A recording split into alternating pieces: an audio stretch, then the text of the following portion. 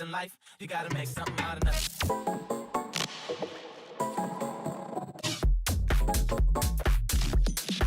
I make something out of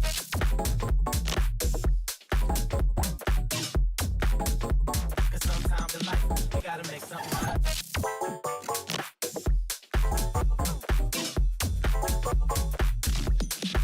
I make something out of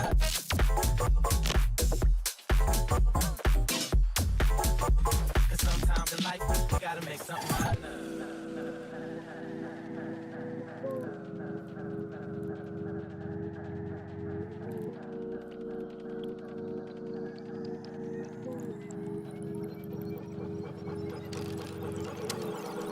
When I was growing up in the hood, no, we ain't had much, but we made something out of nothing. And I remember being at school and I ain't had no lunch, but I made something out of nothing. Me and my brother saved every little dime we had to keep the lights in the water running, but that's okay. Cause sometimes in life, you gotta make something out of nothing. Something out of nothing, something out of nothing, something out of nothing, something out of nothing, something out of nothing, something out of nothing, something out of nothing, something out of nothing, something out of nothing, something out of nothing, something out of nothing, something out of nothing, something out of nothing. Sometimes in life, you gotta make something out of nothing.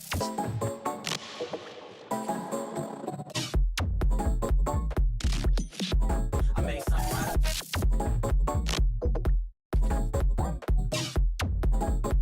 Cause sometimes in life, you gotta make something out of I make something out of Cause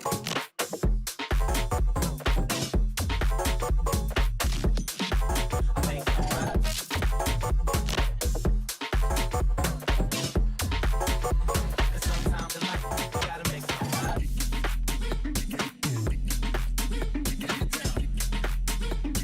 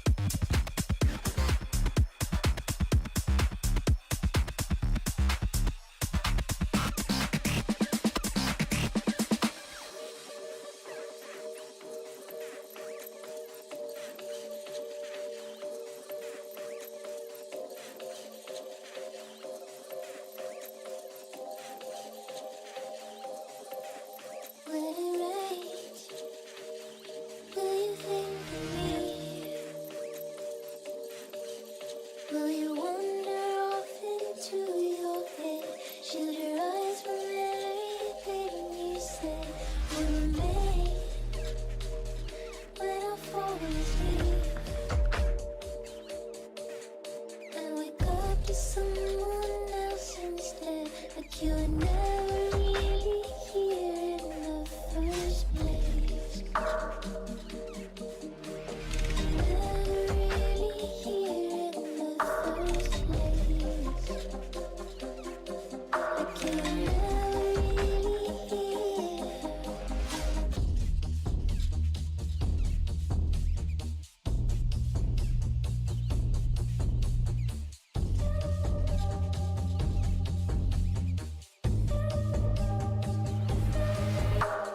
If anything goes, then why won't you come to me? Wrote you in prose, but you never seem to read. Guns in my heart, I'm almost in the streets. I met you on the road,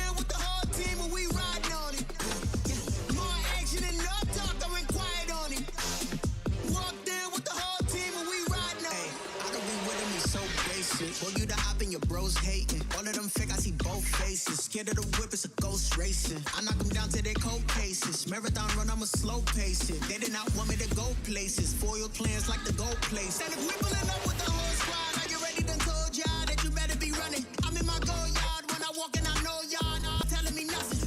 I'm the man. It's okay if y'all in denial. I get the chip on them and I bust out the south side. Is that big of the guy? Boy, yo, stop it, quiet. If it's snow, I done got it. See my jewels, shining, shining. White diamonds, Miley Cyrus. Private jet, private pilot. Look at me, stylish, stylish. Masterpiece, body, young. Hey, I don't know no, but I'm on this every day. You cannot run with me, boy, I'm heavyweight. Baby, I know what's coming, I could barely wait. And when it was on, they wanted me gone, boy, I'm here to stay.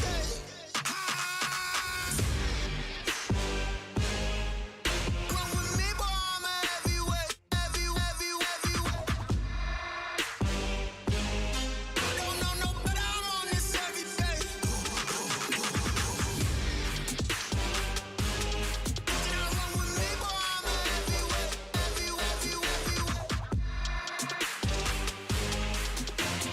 Walk there with the whole team and we ride now. Hey, couple of bets up in my pocket. I don't want pulse of your wild nonsense. We got momentum, don't try to stop it. Diamonds are clearer than my conscience. I don't let bygones be bygones. It's I'm honest. Penthouse building reach heaven's heights. Nah, that's what you call a God complex. Remember the days I was down low when it was out cold, but I went out and got it. Look at my milestones, man, it feel like the Dow Jones when you look at my pocket. Look at the flex, whipping the Teslas. Mess, but I'm it's all a finesse. Boy, yo, stop it, quiet. If it's snow, I done got it. See my jewels, shining, shining. White diamonds, Miley Cyrus. Private jet, private pilot. Look at me, stylish, stylish. Masterpiece, body, young. Hey, I don't know no, but I'm on this every day. You cannot run with me, boy, I'm a heavyweight. Baby, I know what's coming, I could barely wait. And when it was on, they wanted me gone, boy, I'm here to stay.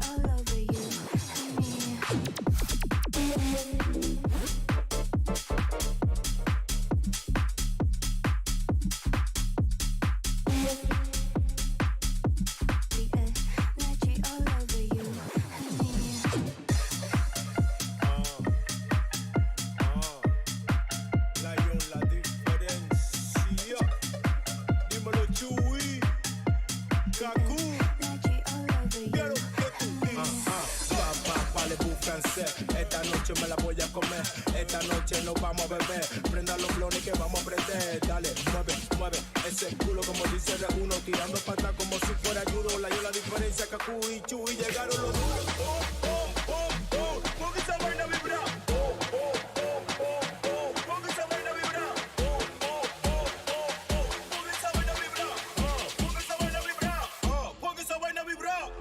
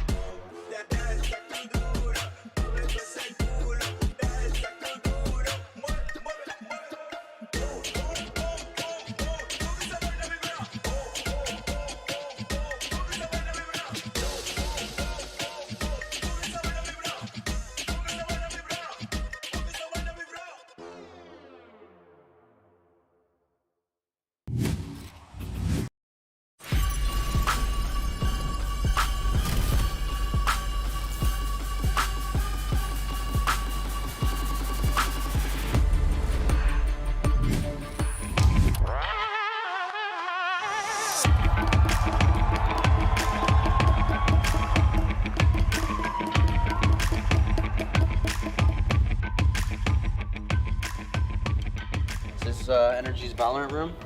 Here's our practice, you know, where all the magic happens. No windows, the dungeon. And yeah, we're about to begin for the day.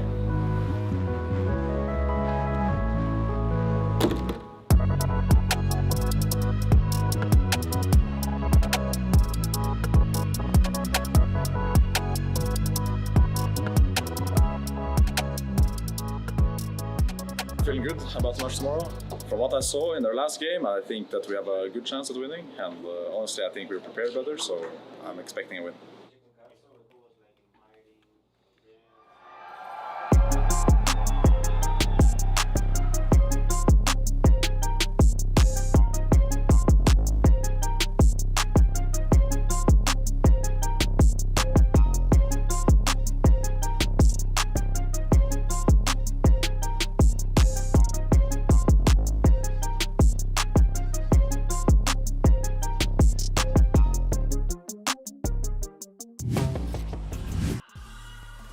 Enjoy the sunshine and this brief look at the Sao Paulo cityscape because we're heading back inside for Lock-In Day 4. The biggest VCT event ever continues from the Ginásio do Ibirapuera with 2 more crucial alpha bracket matchups. Of course, I'm Golden Boy, and joining me here at the desk to break it all down, we have Mimi and Achilleos. I'm good. It feels good to be back, Mimi.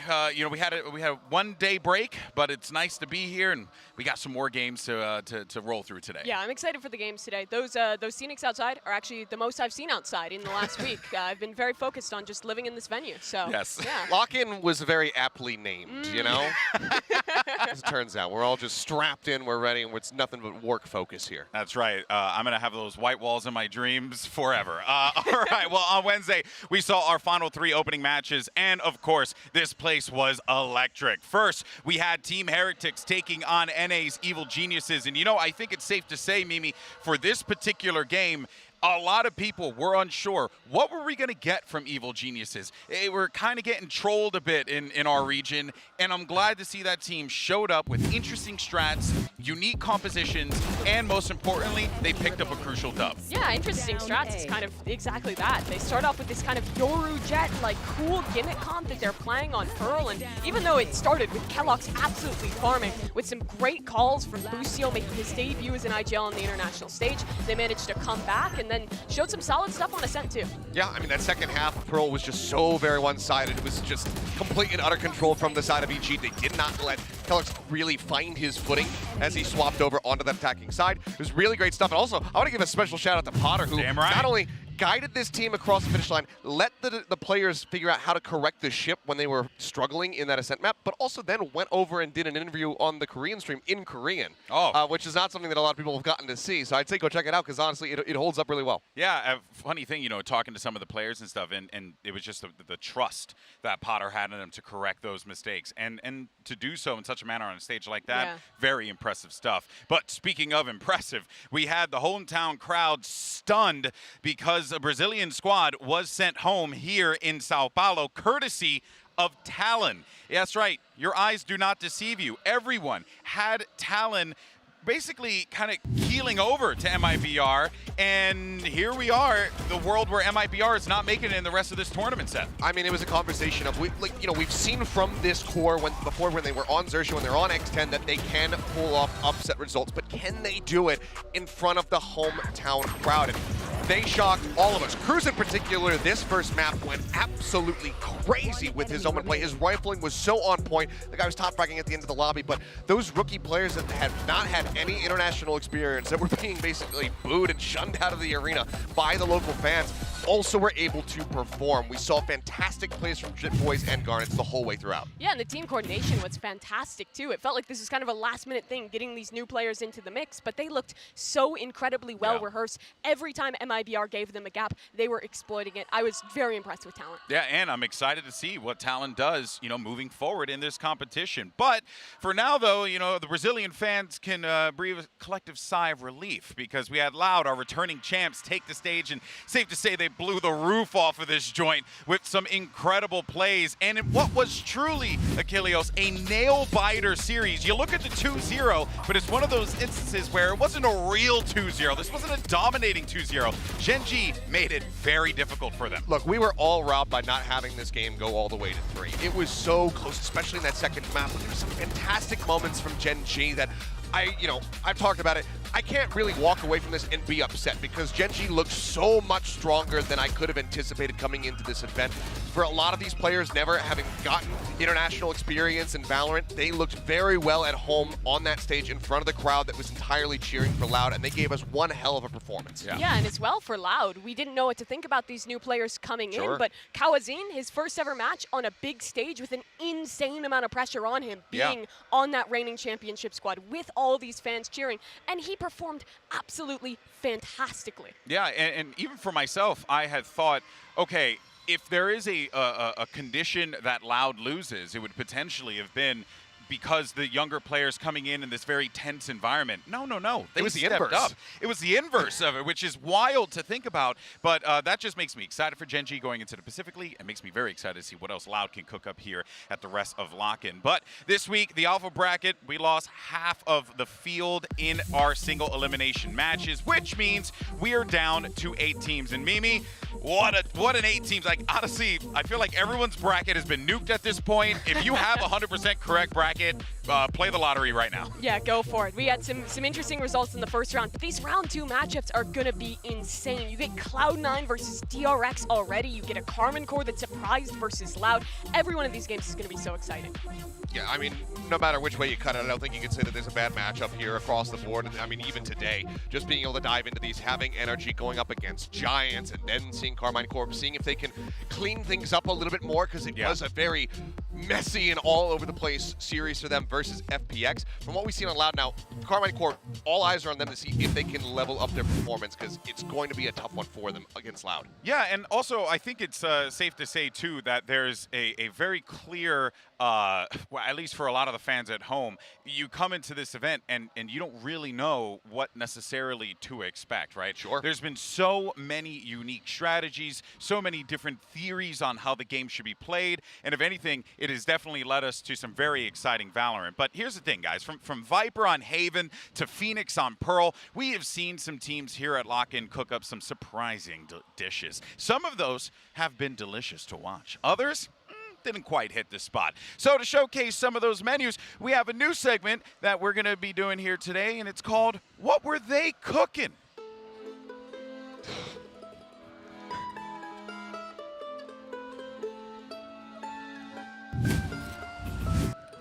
Joining us today to speak about one team's interesting new menu item, we have a special celebrity guest chef. You may have seen her on MasterChef Junior, Hell's Kitchen Junior, The Taste Junior. It's, of course, Mimi, who has some amazing dishes from Karmine Corp. Hello, Chef Mimi. How are you doing today? Bonjour, and merci beaucoup for having me on the show. I am so incredibly excited to show you folks what Karmine Corp has been cooking up. We have a very unique menu that I'm very, very excited to present. I'm excited to see.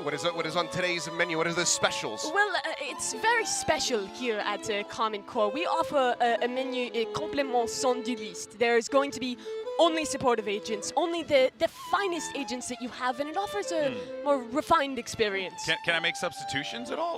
No, absolutely not. It is a perfect menu as it is, and I do not expect you to be able to change it to be the better. To introduce this to you, we have an appetizer, as you can see on your menu. It is a charcuterie plate of stall. On a bed of Lotus, you get a beautiful flavor of controllers and initiators, and a little hint of an AWPing Omen for a kick at the end.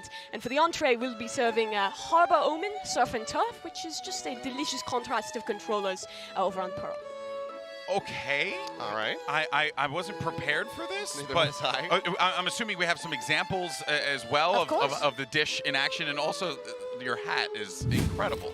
I earned this. Well, let's take a look at the first dish here. This will be our appetizer. You can see that this composition, what it excels at is stall. Any good dish is one that you chew, you savor on. It takes some time, and that's exactly what we see here. For KC, not only is it that stall, but it's also the information, the initiation, that flash of brilliance. And look at this, FPX try to exact, but the utility, fantastic to stall them out and shut them down. You absolutely do not need a duelist on a map like this. All right. You know, I'd say that this is a little foreign to my palate, but I'm not adverse to it. I can see where it's going. Yeah, I would prefer to have a duelist in this situation. All right, why don't we talk about the next dish then? But that's exactly it. Without the duelist, that is how you get the purest food, the most delicious meal. But that's just a little sample. Let's get to the main event. Let's get to the main dish here, the Harbor Omen Surf and Turf. My people have been working very, very hard to cook this one up. And you can see here, another no duelist comp, this time on Pearl. And this round starts out beautifully. You're defaulting, you're re-clearing space, you punish your player. It's great work. And now you can see the fantastic way that this dish can pivot flavors in the middle of round. It starts one way, and by the end it is looking a completely different one. And as well as that, it gives you kind of these, the faux pas. It starts with one flavor, and it changes over to another one, switches in the middle there. I'm noticing that. Yeah, I guess. It doesn't feel like as smooth of a ride as I was kind of hoping. But look at got a this very beautiful earthy taste. last-second execute. They made the perfect call here, and it's just going to be fantastic. You see the this is that's obviously supposed to happen. You see that, you know, Okay. even the finest dish, even if you don't enjoy it to the end, it can still be delicious, even if you make that mistake. Yeah, okay. For me, I feel like this one might be a little too overdone. Could be. I like mine a little bit more rare, maybe Yeah. a little But less that's the thing, undercooked, and this would have been To good. experiment with something new, you have to take risk. You have to try something But different. look, I like my cooking simple, okay? This is how we do it, all right? Puerto Ricans, what we do is we take the sazon, the oil, the tomato sauce, the olives, we throw everything in there, we mix it all up. We like to keep the cooking simple here, Chef Mimi. You do not have respect for the cuisine. You can see the Okay. mistakes, but you should still appreciate the delicious core of the dish. I'll be honest, you kind of had me with the Oh, appetizer. no. My assistant worked so hard on that one. Oh. I cannot believe. I'll skip out on the entree. I like the appetizer. I think it could use a little bit more refinement, but instead of the entree, I think I'm going to go hang out with Giants and have some Burger King instead. Oh, 'cause this no, just that wasn't is it. not acceptable. Oh, my goodness gracious. Well, someone's got to go and find Chef Mimi's hat. Chef Mimi, we thank you so much for joining us here today. Merci beaucoup. Okay, all throughout the tournament, though, make sure you use the hashtags VCTLOCKIN and hashtag VCT. And we, of course, can feature your tweets here on the broadcast about cooking. So why don't you tell us what's your favorite Valorant dish to cook up? And while you're out there tweeting, why not answer today's poll? Use your phone, scan the QR code, and it's a very simple question. Do you smell what the Chef Mimi is cooking? Vote yes or no, or I'm hungry? Scan the QR code. Tell You us will what not be hungry after this dish. Very good. You'll be nauseous. No. It's a hard commit to the bit. All right, guys, we need to take a quick break, and our breakdown of NRG versus Giants is coming up right after this. Don't go anywhere, hopefully.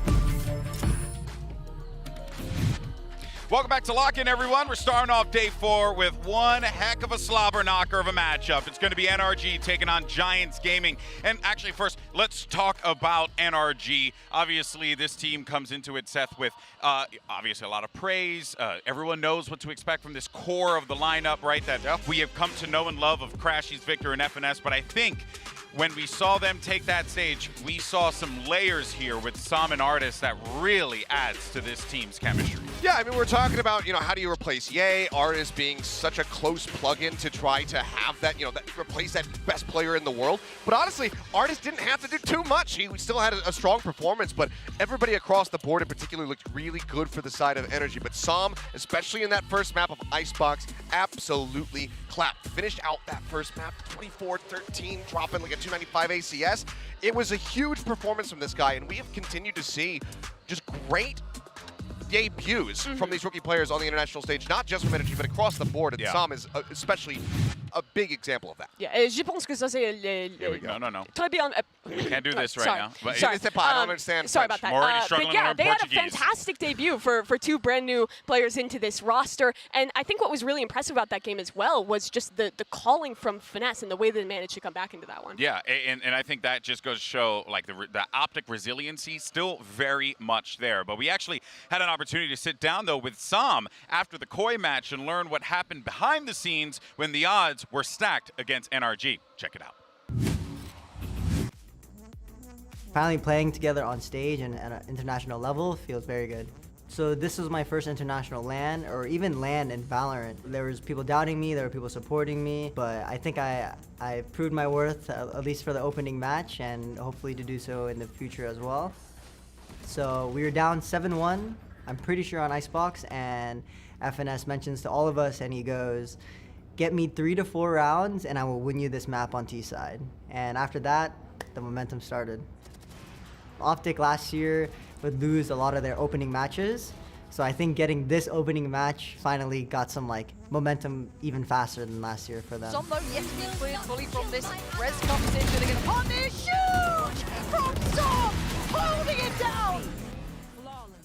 Yeah, so I haven't really watched Giants that much. We'll definitely watch it back as a team and individually, kind of just see how they play and just all that. I think for me, individually, mentally, just keep going at it, keep doing what I've been doing even before this match. But yeah, ultimately our end goal is to go all the way, grand finals, win it, but one match at a time for now.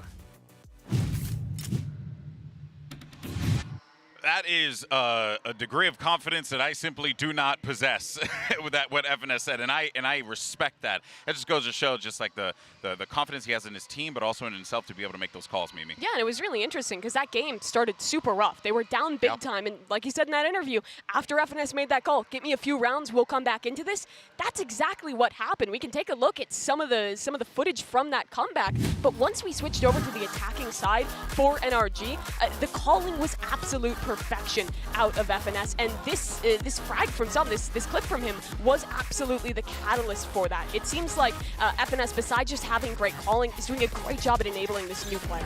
Yeah, I mean, what a way to kind of end that lackluster first half, you know, being able to barely pick up that third round. Sam gets that unofficial ace in the end, and then from there, Energy just absolutely started steamrolling their way through this one, just running it back in such an impressive fashion. KRÜ just really could do nothing to stop them. Sam was consistently getting these forward lurks every time they had a plan on the B side, coming away with multiple kills, not even, you know, going for a one-on-one trade. He was always trading up, and that was such a big reason why KRÜ just could not get these site retakes. I was especially impressed with their post plans in general, the way that they would kind of use utility early and then sacrifice those players that had already used their utility. You saw Sam doing it there at the very end. Really was tough for their opponent to shut down. But yeah, I mean, Sam, talk about international debuts. This guy has had one of the absolute best. That he has. And right alongside him, something that we haven't been talking about, but we did talk about a ton on that day of that matchup, was also Crashies, one of the veteran players from the Optic Core, right there alongside Sam, having probably the best performance across both maps.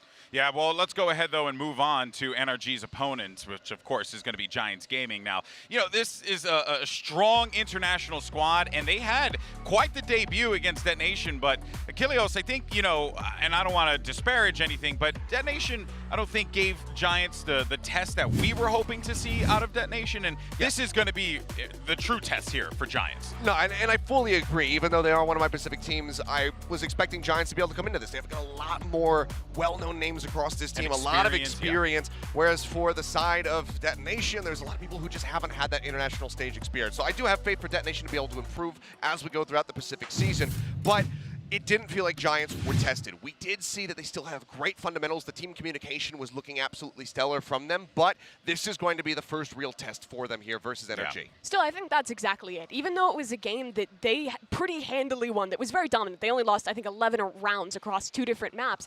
They never got disrespectful. They weren't over-pushing. This team stayed very disciplined and kept calling good ideas. There was, I think in general, just a solid style from Giants. It's very EMEA. It's very focused on just like playing the meta comps and playing them very well. Well, and I think to that point though, Mimi, in a format like this, that goes a long way. Being able to just have consistency with your compositions, with your play styles, not going too far outside of the box. I mean, look at this round. They're up 10-4, yet they're still throwing out some really well put together executes here. They have a combo with the stun, the Astro Pull, and Molly back sight. They take front sight, then dart out to fight back sight together. It's just really well put together. They're well set up to trade each other through for a pretty new team. I thought the coordination was good, and well, they weren't super tested. I still think we learned that this team is solid, that they can put up numbers, I think, against a better opponent like NRG. There were so many rounds, so many moments throughout these two maps where it felt like Giants could have just overheated because they could have been feeling so overconfident because they were winning quite handily. Sure.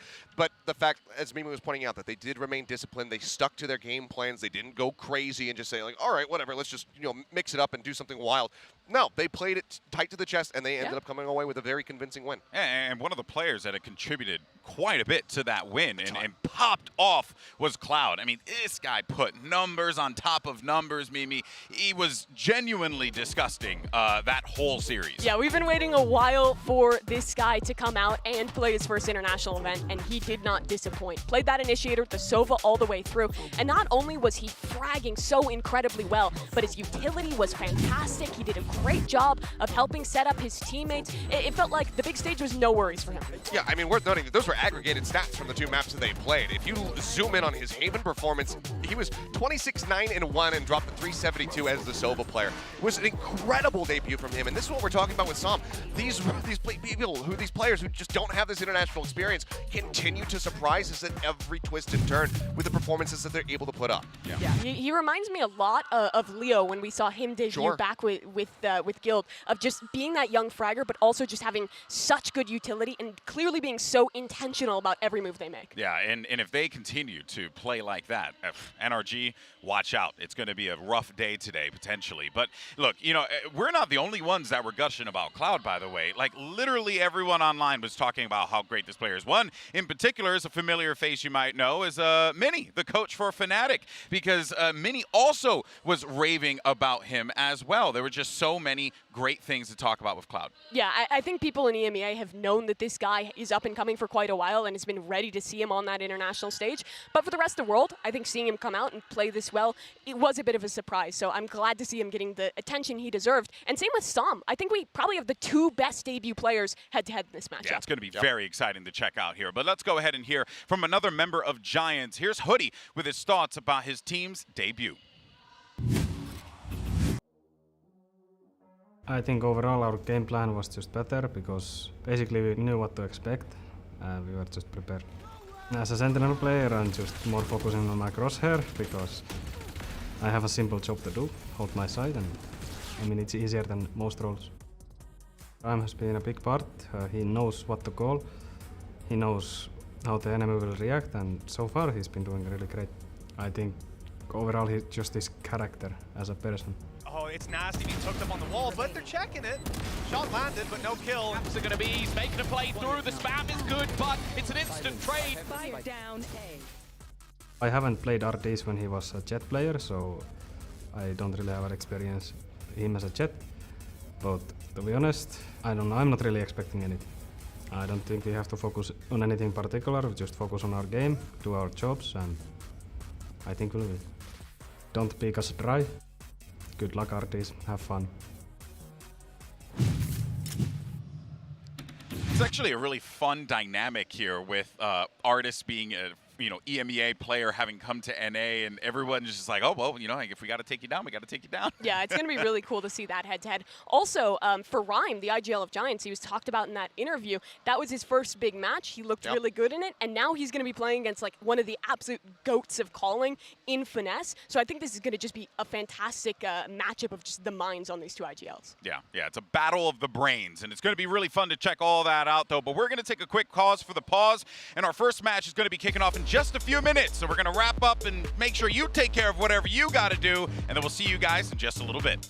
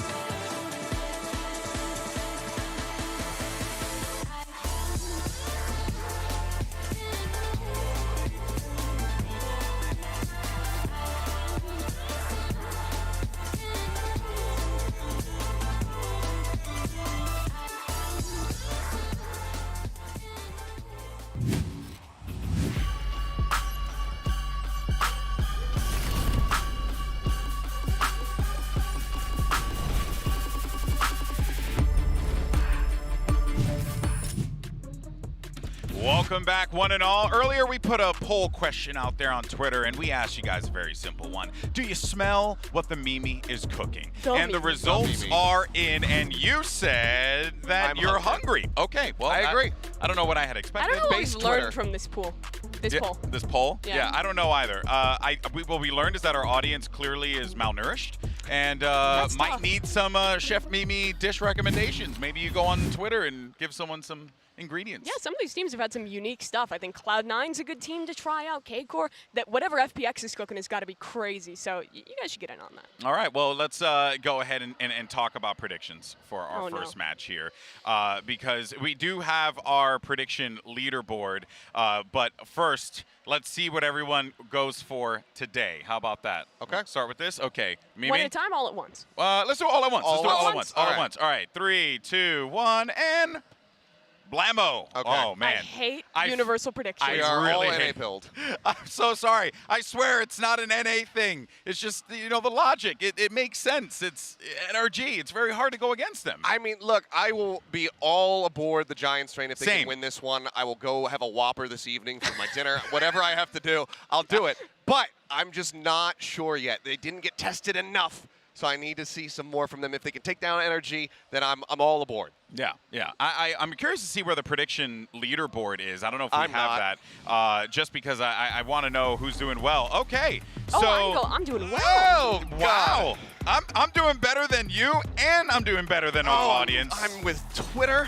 I'm a gosh darn genius. I think the only one I got wrong was MIBR Talon, because we did have to sign a document before entering this venue that we would predict only the Brazilian teams to win. Yeah, the one that I got wrong, I got, yes, MIBR Talon, and I got Cloud9 PaperX. I did go for PaperX, and my heart breaks for that. I went with that. I did go FPX over Carmine. I still feel like that could have gone either way because it was just such a match of Valorant. It was just a match of Valorant that happened. So, but anyway, I don't know. I'm gonna step it up. I'm gonna make sure that I close things out really cleanly for the rest of the Well, you know what? For our audience back at home, why don't you let us know where you are with your predictions right now, and use that hashtag VCT LOCKIN and VCT, and hopefully you could pop up in our social media posts during the commercial break, because we genuinely want to know where you are with your Preds as it stands. But folks, that's basically going to wrap things up for our pre-show. We learned a lot today. We did.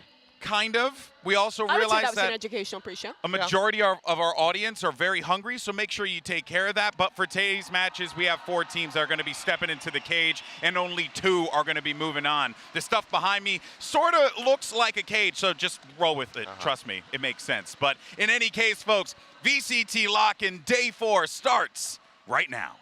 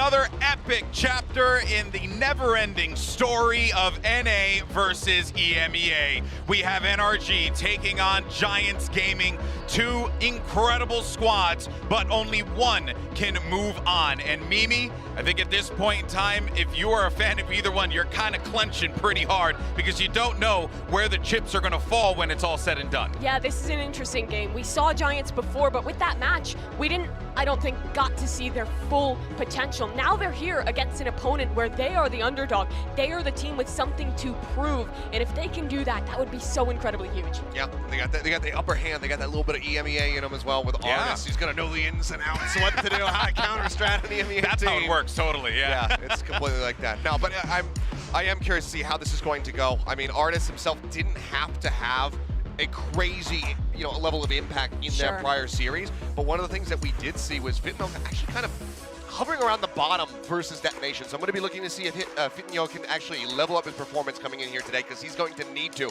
if they want to walk away victorious. Yeah, I would say it's actually very parallel stories where both of these teams, their cores were doing so incredibly well that neither Jet player really needed to pop off. But now this is a matchup where that is really going to matter, especially for Fatinho. Yeah. He is so young, he is so new to this, and Artis is one of the GOATs of that Jet role. Well, we got our vetoes coming in here. Ascent's going to go first for NRG, Giants coming up next, and we've been seeing as well, Lotus is being floated again. NRG did this before as well, Mimi. Sure. So I don't know. We saw them, I was going to say, we saw them elect to go to Icebox. Both of these teams have actually only played Haven Icebox so far, so this is going to be our first look for both of them on Lotus. We'll have to see what happens with the rest of this one. Giants, where do they want to take us? Yeah, this one is interesting. I didn't expect Giants to give that initial Fracture ban, because NRG second banned it last time, but instead, we do get that gone. So Lotus starts, Giants do head back to Haven, like you said. Both these teams have played this map. They both looked very good in their matchup there. Yeah, I mean, it was a 13-9 for NRG, a 13-4 versus Detonation for Giants. So certainly are going to be feeling very comfortable on Haven, but now we don't get to see Pearl. I wonder if they just float Icebox for the end, and yes, they will. So Lotus is just going to be the new look here. I'm genuinely, something just kind of gave me goosebumps here a little bit, because we're going to be getting a lot of fresh looks. Yeah. And Lotus, I mean, anything can happen. Yes, NRG picks it, but I don't think anyone should feel confident, honestly. Yeah, what are these teams' solutions to the map? In the first one, we saw K-Core versus FPX. They both played a dual assist composition. Cloud9, they came out and brought in a Neon, tried out the Chamber. PaperX also tried that. Different teams have had different solutions thus far, and this NRG core tends to be innovators, so I'm excited to see what they come up with. Yeah. Our Prime Gaming Ages Select is going to be coming up here in a moment, and we are going to get those fresh looks, Seth, and those fresh ideas potentially. It's NRG on Lotus. There's a lot of reasons to be excited here. I mean, with the hovers right now that we're seeing from the side of NRG, they seem to be taking a lead out of K-Corp and FX. No duelist by the look of it here. Yeah, so this is a composition that I didn't expect most teams to lean into, but I saw a lot of merit in it in that first matchup. Double controller provides you a lot of sustain, helps with that A-long fight, but what I think hurts you is you don't have a Raze or something like that to be able to really early fight, which you do have that from the side of Giants. This is going to be a really interesting matchup. Well, it's all said and done. Let's dive into the game. Lotus is going to be the battleground for map number 1, so it's time to send it over to our casters who have never, ever, and I mean ever, cursed a team with their pick'ems before. It's, of course, Brennan Sideshow. Quite an interesting throw there from GB. I mean, I don't know what he's referring to. You know, what is he insinuating? Who knows? Never cursed a team in my life, really. No. And it's not really a matter of curses in this match, is it? I think the vast majority of people would consider NRG the favourites in a similar way to the manner in which they were favourites in the first game. Yeah. There is still chances for them to lose. Giants look dangerous. It's just that the edge is given to NRG in both of their matchups, but that doesn't mean they're safe by any means. No, not safe at all. And we have a very interesting map number 1, as the desk was kind of alluding to. Talking about that Lotus pick is very, very intriguing, honestly. You think a team like NRG as well, that old Optic core, big fan of the counter-stratting, big fan of having knowledge, you know, in terms of what they're going to be facing with their opponents and the map picks and whatnot. So going to a fresh map, and something that really just tells you, you know, okay, they're going to be taking Giants to Lotus. We've got the better read of how to play this map here and now. But I think that that's dangerous as well, right? It is. Let's take a look at the pistol round, though, to start. Giants with a comp that could be fresh out of Haven. quite different to what we've seen other teams run, whereas NRG, we've seen this formula before, we know that it works. We saw Karmine Corp playing it really well. And it's a slow beginning, isn't it? Yeah, very cautious. In fact, for this pistol round as well, NRG's comp, usually pretty good, the way we've seen it being played at least, at, you know, taking some of that deep A main control around the pillars and whatnot, but it is very, very slow, only reaching that minute mark now in this pistol round. You know, just starting to see a bit more control coming through now with the drone. And Victor is going to use the dog to try and reclaim some information. Does he see anybody? Yep, just spotted Nuki there. So now there's 3 players from NRG drifting in this direction. 50 seconds, it's got to be an A commit probably. Flash through the wall is going to give them good information, and fight's being taken. Paranoia and the flash right through it. Giants more than favored. I mean, 2 kills in that exchange. Now the door's going to be rotating around. Going to be working their way into the A site, but it is known by NRG. Hard rotations coming out of them. 30 seconds left. With 30 seconds left, the spike has to be planted. That's going to start to. Just stopped for about a moment though, and they do want to take the fight. Once more to them at the back of the site, just dropping down, but it is Giants containing. All down to Crashies. This is so difficult, and Hoodie with the Sheriff claims the pistol round for Giants. That was looking really sketchy for a while there, as Giants struggled to get into sight. They had to commit to the A site, and NRG knew what was happening, but it seemed like at some point, right as the plant was going down, NRG gambled on pushing into the site and trying to deny the plant from happening. You couldn't quite see it from the POVs that we were looking at, but I think that kind of fight was determining everything there. Giants were very ready for any sort of aggression that was towards A main. You saw them with the paranoia and the flashes, an instant response as soon as the Viper wall went down, and catching a couple of players unaware. And this is quite interesting, actually. NRG have been running this same kind of defensive look that we saw from Karmine Corp, but this time on the eco round, they've got Victor here looking to make some kind of trap play work. Paranoia is going to be let loose, and that's NRG with a hard stack now. All the players trying to fight over control of sand. A fast rotation and pivot. And the gamble there hasn't quite worked. They were hoping to lure Giants into that C sand area and get a collapse on them as FNS comes through that rotating door. And instead, when you gamble your eco round so heavily towards C, it has just opened the door for Rhyme to make the call, pivot into A. This should be a fairly easy plan. Interesting idea, though, and it showcases that NRG have some traps that they want to lean into. But, Bren, I think it's worth... Well, hello, wait a second. This might not be all... Yeah, to get a little bit dangerous, honestly, with Hoodie falling. It's a reclear from Cloud, but he's on the other side of the wall now, and it's a bit of ADS fire from Ryan, but he's caught out in the open. There's a turret slowing him down, and the weapons have been exchanged. The rifle's now in the hands of NRG. Fully equipped, they are low on health though. Now Trailblazer to try and get them through it. Tino with some decent damage. Don't go flying past, another satchel. Just lay it out, and the players, they eventually double up. They were healthier at the end of the day to be able to take those fights, but it got a bit dangerous. Very dangerous there. Giants almost letting that one slip. And considering they had a Vandal and 2 Bulldogs, they haven't managed to keep much in. Fatinho, though, instantly stepping up and delivering towards the end, particularly there, when his team needed him to. You heard the desk talk about how Fatinho wasn't really the player at the top of the scoreboard, but he wasn't required. They beat a detonation into the ground, to be honest. Yeah, absolutely smashed them.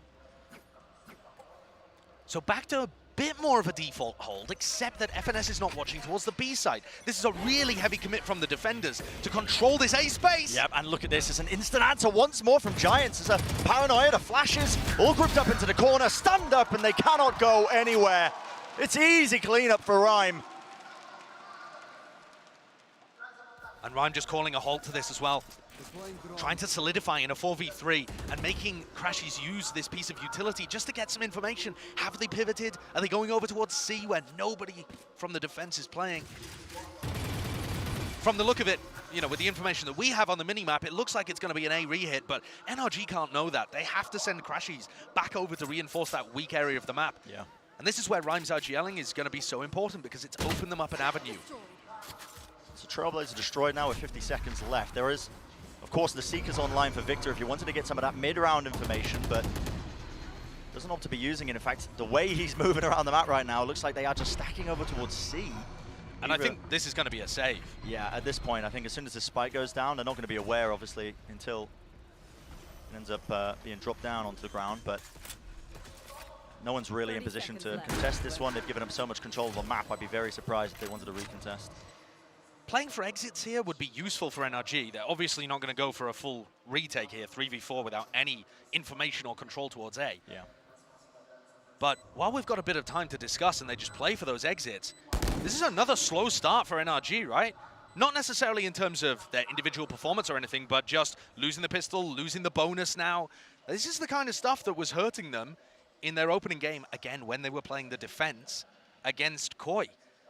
And I think that that's a big question. It's way too early to know the answer yet. Sure. But have NRG actually solved that slow start to the tournament? Because they had one really bad half in the game against KRÜ, and then it was pretty even from then on. Their attack sides were amazing. But there's only so many times you can have slow starts before you get punished for it. You can't always pull back from a 9-3 deficit. And in this tournament, every single mistake can snowball out of control with it being singular limb. I love the way that Giants have fought for this area. Those two players flashed up, allowed Ryan the easiest kills. It's always using the timings of their opponents, a little bit of utility that they send through, and it's just a counterplay every single time. Paranoia, a stun, a flash is used off of NRG's contact and utility being used. So no heavy fight over A lobby this time. It's where NRG are going to try to put pressure, but Giants are in the opposite side of the map. You can see NRG have gained control of that deep A main area. They sent a ton of utility over, but while all that was happening, it's a slow take from Giants moving forwards. And it's so slow that NRG are getting the rotates back to C. And that util once more, Paranoia from straight across, Nanoswarm, doubled up, Artis caught unaware at the back of the site. He had no one to really play off of. Now the Seekers sent flying through, eventually going to be dealt with and taken out still. Control of the site needs to be gained to a degree because there are players just kind of swarming, waiting from NRG. Victor posted up on this angle. He knows where Cloud is. In a safe position, a safe angle, just holding it, waiting. The right time to strike. Now his team's finally there to back him up. Smoke's going to be dropped down, flash in his hands, comes through deep into the site, but it's just that 1-for-1. Holding the close angles, Giants, really great control of this one. And they're shutting down NRG. What a play. Excellent round by Giants. And Fatinho giving me flashbacks to when we were watching Jing on this map. Paper X were super aggressive, double satcheling their rays deep into the sites. And despite the fact that they lost on Lotus, I thought that that was an interesting idea. I mean, Fatinho got crazy deep, was able to pick off, with the help of a Paranoia, the defending site anchor of Ardis, and then gets into a good post plant where he can wreak havoc. Giants clearly look organized here. And if you can push the C site like that against Ardis, it means NRG might have to start pulling players away from A early. They're still playing 4 here for the first 10 seconds of the round. Look how much they're committing to the A side of the map. Yeah. And that leaves Ardis on an island for the opener. If Giants get the read on that and they start punishing, there's got to be an adjustment from NRG. I think this round might have just been a couple of gambles being taken, though, by NRG with the weaker weapons. Possibly, but that's the same defensive start to the round that they had in round 4 as well. Sure. So I think that that's clearly an idea that they've got, that they're just trusting Ardis to hold on to C for the rotates to come in. You can see now with FNS and Crashies there, it looks more solid, but it failed last round. Yeah, hard rotation over, and Som just jump peeking that one, seeing if he can get a bit of information, which he does. Shots fired his way, sent out a deeper smoke as well that cuts him up, so that is some... does a good job of hiding, I think, the potential that he could be lurking around the corner, but Giants, they are not even worried about this. Yeah, they sold a fake towards A just in terms of pushing those players back, and now only FNS is here. He's got a stinger. No choice but to hold close yet because of the stinger, but there we go, showstopper. Straight across the site. Dark going to be clearing a lot more as well. It's a freebie for them. NRG, though, obviously, with these weapons that they've got, they don't want to be opting for a save. Either playing for the exits or just trying to get a couple of rifles into the hands of themselves. This plan position so difficult to deal with as well. Yeah, it's a rough position for NRG to be in. It is difficult to get back into the C site on a retake, and there's a couple of players, I mean, Cloud in particular, that's close to his ultimate, so you take him down, you're kind of helping him. Straight into the side, but Util's out in their hands, and it looks like nobody's watching the back of it. Just cleaning up from Fatinho, and there's the Nano Swarm. Just at the feet of Ardis, he drops down, and yeah, when you get into that post-plant position, spikes planted for that deep sight line down into C, I feel like you need to have the threat of maybe a flank coming through the rotating doors or something, but it's once more a good entry by Fatinho, right? Yeah. And this is really crushing the C defense. I don't think you should take too much away from this round because it's an eco from NRG. But so far, they haven't been able to stop Fatinho from getting through that choke point. He's currently 10-1 on attack side raise. And I think that this is a perfect time for Chet to take a timeout, and you'll see that NRG have gone into a tactical. And Brent, I think we've got to start having this discussion about, does it make sense for NRG to be leaning into Lotus? Isn't that something that the underdog would try to do? Throw a wildcard pick in there? That's a gamble, isn't it? It's a gamble. You're going to be going in with the expectation, essentially, there, where you're saying, okay, we're going to go into this. We haven't seen you play this map before, but we're going to assume that we have the correct read on this one. There's no prior information you can go off. It's purely just reacting to what you see in the server from the get-go. And NRG have been good on new maps before. We've seen them lead the meta on Fracture for a long time. Their Pearl looked really good when they pulled that out too. But can you do it 3 times in a row? That's a hard ask, I think. Very, very hard ask. And this first half is going to come down to the round coming up right here. NRG 1 round away from having a broken economy again. And in the timeout, they've swapped Ardis over to A. So instead of playing for that A pressure, they're stacking the C side. And once more, it looks like Giants might have read this. They're pushing towards the weak end of the map, where Ardis is going to be asked to do it all. Yeah, past few rounds, NRG have been putting tremendous amount of utility to try and punish towards A.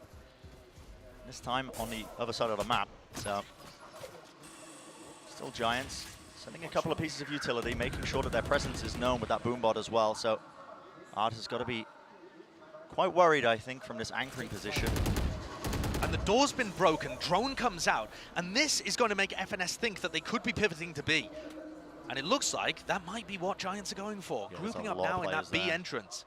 The potential is there, ults to try and clear through into the side, but this B side can be quite difficult to try and get through. There's the fault line over the top. FNS is going to be opting to use his own ultimate in the way, has to dodge round the corner. There was a nade sent flying, and it's got Giants into the site. Now the Rolling Thunder, and a bit of spam. It has caught him up close and personal. It matters not. Fatinho's behind him, though, dodging the dog, almost going down to it.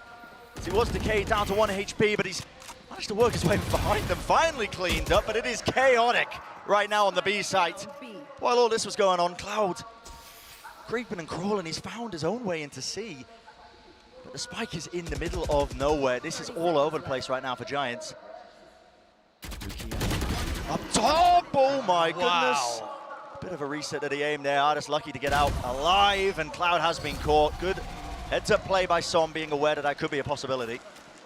And here's where you see NRG's compositional strengths. It is really difficult to get into B unless you're splitting into the site. And even then, against the Viper's Pit, they just took so much damage. Yeah, I think that's incredibly difficult. Yeah, it was certainly chaotic, Bren. You're really right on that. Except that Giants were constantly taking decay damage the entire time. So all of those interactions, they just had a massive health deficit. And back-to-back timeouts here. Interesting. Wow, Pipson pushing his foot on the brake, stopping any potential momentum from NRG.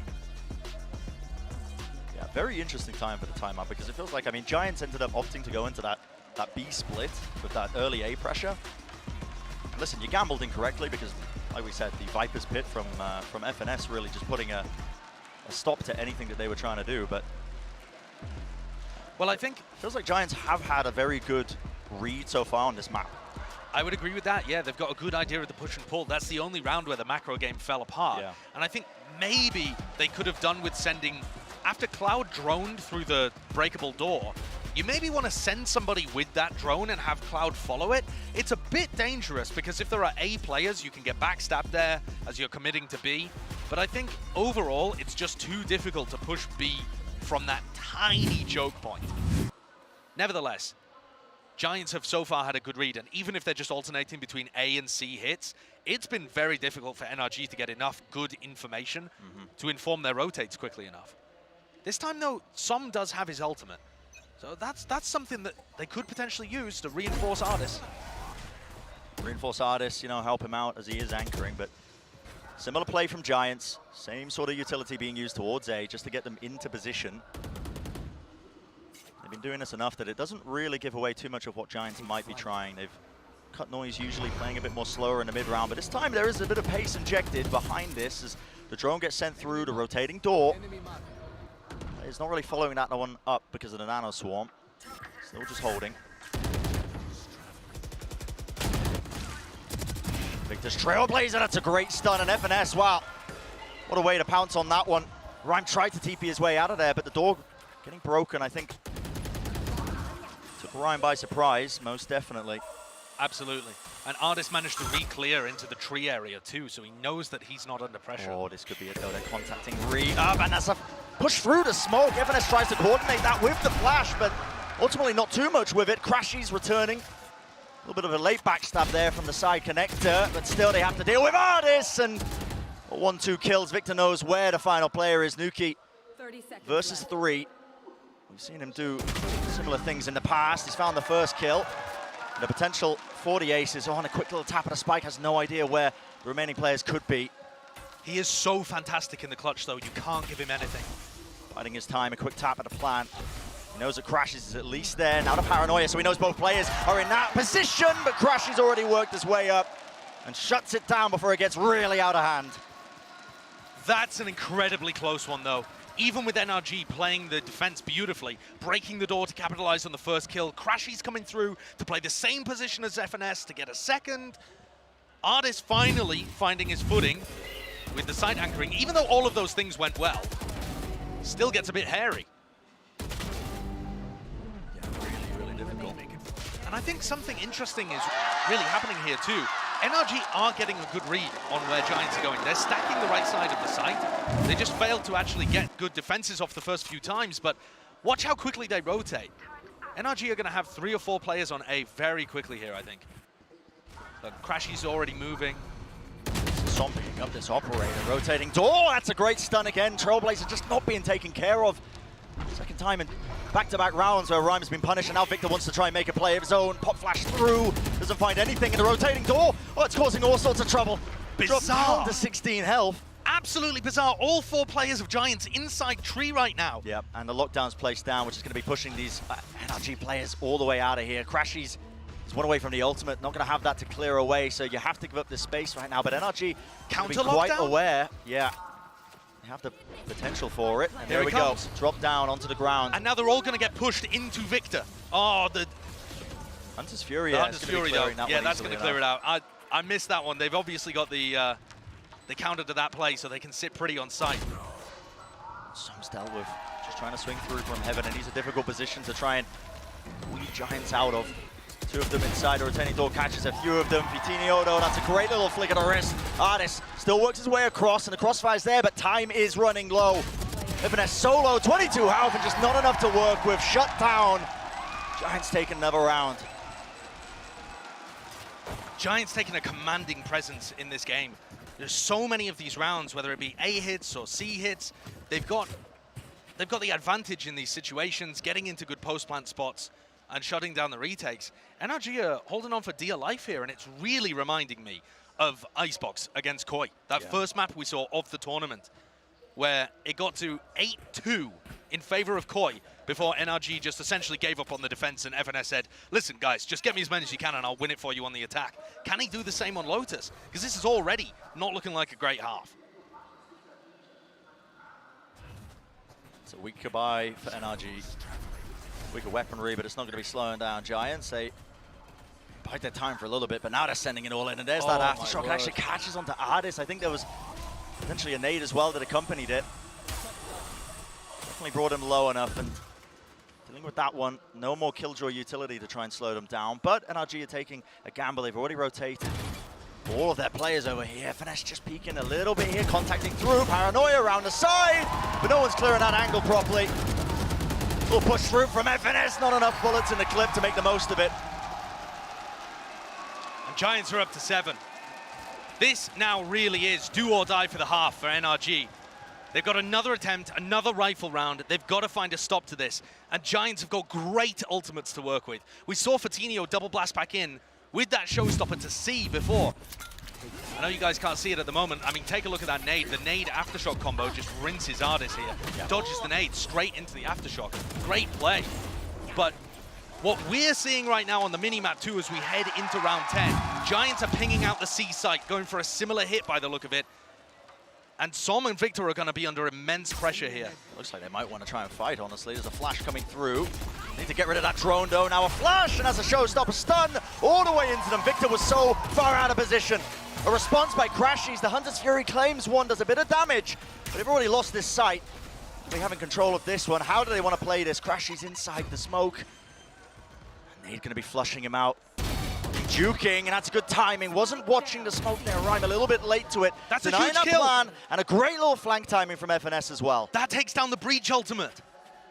Major play, and the plant hasn't even gone down. Nuki was playing in that position so that he could post-plant use his ult. And now things have got so dangerous. FNS's position amazing again. Yeah, but he's read this so well, but Rhyme does an even better job of making sure to clear him out. Spike's in his hands, and he does have the ult online, so that's an immediate TP over towards A. And the 1v1 is going to be some prime EMEA versus EMEA action. Rhyme on Ardis. We'll see who ends up coming out on top here, pushing for the smoke! And just the aim, just not quite there. Rhyme getting 3 kills in a round, the Red Bull clutch. And Giants, it feels like they are running away with this map, Josh, and it comes back to that question we were saying, that gamble from NRG to take Giants to Lotus. Definitely agree with you. If NRG have got to have some incredible plans on their attack side, otherwise this is already game over. You could tell Giants were going for this C hit, and it was an attempt to counter it by playing some aggression there, but they just fell into the showstopper play. Yeah. And look at Ardis' frustration. Rhyme walked through the smoke without a care in the world, and Ardis just couldn't flick his crosshair around in time. Yeah, just wasn't there in time. What a fumble. Should have been NRG's all day long. Oh, that's rough for Ardis, but still claims one. That is bizarre. There was no one breaking the dart for him, so he was fully revealed up. Giants should have been aware that he was crossed, but that's Ardis for you, honestly. The raw talent just breaking through at times like this, and God, do they need it. Is that redemption? Getting the first pick in round 11 after failing to clutch round 10 when he was favored? Possibly. We'll see how the rest of it goes. The setup has been switched up by NRG on their defensive side, so they got FNS just solo playing A, and the rest of the Giants once more lurking up behind C. They have control of this, and it looks like they want to try and fake and pull rotations with Cloud towards A again. He's droning alone at A main. FNS should be able to see this, and I wonder if he makes the call to pull these players back. Well, not give him too much time for it. That's a Rolling Thunder and the nade. Seeker's used in response to it. They haven't cleared any of this Killjoy utility, but the Aftershock pushes back some. Can't quite fire and find his crossfire, still swinging into it. It's a difficult and labored fight to take. Double satchel from Fatinho! Oh, what a reset of the aim! Oh, baby, Fatinho is playing like he's on fire right now. Grenade back in his hands as well off the back of those 2 kills. Still, FNS, no one's watching that angle. A wide swing from Crashies, and he claims it. And just like that, NRG, they answer back in kind, pound for pound, claiming the round. And the retake is just as good as the entry into the site. Yeah. How on earth have NRG turned that one around? Som coming through from that B connector picks up both of the players from such unusual positions. Giants have been amazing in those post plants, but they let that one slip away from them. And has that given a lifeline to NRG? Taking a look at the replay here, you see Fatinho pushing through off the back of a breach flash. It's just stunning. It's really powerful, honestly. Even if you aim to try and play retake on C, the composition the Giants are running gives you so many tools to push deep into there. Like you said, Josh, the breach flash, the satchel play immediately. But that is just brilliance from Som. You saw those final 2 kills as the Giants players tried to double face. Yeah. And normally Giants have just been really passive in those post plants. Nothing NRG can do, but all right, another bit of aggression towards Sand. Ardis once more, alone on C. They can never get their site anchors in a position to actually challenge this entry. Giants are just allowed in through the front door every time.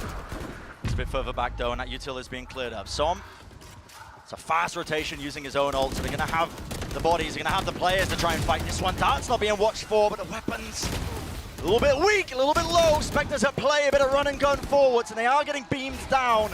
It's an even fight, 3v3, even the Viper's Pit being committed. So Spike is dropped into the corner. FNS, he can't spam any of these angles. He's working with the Vandal. It's finding it difficult. Opts to do it anyway, right into the side. There's another flash into the back of it. And the swing is good from NRG, all down to Fatinho. He could do this one, reset of the aim, Crashies low, and he does finalize it. Cool, calm, and collected in the clutch, and he claims that 4th round for NRG. Maybe, just maybe, giving them a slight chance now. Wow, that is absurd. NRG with those final 2 rounds, I think, have done enough to be able to give themselves a lifeline heading into this map. Especially when Fatinho has 20 kills and almost wins this final clutch. Just needed a single bullet onto Crashies. look at what it means to NRG, but they are still going to be climbing uphill, and it's so difficult to pull this back. They need a masterclass from FNS. Yeah, really difficult ask, but let's hear what the desk has to say about the first half of Lotus. Incredible stuff from Giants, and I think it's safe to say that we knew, Mimi, coming into this match that it was going to be an exciting one. We wanted to see the capacity and the talent of this Giants roster, and we are definitely getting that here on Lotus. I think we saw that. They came in with this composition, bringing out the Raze and the Omen, and what I wanted to highlight was the way they played around this double dive to get early space on their attack. It was absolute perfection. There's a few clips to take a look at here. The first one is how they were dealing with a long control. Very pivotal part of the map. And what they're doing is they have their Omen teleport across, but also their Raze double satchel to this close position. And every time NRG tried to fight this, there was fantastic counter utility from Giants, which meant these players were just being sacrificed. For NRG's comp, it really felt like they needed to play into being a bit more passive, and Giants punished them when they didn't. Another execute here with Vitinho double satcheling and combined with utility. It's just so overwhelming when you have that Omen TPing in, that Raze satcheling, and you're just being pinched from two sides. Yeah, I mean, they were bigging him up, and how can you not? Vitinho's just looking absolutely immaculate so far in this half. 455 ACS in the half is insane,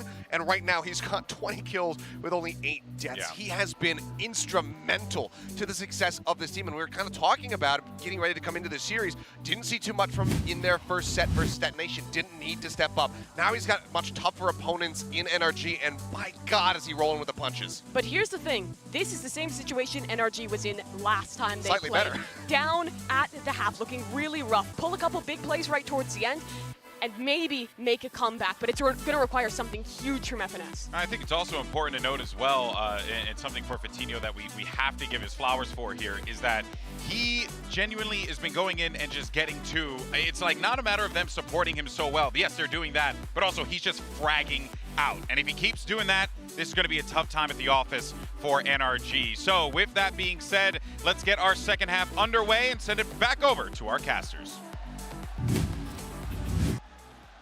Can NRG do it again? Can they bring it back from the brink? This IGL battle of Rhyme against FNS is going to be so important. Yeah. Rhyme's been playing fantastically so far. Love all the decision making and as an individual. It looks like they want to take control of tempo early. You can see Vitinho and Rhyme pushing B, or jiggling it at least. Is this some kind of C crunch with a fault line? It looks like it. I mean, they've got control of that rotating door. A deeper smoke, even a door being opened up. This could go really wrong, but no, it's a stun and the paranoia coming through. Counter flash play running forwards. Fully blinded up, but it matters not to NRG. They do claim the kills, walking away from that relatively unscathed. He has to be careful though. Aftershock forwards, not enough in terms of the timing of it, not quite fast enough to prevent NRG from really just swarming that site. And it's a cute play from Giants. A nice tactic, but it didn't quite work. And once that initial gambit has failed, they really have no chance left in the round. Cloud would have to put on something absurd here to stop NRG from taking pistol. And that's going to give NRG that kickstart back into the half that they so desperately require. Yeah. That's the same thing that happened to them on Icebox against KRÜ. They came in 3-9 down at the half and won the pistol. It's not like pistols are guaranteed in this game. No. Especially when you don't know the kind of plays that Giants are going to pull out, but NRG to avoid getting caught in that trap.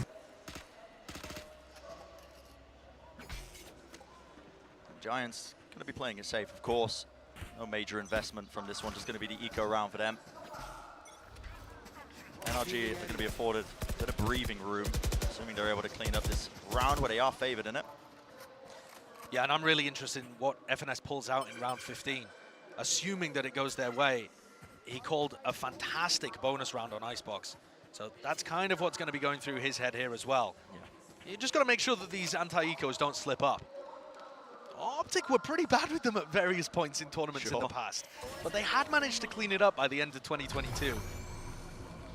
Deep flash, just in case somebody was holding close behind the box in B main.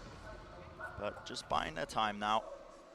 1 minute on the clock. One of the nice things about this composition that NRG are running is that they have that drone and the Trailblaze like you're seeing here. So you can afford to play a bit slow in your own spawn, and then you can re-clear using that utility. I mean, this is really slow though, isn't it? And I don't think that NRG really have any idea where Giants are. No. They haven't spotted anything aggressive, but they don't know if there's a stack on one of the sites. FNS making the right call though, heading over towards A. That's what they're worried about. Wall in the face of Crashy. He's not sure if that's going to be disrupting his lineup or what, but Smoke's dropped down, and Cloud, the sole player on A, is dealt with quite quickly. Nice little utility just being used to clear out the site. Bit of a glimpse of maybe what we might see as well, moving deeper into this half. And I'm interested there because Crashy's decided to go for the plant. I feel like feeding that to Ardis so that he's 2 away from his lockdown and then can go and clean up some ecos could give you an idea to run round 15, but hey, maybe I'm giving FNS a bit too much credit here, but the fact that they're not loading it into one of their ultimates and playing opportunistically makes me think he's got something cooked up. And maybe that's not from the brain of FNS, maybe that's more from Czech, because I know Czech gets really nerdy with it. Yeah, he certainly does. Giants, oh my, Whoa. just wading into one another. Yeah. All good. All good, all good. good. Giants just aiming to make this expensive. And not even, it looks like they're just trying to die to the spike, right, and deny those ult orbs over to NRG. So I think that makes a lot of sense. Let's see. Has FNS got something incredible here? Round 15 that they played against Koi on Icebox, they went for an A default into a tube push. It was masterful, it looked gorgeous, and it got their momentum back.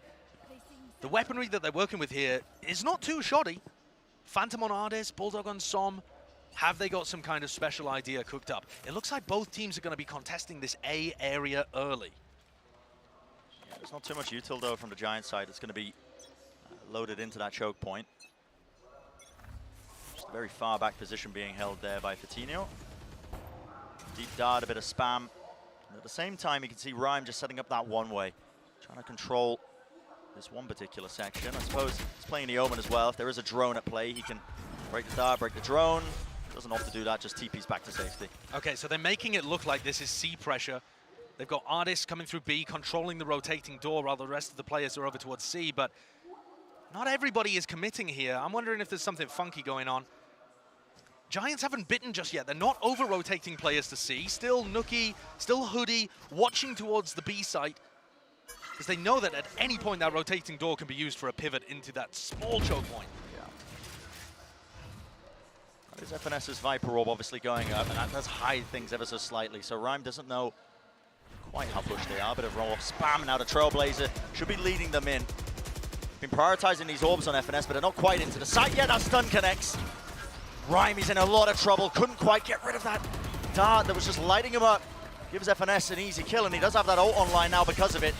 Lets it loose with the Viper's Pit. It's going to make it that much harder still. There's 27 seconds left in this round, and the spike does need to be planted. This is nerdy from Som. Are they going to be planting the spike anytime soon, guys? Come on. Okay, there you go. But look at this, a full save from Giants. Yeah, it is. They do not want any piece of this. And that's going to kind of delay the bonus round to round 16 and just put a free one on the board for NRG. I got to be honest, I didn't see anything too crazy there. No. You know, I was hyping up the bonus round strat from FNS, but I think what they gave us was more simple. You know, they put a bit of pressure on towards A and B, and they just end up trying to overwhelm Rhyme, who was anchoring the C site. Yeah. And when FNS got his kill and got the ult online, they decided to use it for a pretty guaranteed post plan. But they've got another opportunity to use another set strat here. They've still got weaker weaponry heading into round 16. Giants are still going to be not that far away from a pivotal eco round. Just like that, NRG are back in the game. They are back in the game. Almost evening it up, but we'll say this composition that NRG are running, you're really seeing the strengths of it, I think, on the attack side. I mean, they have, like I said before, so many tools, honestly, with the utility, the Trailblazer and the drone, so that they can take their time and re-clear when they need to. And yeah, I mean, look at how much value the dart got here, because Rhyme didn't dodge it. Yeah. He's dancing around the pillar, but just got hit by every pulse. Yeah, not just that as well, but like the Trailblazer that they can just save. They can afford to. Yeah. Having Sova in the sky, you know, they can save the dog for when that engagement comes through and the stun connects. These Trailblazers, sounds a bit weird, but Victor's been getting some amazing value out of them, despite the fact that, you know, the guys at the bottom of the scoreboard, feels like it almost always is guaranteed in a kill, and most of the time on Rhyme. Giants taking a timeout here as Pipson calls to the team. Making some adjustment, perhaps, reinforcing the C site. We'll have to see what the benefit of this is. But it does also give Chet an opportunity to communicate with NRG. For any of the audience that's unaware, when one team takes a timeout, the other team can still talk to their coach. Yeah. It's available on both sides. It can be a bit of a double-edged sword. And Brent, if you want to talk about top and bottom of the scoreboard, FNS is having a day of it today. Yeah. This guy turns up at LAN, especially if he's got like a decent read on the map or some special idea of what he wants to do. Currently 16 and 10. Fatinho yet to find a frag in the second half. Although I think when we actually see Giants fight a bit more, Fatinho will certainly get some kills on the board. And Cloud having quite a quiet game, just playing the rotator for Giants and setting them up with utility, whereas he was a phenom in the game against DetonatioN. Don't count him out. He could turn around any round. New start to this one then. The economy is booming right now for NRG. Plenty of money. Still the weaker guns there that they are working with. So, like you said prior, Josh, it's the bonus that just keeps on giving. How weak does this C site look? It makes me think Rhyme is trying to just pull utility out of them and escape, rather than hard anchoring. I mean, they've got the one nano swarm just laid down. And I think that's supposed to stop him from having to worry about his back, so that he can just focus in one direction. Being pushed from that direction, And especially when NRG don't have a Raze, don't have a Jet, that nano swarm's going to get a lot more value. Timing's important here. You can see Cloud was using that drone, didn't spot a thing on the 50-second mark. He still has a recon dart. Could opt to layer it out, use it to try and get some vision. Not a Trailblazer, so good information gained. They know nobody's pushed up here from the Giant side, and time is starting to run low now. We're approaching that 30-second mark. And it's moments like this where Cloud really could be the difference maker. He's backed up, doesn't want to fight on the site itself. Retake seems so difficult on Lotus, to be honest, but we haven't seen too much of it just yet. Yeah, that's a dart that lands in there. There's Cloud claiming the kill. Smoke just going up a little bit too late there. FNS going to be attempting to go for this plant. Nothing to really push him back. The players grouping up from Giants. Let's see what they've got in store for us right now. Crashies. Wow. His position just looking up the rope. The smoke dissipates. He was spotted and the fight being taken. That's Fatinho winning it out. There was a paranoia to accompany it. Wall still causing issues, but only 3 players of NRG try and make this work. Som, what a fight to take, and he does win it out against Hoodie, but Giants just surrounding the remaining players, and FNS was the lone one on the site. Is this even planted for them? What can they do? Som, smoke that's used against him now. Planted, off to the side, just trying to get the right warbang angle, but not enough bullets in the clip. And it's just stuck all the way through. Giants, they finally get that round on the board. And not even that much economic damage done. A couple of players might have to use some light armor, but overall that is a success from Giants. Starting with Cloud, anchoring the site from a really far back position, but look how accurate and precise this shot is, just as the smoke blooms. Arguably a bit fast from Victor, but I think that's getting a bit petty at that point. It's really the post-plant wallbang that NRG are putting a lot of stock into, and it just doesn't quite pay off. Failing, doesn't it? So already into round 17 here. A little bit of pressure over towards Sand again. It's one-way smoke that's been set up over that one choke point. A lot of noise being made. Crashies going to be afforded that orb. And there's the nanoswarm gone as Crashies takes that shock dart. I'm interested to see if Artis has a plan with his lockdown. You know, no utility, oh, rather no ultimates that can break the lockdown on the other side of things. Cloud still pretty far away. Means that you could get major value out of this. If they take tree control, for example. Bit of a partial clear of A. That's a lovely tag onto FNS. Does that tell you too much, though? Just knowing that the Viper's there? Not too much, does it? It might make FNS a little timid, though, to call the A strat, but it looks like NRG are carrying on with it. And it looks like the play is going to be towards A. Pressure applied, maybe FNS just with the late backstab into mid. Tries to catch those rotations. This looks really interesting, too, because as long as they can get a lockdown in position, it might drive people into FNS. Cloud has been forced back, opting to play retake with the rest of his team this time. Waiting for those smokes to go up. Plants going to go down now. And FNS could still be the difference maker. There is util being used, though. You can see it the front of B. He's not going to be able to lurk through without being spotted by that alarm bot, and KRÜ, oh, he's more than aware of the possibility. Takes him out. Perfect crosshair placement. Very good awareness. Perhaps a little early from FNS, but honestly, he was running into that alarm bot either way. Can NRG hold on? That is so much utility. Victor just about scrapes his way through. Whoa. Oh my goodness. Leaping across them, a lovely flash timing. The re-swings from Giants is just immaculate, and it's all down to Ardis. In that 1v4, don't quite know where he is, but time was running so low at the end, and they do clean him up just in time. Only a second left on the clock. If Ardis had been able to do anything there, win the duel against Fatinho, delay the defuse for a moment, that could have been another 1-1. Ardis is going to be kicking himself that he just didn't stay alive in that moment, just didn't win that duel. But Fatinho has been a monster.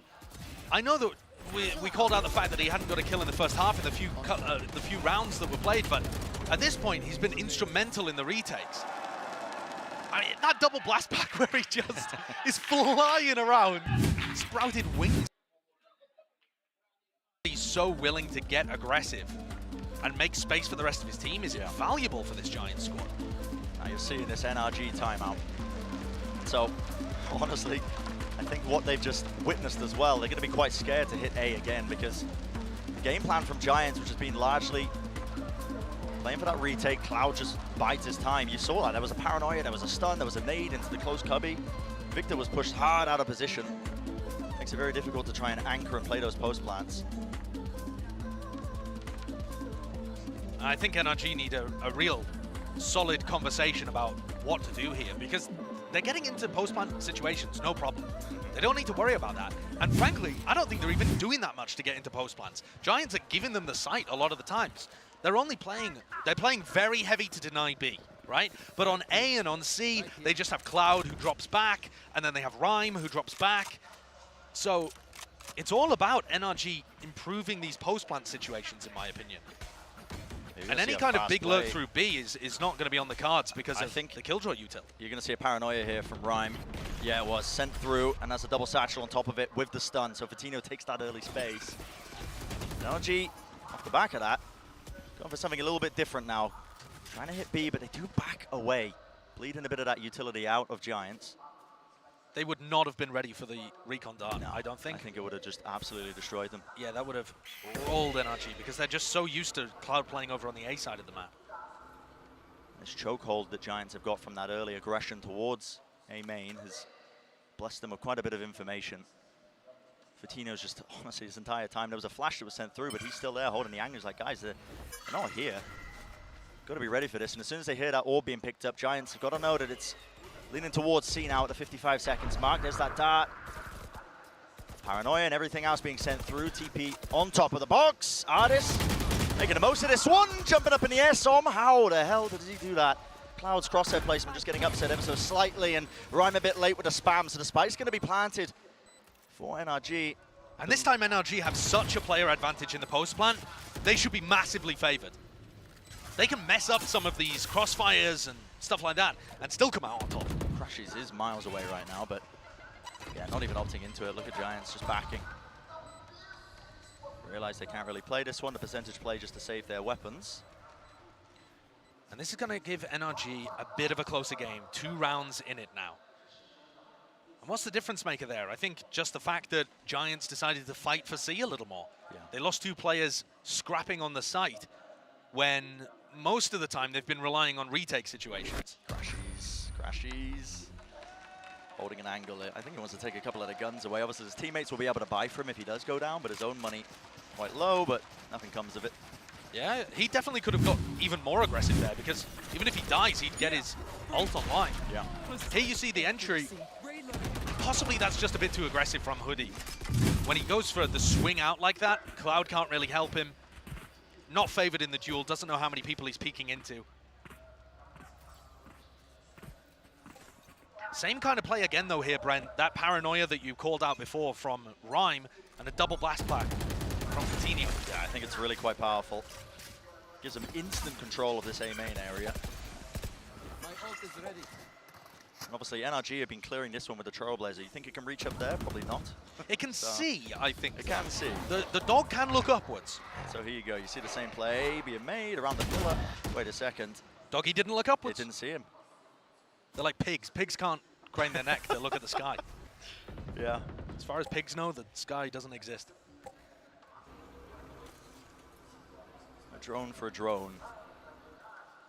Now towards Sam. Crashies with his ult to work with, but might just want to save it as Hoodie is 2 points away from his own lockdown. It's really the only counter they've got towards it. And that's the final shock dart used from Crashies there. Both Nanoswarms still alive on C. First one popped. Double flash is used to try and push them back. The flash actually misses. Blinds most of his own team there. And if they try and pivot now into B, this is going to be a full A pivot. Yeah. They're really trying to sell things here, but Giants aren't biting completely. And with 30 seconds remaining, Rhyme is in a great position to just, again, be a nuisance in the sidelines here. Som out in the open with the wall falling. Rhyme spots that for info, but he knows could be someone B main. Has to keep his eyes on it. It's difficult for them. And where do they want to go from this? Seeker popped. Artist now with a late lurk. That backstab, the crosshair placement was good, but shut down. And time is running so low. 11 seconds remaining. But no one towards that A site. They've done enough to try and make them think that it could be B. Crashies was just wading into there. Just fights being taken all over the place, pushing through. Yeah, NRG getting a bit scrambled here. I don't think this one went to plan. The post-plan position's rough. Everyone feeling like they need to make a play because of the player disadvantage. You need to see something massive from FNS or Som. He's on an island right now. The flash is pushed back. Good crosshair placement. Finds one, but they end up double swinging into the back of the side. And Som, he's dealt with. That reflank from Hoodie, perfect timing. And it's the same problems rearing their head again there for NRG. They can get into the site, but things get chaotic. Post-line positions don't look so drilled. And Giants are cleaning them up. Look at the replay here for Tino coming in, just clearing all of these areas. And because Giants keep a lot of their utility, they've got it all for post-plan. Yeah. And you could see that frustration coming through. Frustration from Victor, from Chet there, as they realize that this map is slipping away from them. And the gamble that they went for in the map veto, coming back to bite them. Giants just 2 rounds away from taking this first map, and remember, still high stakes. Pressure is on, single elimination. This C site does look so weak. When you look at it on the minimap and it's only Rhyme there. Oh, and FNS makes the call to contact. Not making any noise, and it's all about timings here. Rhyme backing away with his knife. Now this is entirely. a great call from NRG. How have they got this read? But it's so perfect. Oh yeah, it's worked out in their favor. The smoke's now just being dropped down. But do you overpush? Oh, it looks like they want to try it. Rhyme just jiggle peeking ever so slightly. There's a snake bite. Make sure there's no reswing. Actually going to be claiming that site for free, getting that post plan down as well. And they do have a lot of util, but now you see that stun. The paranoia, there was a flash from Victor just to try and push them back and push them away, including that dart. Already finding all these kills. That's a high ground angle from Fatino. This is crazy that from FNS. He's full blind, right into the corner, and he's being swarmed. He's surrounded once more. Lockdown from Hoodie's dropped off. And it is going to be a fight from Giants, right in front of the smoke. All the players dropping, it's all down to him. Fatino with a showstopper, just dodged to the side. They have to swing this one, and the spray down does not work out. If the lockdown had gone off there, it's another post plan that NRG win. So many of these situations in the second half have come down to one crucial final detail. Yeah. A wallbang post plan, a flank that doesn't quite work out, an artist clutch that wasn't to be. And then finally here, Giants dealing with the lockdown in a decisive manner. Both teams using lockdown there, and both getting broken despite the buff. Wow, heartbreak for NRG, incredible clutch performance from Giants. They are looking good right now, but NRG just overheating in the final moments, and I think the back-to-back rounds that we just witnessed. Trying to overextend themselves when they get that spike down, but Giants now on the precipice of taking this map. One round will do it. And they have so many chances.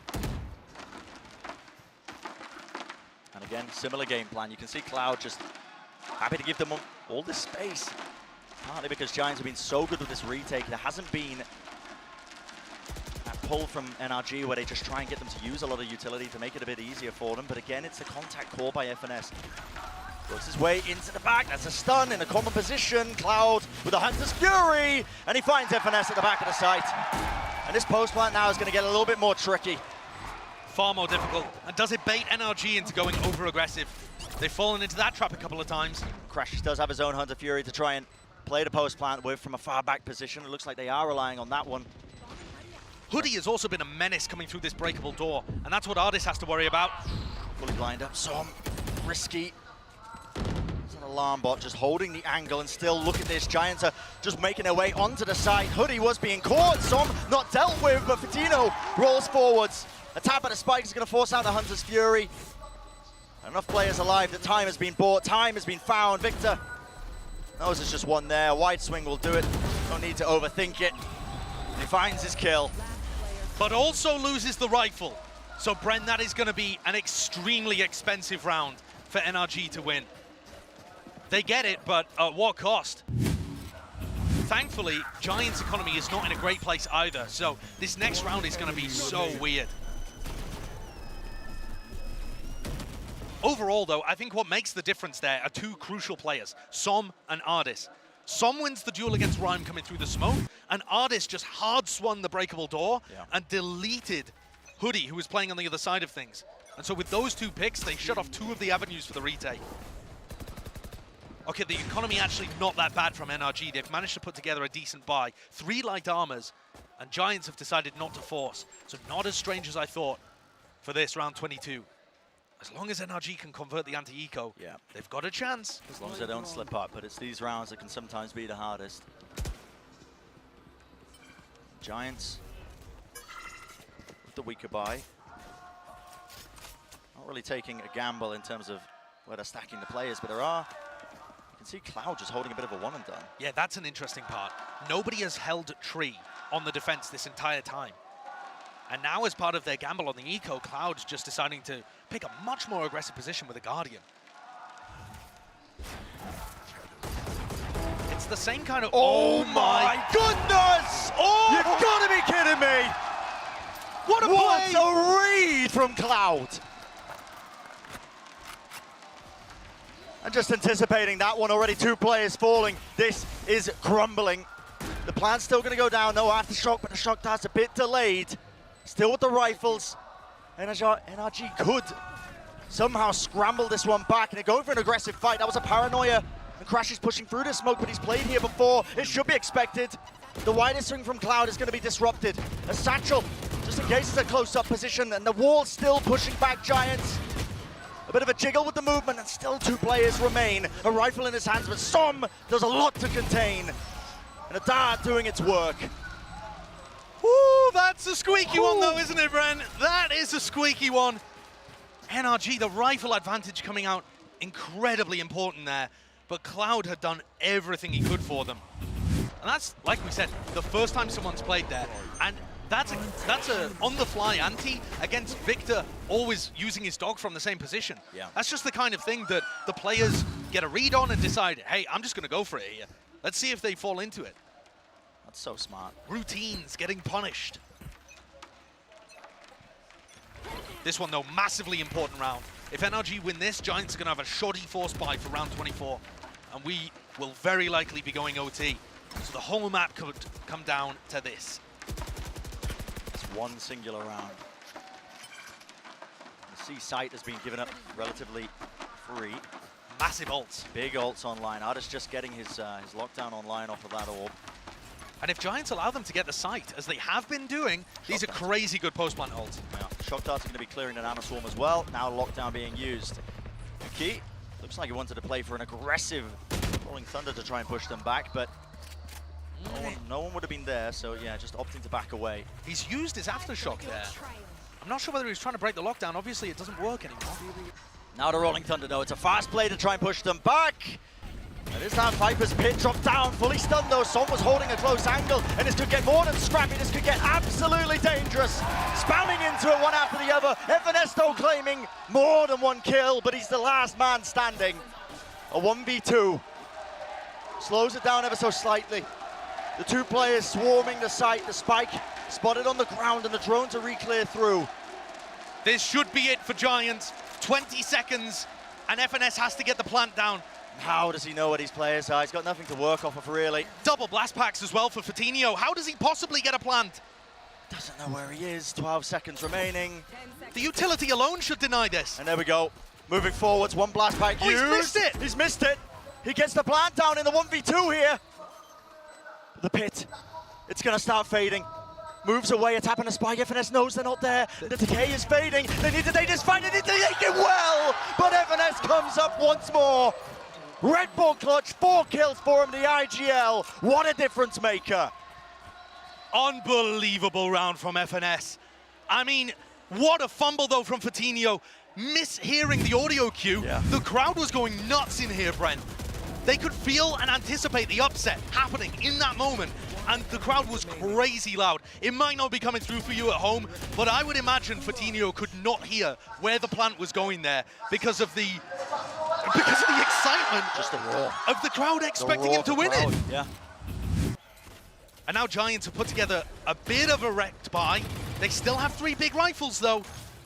Can NRG push themselves across the line and recover their 4-8 deficit at the half? To bring this to OT would be quite spectacular. This was 12-8 in favor of Giants. They had 4 major chances to win this map. Now one final hurdle for NRG to try and get it to OT.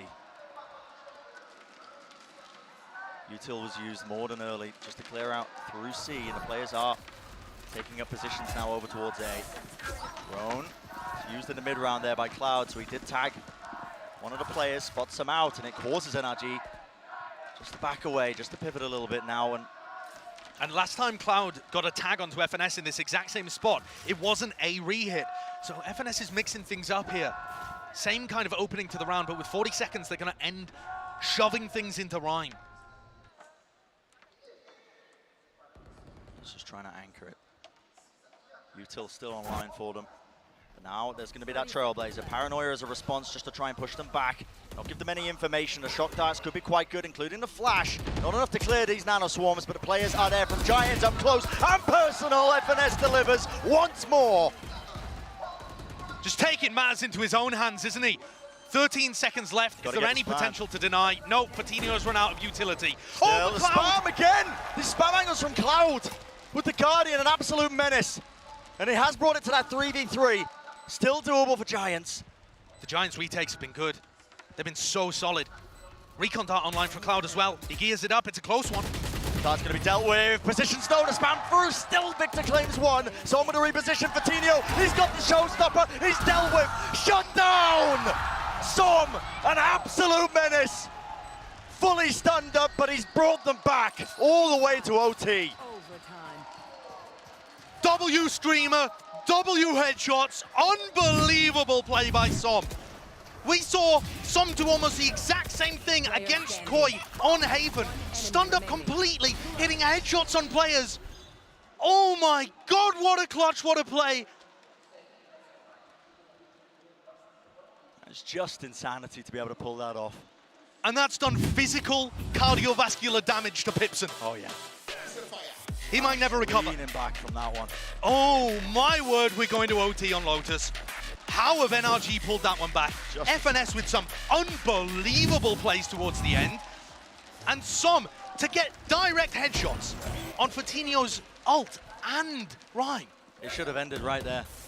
There and then, but pulled out a miracle is what it seems like. And now we see side swapping round again. So Giants going to be on that attack side for our first portion of OT. Victor took a ton of damage in the process here. The Trailblazer being used to get them a bit of info with the door rotating as well. Let's see how this hold goes. Victor, that's a flash, but Fatinho was playing anti, punishes the swing. Victor's flashes have been rough. Giants so ready for them. So what is the play now for NRG? Do they want to try and fight this before the spike goes down? There are players in position, but Not quite with the utility. Crashies does have the dart. No one was watching this angle. FNS, bit of a risk. Drops down. No one clears the corner. And it's all up to Som. Find the operator in this round. No armor to his name. Needs to try and find this rifle, but he knows Hoodie's there, and that's a jump peek. So aware by Hoodie. So aware. Picks up the rifle. Baits the re-swing, and Giants once more are 1 round away from taking this map. And you can see just a massive difference in terms of their both teams' competency on defense. NRG unable to hold on to their utility. They use it really early.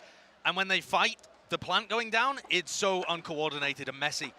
Giants just look much cleaner in their defensive rounds. And we'll get to see if they can pull another one out, whether that be a retake or a plant denial, to push themselves to this first upset map win against NRG. Would be a massive beginning for them, and they... Oh, and the round timer. Yeah, take a breather. Yeah. Take a breather. A crazy moment of tension here, as NRG are asked to do the impossible again. They denied 4 map points to take things to overtime, and now they're being asked to do it again in round 26. Fertinho, by the way, is sat at 32 kills, which might not sound that impressive when he was at 20 at the half, but that still means he's been putting up basically a kill per round on their defense side. Which is just insanity. That's nasty good. It's insanity, isn't it? That is so, so good. At the moment, almost no one can shut him down. Some found it, though. They'll be asked to do so much more. The post plants have got to be immaculate from NRG. They can't rely on any big ultimates. You know, that's one of the things that they were really using towards the that run from round 20 onwards. Yeah, it was just chaining of the ultimates, really, just using them. Can't do that in OT. Incredibly well. Not unless someone has a serious pop-off round. So how does this begin? Giants. A lot of util being used to push back. Again, NRG, who were just exploring towards A main, but there's a bit of a change in pace, actually. 2 players deep in B main from Giants, holding a bit of a crossfire, one behind the box. Sometimes that you do see NRG clear this with a flash, just the sky flash for information, but they are set up to try and pincer this. Paranoia still online for Rhyme, and there we go. As soon as they hear that util being used, it's ever so slightly mistimed though, and Rhyme still wants to take the fight. FNS, I mean, forced a wide swing, I think, out of the way of the utility. He goes down. Major miscommunication though, because FNS wasn't backed up by anybody, and now they're just straight up 4v5 on the side of the map the Giants have reinforced. Yep. This does not look good for NRG. Not good at all, really, for them. Rhyme still at the back of the side, just trying to take the fights. No way. Just walking his way in. But just the duel's being taken. Fertinho, though, Nuki backing him up, and now it's down to Ardis. The 1v3, 1 round away. Can he do the impossible? Can he bring it back? The high-low set up, a bit of spam with the Phantom. There's no punish. He's found the first one, but there's still so much to do. Baiting the angle once more, and it's found the fight. Nuki takes it. And NRG really pushed them, but Giants say, we got to win in OT? All right, fine, have it your way. What an upset result in the first map there. Fantastic performance from Giants. Looking great on their defense, putting together some masterful rounds on the attack as well. And in the battle of the IGLs, veteran versus rookie, it is rookie Rhyme that lands the first blow. What a absolutely insane first map here. And we spoke at the beginning of the risks of NRG picking Lotus into Giants when you don't know what they're going to be running. You don't know how good they are on that map. The gamble, the risk, it just did not pay off this time. It was close, but Giants coming up huge in the OT. Yeah, I think there were so many incredible moments all over the place. NRG did a great job at even pulling it back to OT, but I think the player of this map just has to be Fertinho. Yeah. He was insane on their attack side. And then even when it came to defense, he was getting 2 almost every time, either on the retake or when he's site anchoring. And it was such an effort for NRG to even trade it. Complete credit to Giants as well. I mean, they were so well versed in terms of how they wanted to play this map. The retakes on A, so clean. The stuns, the nades, double satchel plays all coming together. It took some ridiculous clutches, honestly, from NRG to hold a candle to it. Just look at the reactions from Pipson there. I mean, both of the coaches, all of the players. What was this? Yeah, an absurd play by Som, but he's been playing incredibly. I feel like if you want to talk about players that are turning up to LAN for their first time, Som, obviously, amazing game to start things off. But Fatinho now is stepping up. Rhyme consistently performing in all of these games so far that Giants have had to play. It's just been spectacular to watch. The players that are required to step up are getting there every time. It's so good. And this is setting us up for a delightful series because we've seen both of these teams play on the next two maps. We know to some degree what to expect. They'll have been able to look at the VODs and try to anti-strat, but that massive gamble of Lotus now goes in Giants' direction. Putting the pressure on NRG hardcore. Yeah, I mean, for the next map to come up as Haven as well, this is a map that you closely associate with a bit of a playground for IGLs. We've already seen an amazing battle between Rhyme and FNS. Now you get to see it on Haven. Like you said, it's a map we've already seen of these two guys as well. So, yeah, that is going to be absolutely incredible. What a pleasure. So don't go anywhere, ladies and gentlemen. We're going to go to a short break, and on the other side of things, map number 2 will be kicking off in just a moment.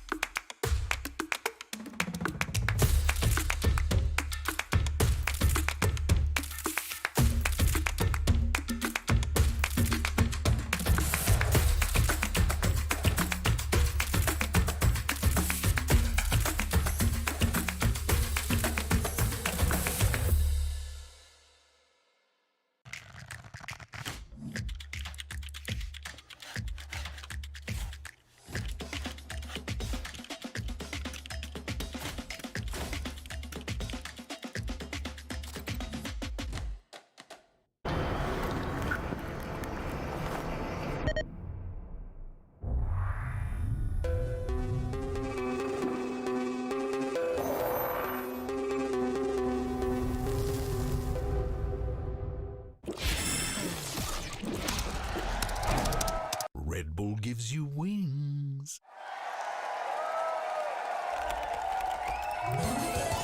Red Bull gives you wings.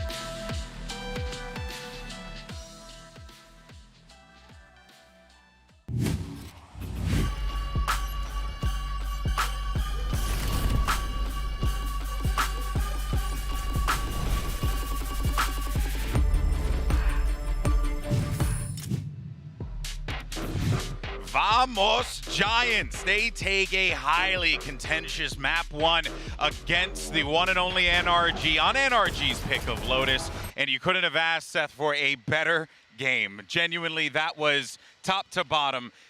Just both teams just displaying a masterclass, in my opinion. Yeah, I mean, second time that we've gotten into overtime thus far in this tournament, and both times that it's happened, they have been just gigabangers of maps. I mean, incredible stuff there from Energy to be able to run it into overtime, because for a very long while, it looked like we weren't going to make it that far, but Giants, as soon as they get in, they just looked so very comfortable. Yeah, and I think the answers to this map from Giants were really, really cool, particularly the way that they played on this defensive side. I expected most teams to kind of lean into constant, like, gambiting for A long control and fighting that space, but for Giants, they just heavy anchor C, heavy anchor B, play retake towards that A site, and it worked so incredibly well, even though NRG was really calling a fantastic attack side in that second half. It was these post plants that were killer, because every time this spike got down, every time FNS had a great call, NRG let it slip away in that post.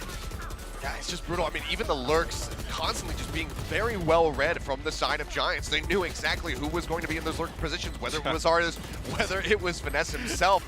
They just kind of knew what the safest way to approach the site to get themselves back in was going to be, and they were able to pick them apart time and time again. And I think part of that does go back to their composition. They come in with no duelist here, and I think in their post plants, what they really needed was to press forward, take more space in the kind of early parts of those post plants, so they could later fall back on the utility. But with no duelist to kind of be the tip of the spear, felt like players were just trying to make these individual plays on their own, and it wasn't very coordinated and was not fantastic, and Giants did a fantastic job punishing that. And who was the tip of the spear there? I think it's safe to say, or transition or segue into this. You got to give love to Fatinho, man. This guy just popped off. He was not a spear. He was a tactical nuke. This man was absolutely crazy in the lobby for the side of Giants. I mean, coming out of that first half, he had, 455 average ACS, still ends up close to 400 at the end here. It was a little bit of a rocky start for him as they did shift sides, but once they started going in with those retakes, he really found his footing once again, was just continuously able to break through those post-plant defensive lines from the side of Energy time and time again. And beyond just him as an individual, the way that Giants used the Agent of Raze in this map was really good on their retakes. He was satcheling in, breaking sight lines, and making things work. And on top of that, he was also just finding every individual moment for them. What an insane map for Fatinho. Yeah, and I'm excited to see what happens with him and the rest of Giants going into map 2. But, though, we almost would have still been in overtime, because let's take a look at our Verizon high-speed moment of the match, because there were so many great plays, but then we had to pick this one because this was ridiculous. This is just one of those moments where your spidey sensor is tingling and you say, you know what?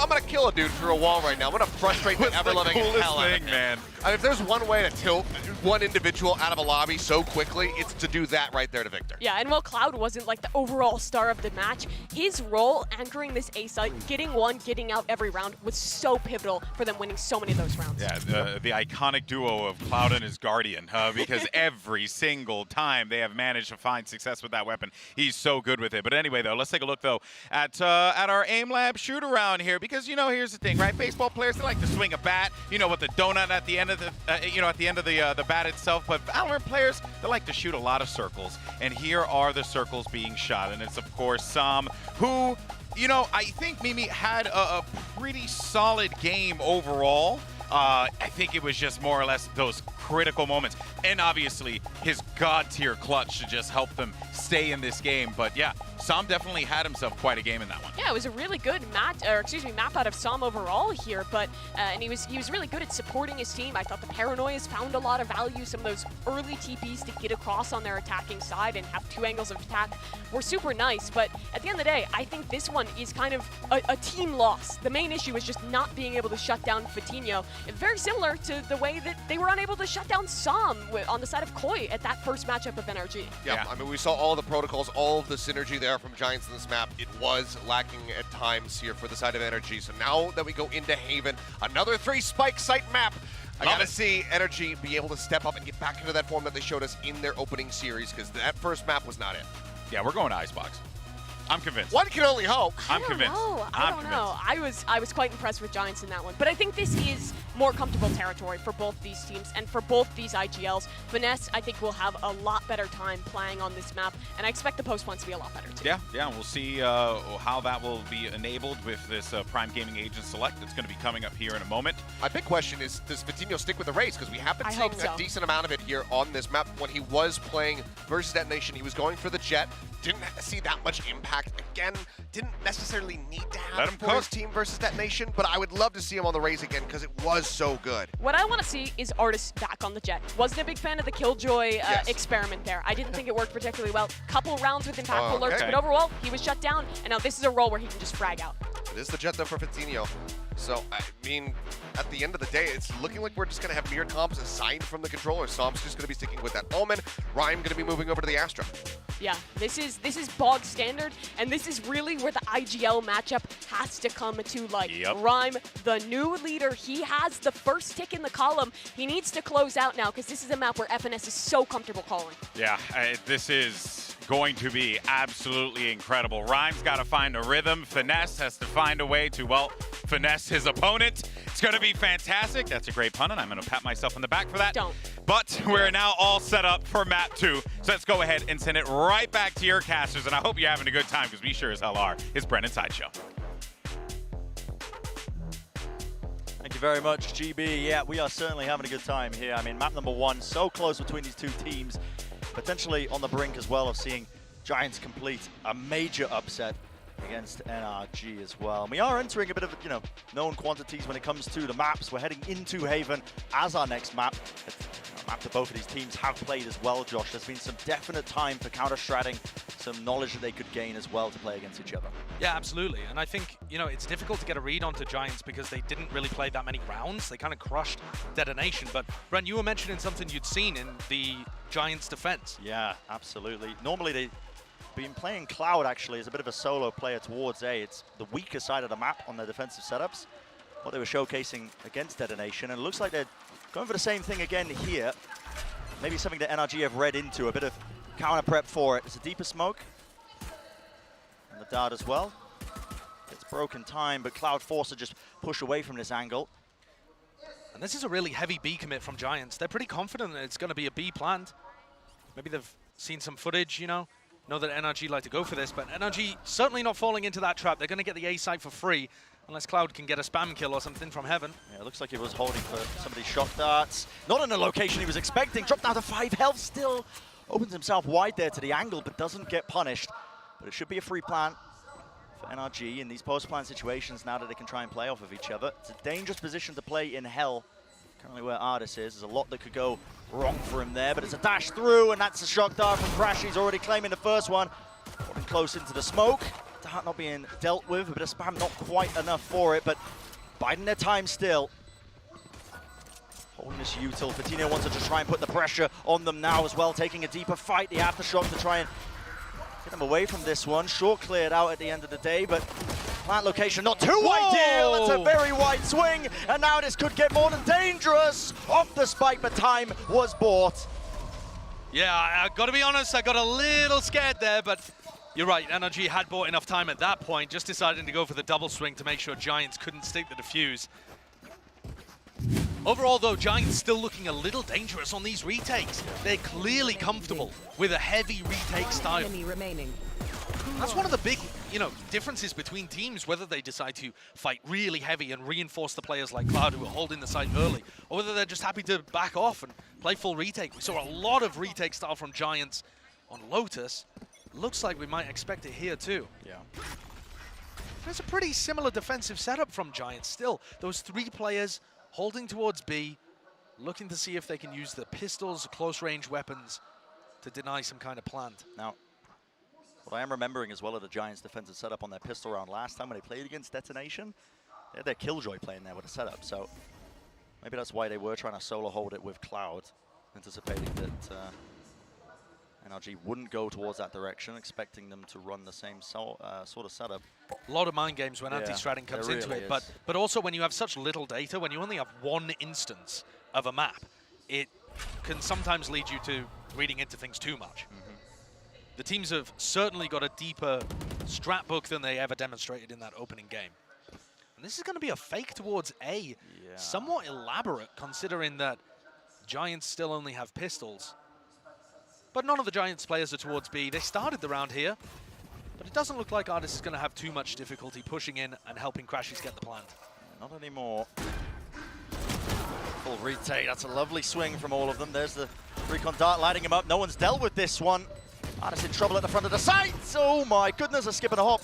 It's away on 12 health, but this had the potential to get dangerous, but still the weapons are in the hands of the NRG players that hopefully sails them away to a win in this round. This is awkward though, isn't it? Very laboured, very awkward, but just trying to buy that time for FNS, I think, to try and take that deeper flank all the way through the A site, and only 2 remaining, just trying to go for the jumping right-click kills. Rhyme was gifted with 1, but ultimately NRG still safe hands for them.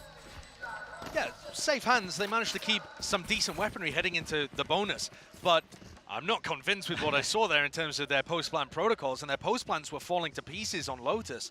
So I'd like to have seen that be a little cleaner in terms of the decisions and positions that people were playing. It's a nice idea for FNS to go for the post-plant flank. Yeah. And certainly Giants are going to have to watch out for that. All right, a 4-player stack from Giants over towards A this time too. And NRG have just decided, oh, we're going in the complete opposite direction. You know, a lot of this can be mind games and the IGL's doing work, but sometimes you need a bit of luck too. Yes, sometimes you're flipping a coin and coming up quite well here. You can see that NRG offloading that utility sites, making sure that they spam these common angles here. Artis, okay, taking a bit of stray damage, but the plan will go down without too many problems. Now, how do they want to play this one? Crashy's got his ult online, which means they can play the deep post-plan position on C-Long. Only 1 player left on site here, though. And Artis has got to buy time for this garage reflank to come through. They're going to wait for Giants to clear garage, and then they have to backstab. Oh, Artis could potentially be in so much trouble here, but there's a reflank. Rhyme was trying to catch it, but it's going to go down here at the back of the site right now, all playing along in this smoke. So many problems for them, and the call was already made. Giants just needed to evacuate out of there, save the rifles that they can. What a fantastic smoke from Som. You see how that allowed Artis to dance around? Yeah. And they're trying to rip every weapon out of the hands of Giants. Oh, what a dink as well. Yeah, Som's going to want to fight that one. He certainly is, and he's going to win it. Oh, and he's so clean. Yep. Som's aim on LAN has just been phenomenal. The guy is a beast. Yeah, I'm really enjoying it. Previous, when we were talking about the players of NRG, because we've been talking within the context of this being the former Optic core about, you know, pound for pound, how are they going to be stacking up against the former players of Ye and Marved, you know? Yeah. And, Bren, everybody had confidence in Artis replacing Ye, which he has done when he's been playing Jet so far. Yeah. But really, it's been Som that's been the more impressive new player. Yeah, Som has been destroying. Really, really great first showcase from him in this LAN environment. But here's some pressure that's being applied by Giants. Tino getting his Bladestorm online. An instant rotation here from NRG. Obviously the weapons aren't too good, but Nuki's just waiting there for a bit of time. That's going to be a pull to disrupt this plant. Good aftershock, though. Used by FNS, pushes Nuki away to the point where they can't really disrupt. And Victor's very safe, watching anybody that could be coming behind and able to shut down anyone that comes from garage. Yep. I mean, Som is just in here. I mean, on an island. There's no support whatsoever here. And no A reflank, no garage reflank. So this is just going to be a weird spray battle. I don't like these rounds very often. These are really, really awkward. Hoodie's timing could be really important.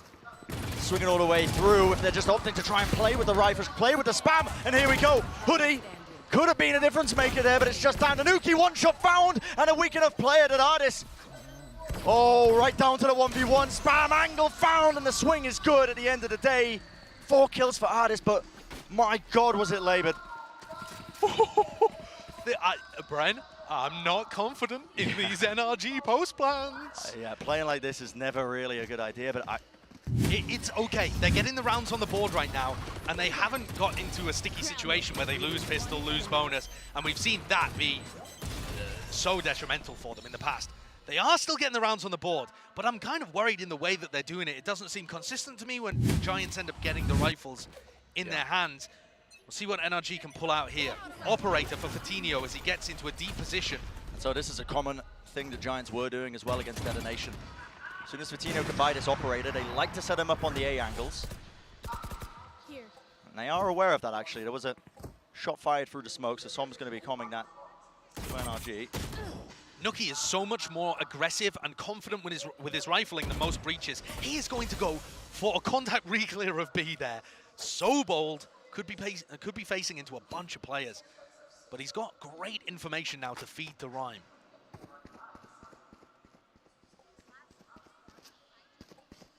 Looks like the play being made by NRG right now is a deep drone in A lobby. The goal is for that to be heard by someone, but that's a really well-timed dart by Does Cloud. Crashies know the goated setup? He does! Yeah. He decides not to go for it anyway. Decides not to go for it.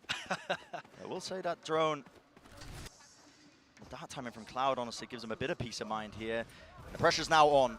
Rhyme trying to anchor this one into the back of the site. There's an aftershock. All that util being used, lighting him up. Rhyme just still holding close, still surviving for the time being. Tries to go for that re-swing, but eventually dealt with, eventually traded. And what a play by Crashies. Not even sure if that second kill was intentional, but I don't think so at all. He killed Nuki while Nuki was hiding in the smoke. Completely unintentional collateral kill there. And this NRG exec onto C is pretty lovely. Yeah. We've seen it a bunch of times now. They pulled it out against Koi. They used it as a fake against Koi as well in round 12. It's really well coordinated. It sets Ardis up for success. There's a lot of utility coming towards those Giants anchors. And they just couldn't hold on. Enough money in the hands of these NRG players that honestly you would be hunting for these guns. You know that there's an operator in the hands of Vitinho now. I think it's worthwhile. The money for him. Don't know what Som's playing out here. Take the turret out, make sure they don't have it for the next round, you know? Important economical things, Brent. Of course. Did you not see that in the patch notes? No. What, it just persists forever? You just put down turrets every round and they exist, they just haunt the map. Look at this though, you've got the free cam angle of all of the utility that's getting used, and Ardis is put really deep into the site, which puts pressure onto these anchor players, and then if Ardis goes down, the trades are there. There's that kill though onto Nuki, which was really unfortunate from Giants. What a contrast to map 1, where Giants had a massive cushion to work with. They were able to get very, what was it, 7-1 or something? Maybe 7-2? Pretty ridiculous lead. Can't quite remember, but... Yeah, can't have been 7-2 because it ended... Listen, I'm not going to try and go back over Besides the point, yeah. Completely beside the point. NRG having a much better start here. And I think it's fair to say they're not playing perfectly either, but they are definitely so comfortable on Haven that even them playing with a few holes in their game seems enough to be able to bring it to Giants. Yeah. And I think that this is a really important question that we still have to ask, is how good really are Giants? Are they good enough to be able to beat NRG on default kind of maps like Haven, like Icebox? We had no idea coming into this series because Giants just didn't get pushed enough for us to be able to tell against Detonation. That first map of Lotus, though, should inspire a lot of hope, right? If you're a Giants supporter, you want to see them do well, that Lotus win, they did so much stuff well. The question for me is, can they bring it on maps where NRG have demonstrated excellence in the past? Yeah. I think it's quite a brave decision, honestly, picking Haven into a player like FNS, but agreed. We'll see what else they've got up their sleeves. And it's a weird buy, honestly, just because of the two players that ended up saving. They're not opting to buy up into this one, so half buys for Giants, roughly speaking, but... Yeah, they have a rifle and an operator on opposite sides of the map, so there's nowhere 100% safe for NRG, but they have a massive advantage if they end up fighting Nuki, Rhyme, or Hoodie. I like this decision by Giants, actually, to just push up now. If they hold here to get some good information in the mid-round.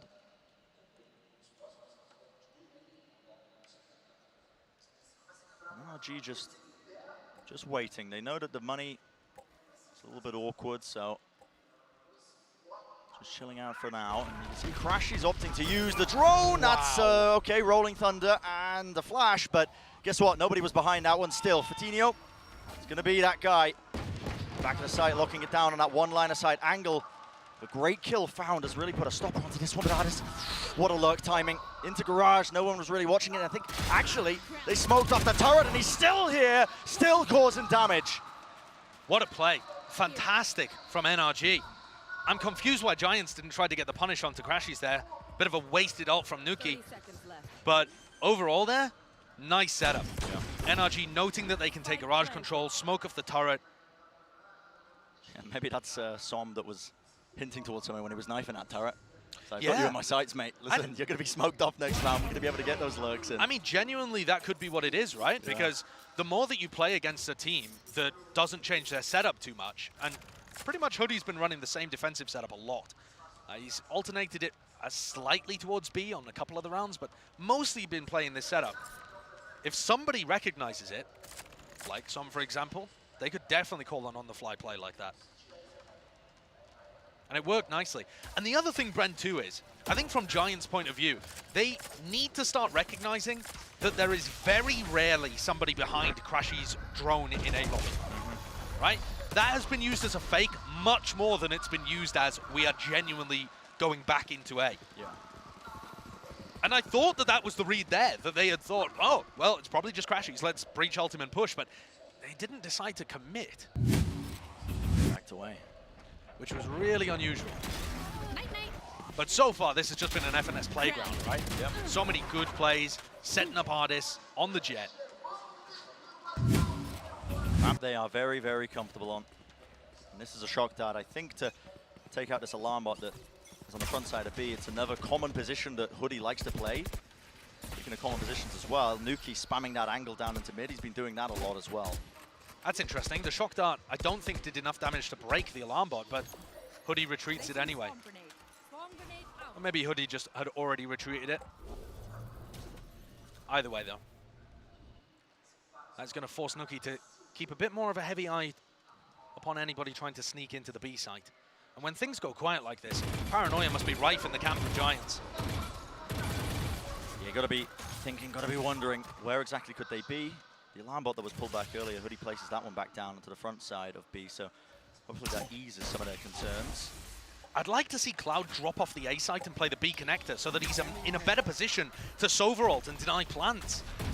There's a lot of util being used now into Garage, but I think the aim of this one is to try and get themselves onto B. That's a Cosmic Divide to split up the site there. I think it actually just helps. It does, it just helps them get themselves onto B. It's an odd one. Paranoia pushed through. Artist takes the fight now to Hunter's Fury. On this particular angle, Cloud gets a lot of damage done, but no kills going their way, and time is now starting to run particularly low.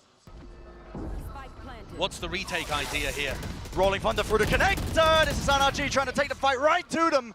Patino, not sure if he was stunned up, but again, taking the fights well, making sure that they can trade each other out. Artist still playing at high ground angle. He's spotted out. For but a moment, now a lockdown in play. There needs to be some sort of action, some sort of aggression, but it's just being watched for. And Som trying to be the playmaker, not enough for him. Taken out. Giants finally going to get that first round on the board. The movement and the rifling so clean there from Nuki. And Nuki's a player where we've seen him on the big stage playing these duelist roles, Raze in particular, looking phenomenal. I mean, a true star-level player, superstar within EMEA, I think. And yet, on this squad, he's taken a more passive role, or at least a slightly more supportive role. I wouldn't say the way he plays is passive, though. Yeah. He's so willing to take these duels, relying on his great individual skill. And I just love the way he's jiggling around that corner, baiting shots out of Som before he goes for the wide peak. That's an important one to get Giants on the board. It really is. When we were coming into this tournament as well, I was a bit curious, what does this mean with Nuki playing this initiator role for them? Because I have my doubts, but his utility has been top-notch, honestly. It definitely has, especially on the breach. Whoa, this is crazy. Yeah, very, very aggressive angle from Fatino to take. There wasn't too much put into that A lobby take as well, so just hoping for the best and almost just got his head taken clean off. Yeah, I definitely think you're right, Brent. A looks so weak for Giants. This is the first time NRG are properly testing it. There's a stun on that corner. Fatino forced to smoke himself off. Paranoia catches onto Cloud. He does have a smoke to play around. That was Rhyme setting that one up, but here's the util just being dumped through, and there needs to be something to clean this up. What is that? Fatino with the Guardian. Short work, light work for this guy. Gorgeous shots. And Nuki's done such a great job at sending in breach utility and reinforcing the side patches. Really has. Still the swings come through and able to really hold a candle there as the crossfire was held for them. Plant's still going to get off. The pull. Vulnerable position. What is that? Not a problem apparently for Crashies. The guy was alone on site deciding to take that fight. What a play. That's the kind of fight you take. You are not favored.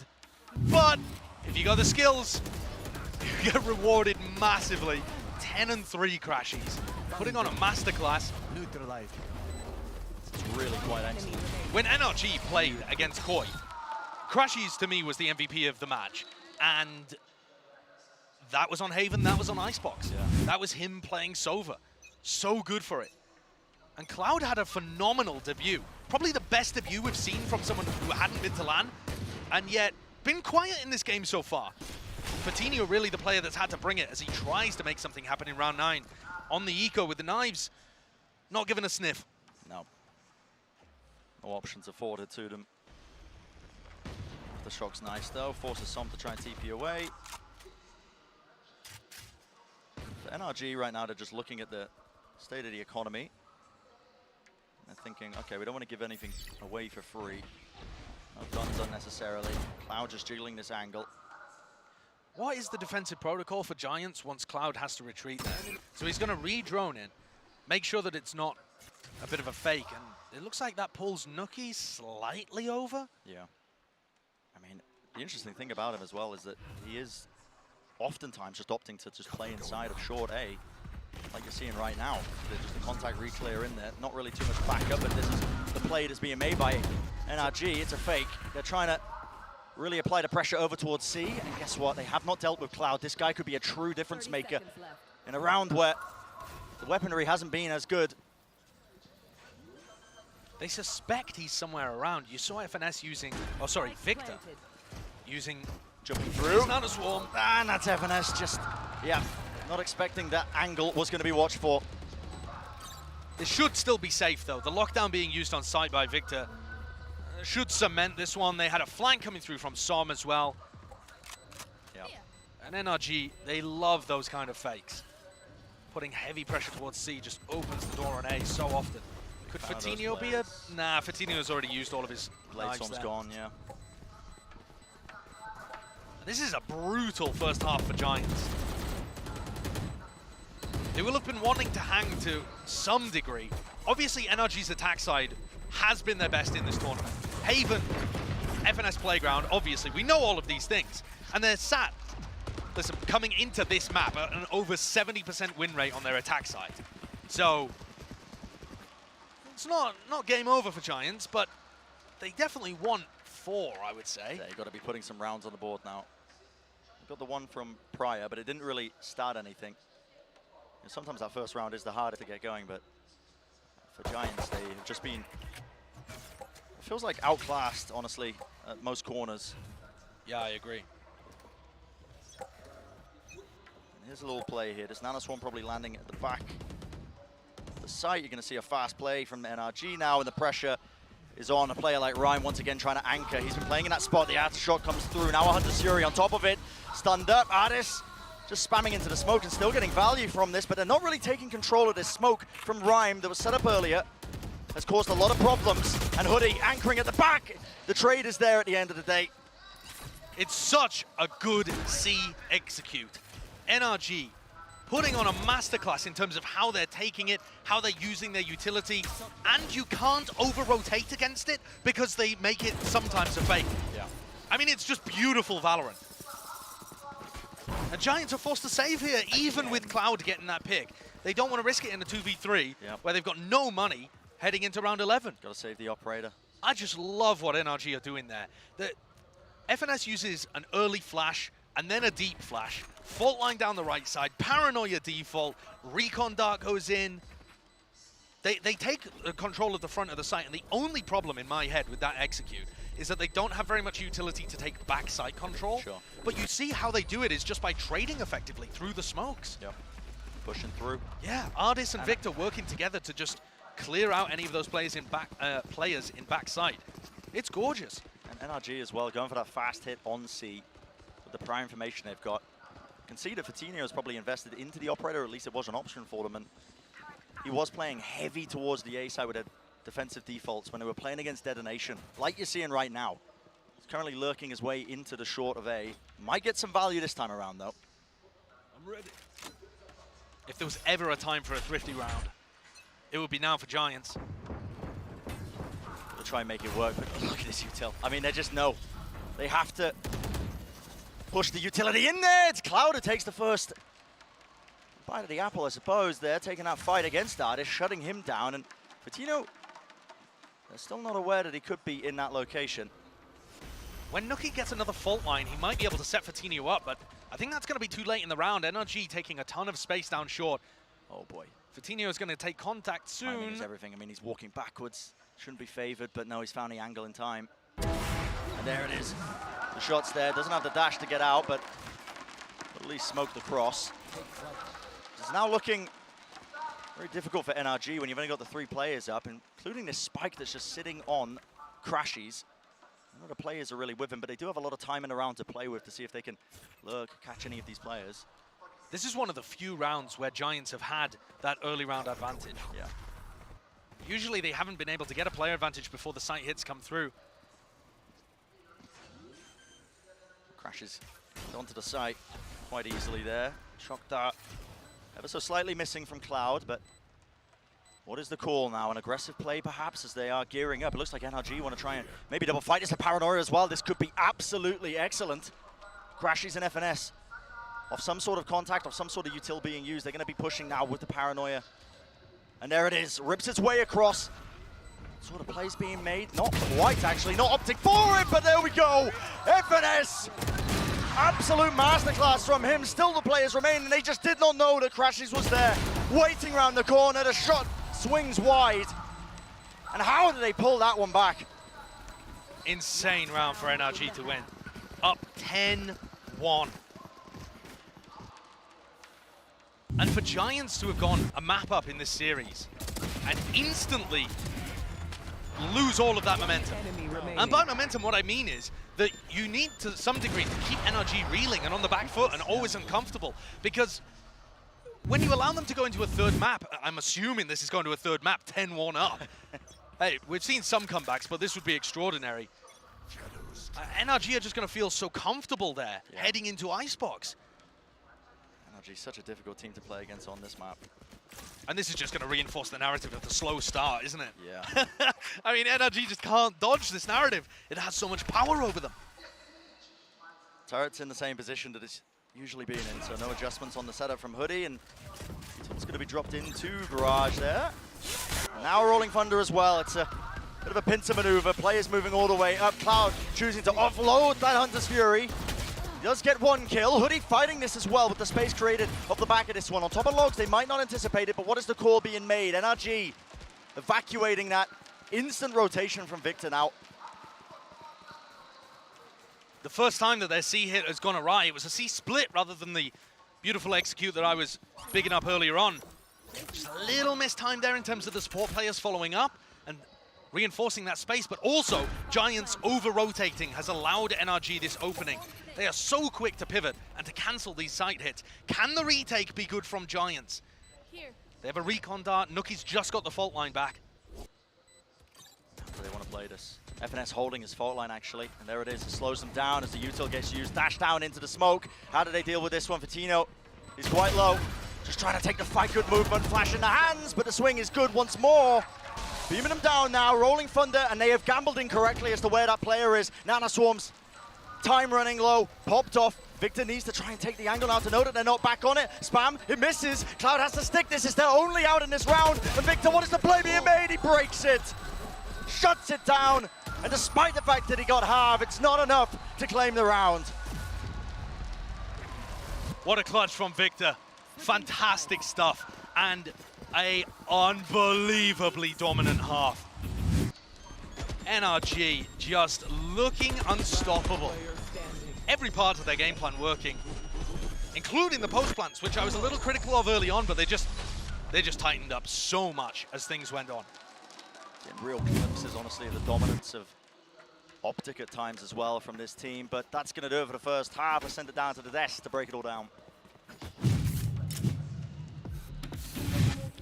Outside of it just being a flat-out, 12-0, this could not have been a more perfect half for NRG, Seth. No, it really couldn't. This has just been utter domination. This is them playing at the level that we kind of anticipated that they were going to be able to do. on Lotus, but you know, things were a little bit rockier there. But Sideshow just mentioned it before he threw down to us here for the halftime. Yes, the post plans have been looking so much better for the side of NRG, something that was significantly lacking on that first map of Lotus. We're going to take a look back here in just a second at round 3 for them to be able to get this bonus and for to be able to pick up that win. And it really comes down to just leaving Artis alone on the site. He gets himself set up, you'll see in a moment. He's right on top of this box here on the site, and everybody else is able to exit back towards C Long. And from there, they get this nice little wraparound to cut in through Garage. They pick off Rhyme right outside of the doors, and they're just not ready for Artis to be in this aggressive position. This is something that you can do while you have him playing the duelist instead, having that Jet, having to be able to, you know, having a character that can actually just provide some cover for himself, that can play a little bit more elusively. It completely catches them off guard, and overall, all of the post plans that we've been seeing from NRG throughout this map have been looking stellar. Yeah, I mean, Artis has been night and day for making these post plans better, but a Jet who's been struggling a little bit more is Patino, coming off of an insane individual performance, 35 kills on Pearl to win his team that map. Feels like he's struggling a little bit here. It's still playing into those retakes, but this NRG squad has done such a better job at shutting it down and shutting him down. And now as we look into the second half, I get a little bit worried, because playing against DFM, the game plan for Giants, well, it was good on the attack. A lot of it was just kind of gambiting Patino's life for this really fast early executes where he's dashing in and needs to be the make or break on getting that initial pick. So I think a lot of this half and any rounds the Giants can get will be on this guy's performance. Yeah, well, look, it's going to be a tall mountain to climb, and it's going to feel like a mudslide for Giants with the way that the score is 11-1 right now. Let's send it back over to Brennan Sideshow and see if the Giants can claw their way back. Well, we're going to find out, but it seems quite unlikely, honestly, the way this has been going so far. And you can see from the scoreboard as well. I mean, Rhyme versus FNS in terms of that battle of the IGLs. FNS catching a blow from that map number 1, losing Lotus, but what a way to answer back here on Haven. Yeah, incredible, isn't it? And NRG's defense, yeah, hasn't been the greatest, but it doesn't need to be.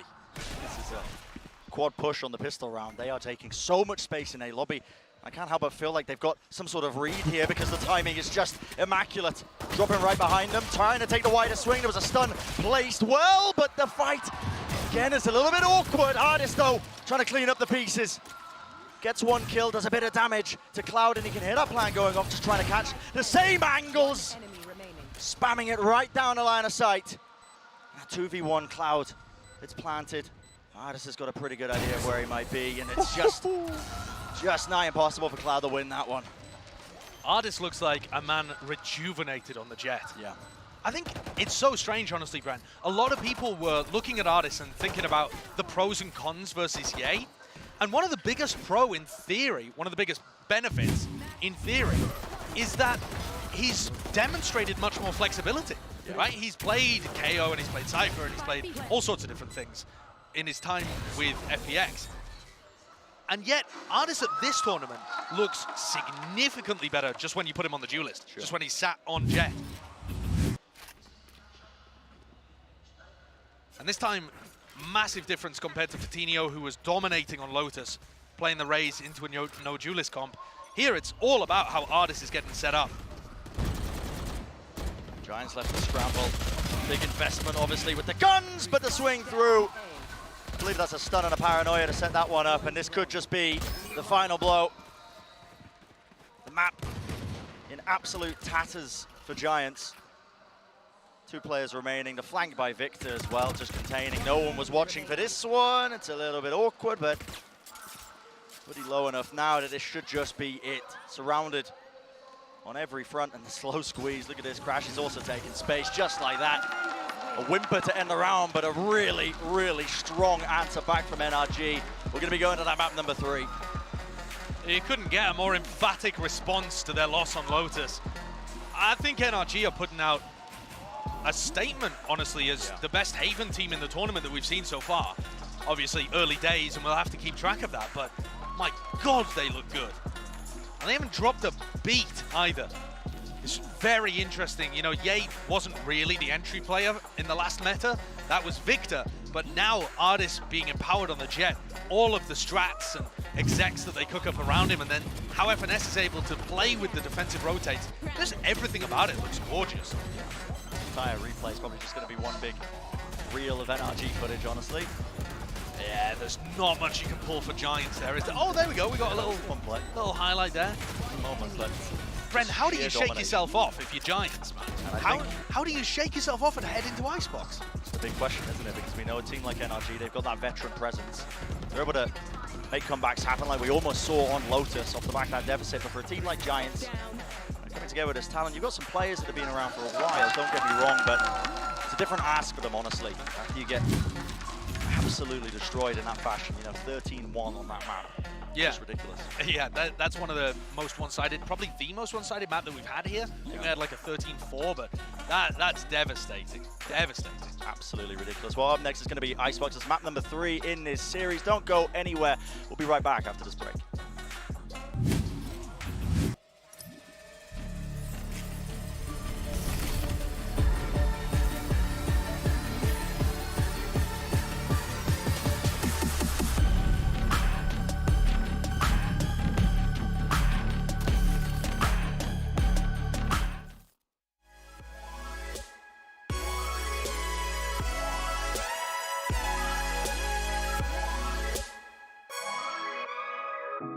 Feeling so lost in my sky. Drop to my knees and pray and cry. How do I see through faded eyes? Who's gonna pick me up in time? There comes a time in almost everyone's life where you're just wondering, am I doing this right? And don't be stupid, keep on moving. If you forgot, then you're living your life. I know it's hard. Some days you feel alone and in the dark, unsure of who it is you really are, incapable of anything at all. So it's hey, yeah, king of the youth. Tell me I'm right, I don't know what to do. Like, hey, yeah, kids will be fools. That's how we love, we're just living our truth. Like, hey, yeah, tell me what to do. I feel like I'm blind, I'm just looking for you.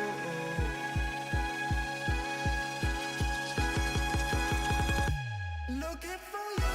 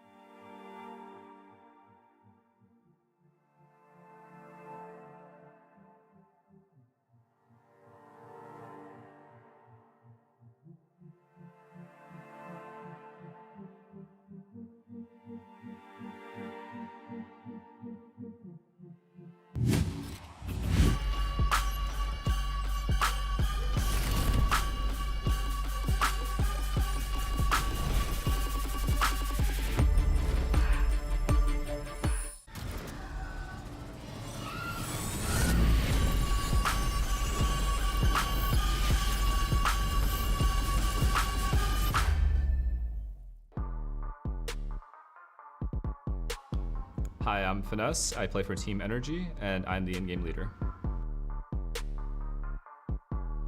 We're still playing alongside Victor and Crashies, who are my previous teammates from Optic, and now we're on Energy together, so the main trio is still here. Som is still our controller player. basically taking Marv's position, and then Artis is taking over Ye's position as our main duelist. Hello, I'm Artis from NRG, and I'm a super flexible player. Now that I'm finally signed and playing with NRG, I'm just happy to be here. In the off-season, we met together in Los Angeles together for the content day, and we had a bond instantly. We had a good connection. We have like kind of the same jokes. We just meshed very well together. We all have the same sense of humor, and then with Artis, we were a little like, we don't know how he is, but we kind of knew that he was a very like energetic human being and just always trying to be funny and stuff like that. So we knew he'd fit right in. Obviously, we don't like to be against the wall. We prefer starting tournaments a lot better, and this time around we don't really have a choice. We have to win or we're out. So I think that's definitely put a little fire in us, and yeah, it's going to be fun to test out our new things versus people. Our playstyle is going to be super aggressive. I think we're going to be in the face. But yeah, I don't want to leak too much, but yeah, I just say you want to be aggressive. Good luck. It's a best of one. If you have one bad day, I'll see you in the flight.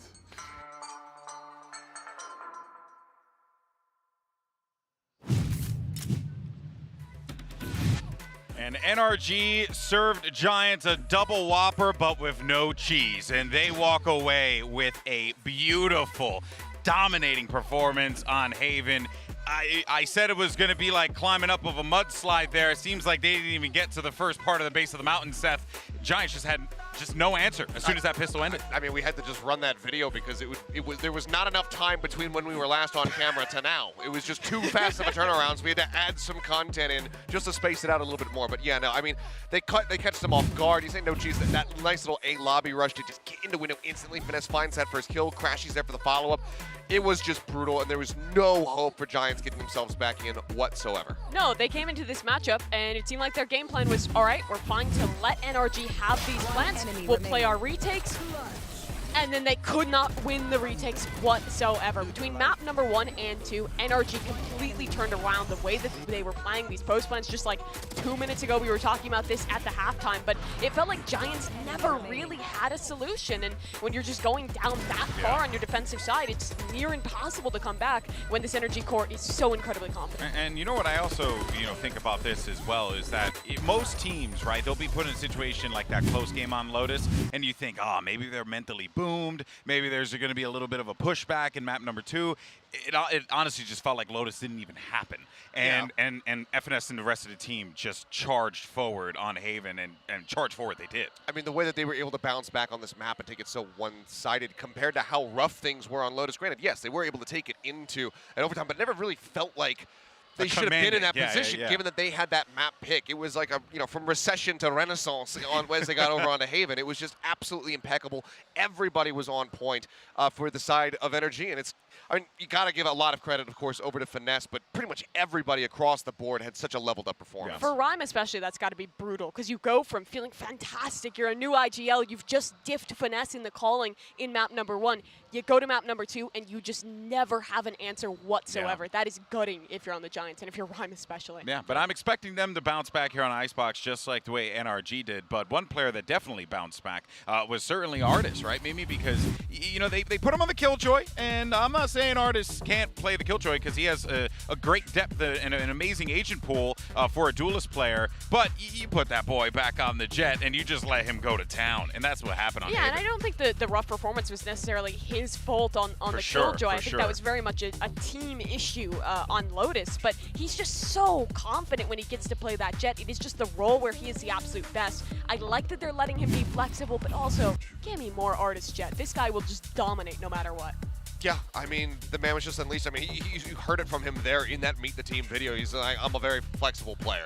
We have seen that from him. We're getting ready to go into Icebox. We're getting ready to go to Icebox. We might also be able to see, some more of his Sage coming out here. We'll have to just wait and see what they do have prepared. But anytime that this guy wants to pick up a duelist, I am more than happy to feast my eyes. Now that we look towards the last map here, both teams played this in their debut. Both teams are good and they're familiar with Icebox, but what I'm looking at heading into this match is really, can Giants recover? Because the mental has got to feel really, really boomed after that map number 2. You got to take a page out of NRG's book and fully reset if you want a chance at this map. Yeah, and I don't want to, sit here and be like, oh, I don't think the Giants are going to be able to mentally get themselves back into it, because we know this team is damn good. And if anything, they're giving us a lot this event. If you were a Giants doubter coming into LOCKIN, I hope you exit being a Giants believer no matter what happens, because they have really been fun to watch.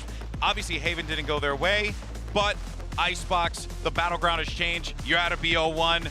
Go ahead and close it out here if you're Giants. But here goes your Prime Gaming Agent Select, and we'll see what ends up getting locked here, Mimi, but I have a feeling it's going to be more of the same. Yeah, I think both these teams will stick to their composition. Bog standard, the 4 agents you kind of have to play. Sova, Killjoy, Viper, and the Sage. But what I'm looking towards really is Fatinho. You lose out on some utility. You don't have that KO knife. It's a little harder to shut down those Sova drone players when you pick this Jet. And unlike on Haven, you don't have that breach to support you. It really has to be Fatinho himself stepping up. Ooh. Man, this is going to be a good one, folks. The question is, does NRG have some, creepy doll or something like that that's going to allow them to not have to worry about this curse? Or will it really much come back and haunt them here? Game 3 is going to start right now. Let's send it back over to Sideshow and Brent. Thank you very much, guys. Yeah, and I think you've set this up quite nicely as well. What Mimi was saying on the desk, the question remains, can Giants bounce back after that absolute flattening on map number 2? It's going to be a big test for this roster that's been, freshly put together. Yeah, they got a taste of blood on Lotus, right? They see the opportunity right in front of them, and then they just seem to lose their appetite on Haven. And they let that opportunity slip away, fail to capitalize on it. You're giving NRG another chance now to win the series on Icebox. Comfortable territory for them, at least at this event. And I say that, but their defense side did not look great. No, it didn't. But improvements can be made for NRG. Had time to think on it. Giants on the attack side now, not wasting any time. War's going to go up. Drone to try and clear these common angles again. It gets them into position quite nicely. Still FNS, or I should say Som, holding that close angle. Fatinho with a dash-up draft just to try and clear out yellow. Some cheeky ideas, but at this point, have to wait for that wall, I think, to come back. The 0 point from Victor has found a lot of information. They know this isn't a fake. They can stack all 5 players from NRG on B. So, Hypertoxin's going to be back up for Giants. They want to be trying to make a play towards this. That is quite awkward. That's unlucky. Yep, Crashy's just trying to hold that utility to try and deny some form of the plant. Taking a couple of stray bullets, but just waiting game, I think. Waiting for any sort of this utility coming up. Nuki's still holding for that wall. FNS tried to swing wide, and that spam damage is really doing a number to them. The 0 point there from Victor didn't find... Oh, it did find Rhyme, actually. And Nuki. I thought it missed. So that's a value 0 point. It tells them they're still committing to the B hit. Now here we go. 30 seconds remaining. This wall needs to be broken, but quite. Just only one portion of it. Still, the dart was sent into the back, and it did light up Rhyme enough that the kill was found. Artist has his wall. That could be critical. Just spamming the corner, making sure there's no utility known swarms or anything, but Hoodie's just holding this one. In fact, they have lineups to try and delay this one. The critical element is going to be trying to hold on to yellow, and right now Crashy's, this guy is hunting for it. He wants these kills. Another great knife. Wall going to be dropped down. Shock darts across as well. Angle needs to be watched for, but Artis, the wall in play. Dropped over the top, gets half, still being pushed, and it's a lovely double swing and a fantastic opener for Giants. Getting the round on the board to start things off nicely. They've seen NRG pushed against the ropes by KRÜ on this map, and very critical pistol round. It helps get that momentum up, economic advantages. There was so much spam through the smoke to start this round off. Massive damage done to 2 of the NRG players, and then Rhyme just straight up falling. Yeah. The Giants find that first blow, and they're pumped about it. I mean, look at that reaction. Very, big very weaponry close as well coming into this second round. Oh yeah, look at that investment. It's 2 rifles. Cloud and Hoodie.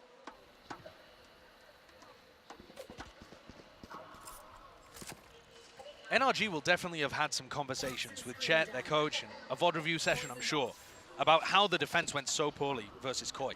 But for me, when I was watching the game, I feel like a lot of it came down to them just straight up being slow to begin, weak in the duels. which is not a normal NRG thing, but they were getting eaten alive by Trex, in particular, Shados. Giants have got some nasty fraggers too. NRG are definitely warmed up, you know, they've been doing DM now for the last 2 maps, basically. But if Cloud wakes up, who's been having a bit of a quiet game so far, you've got some dangerous players. Cloud, Fatinho, Nuki. FNS.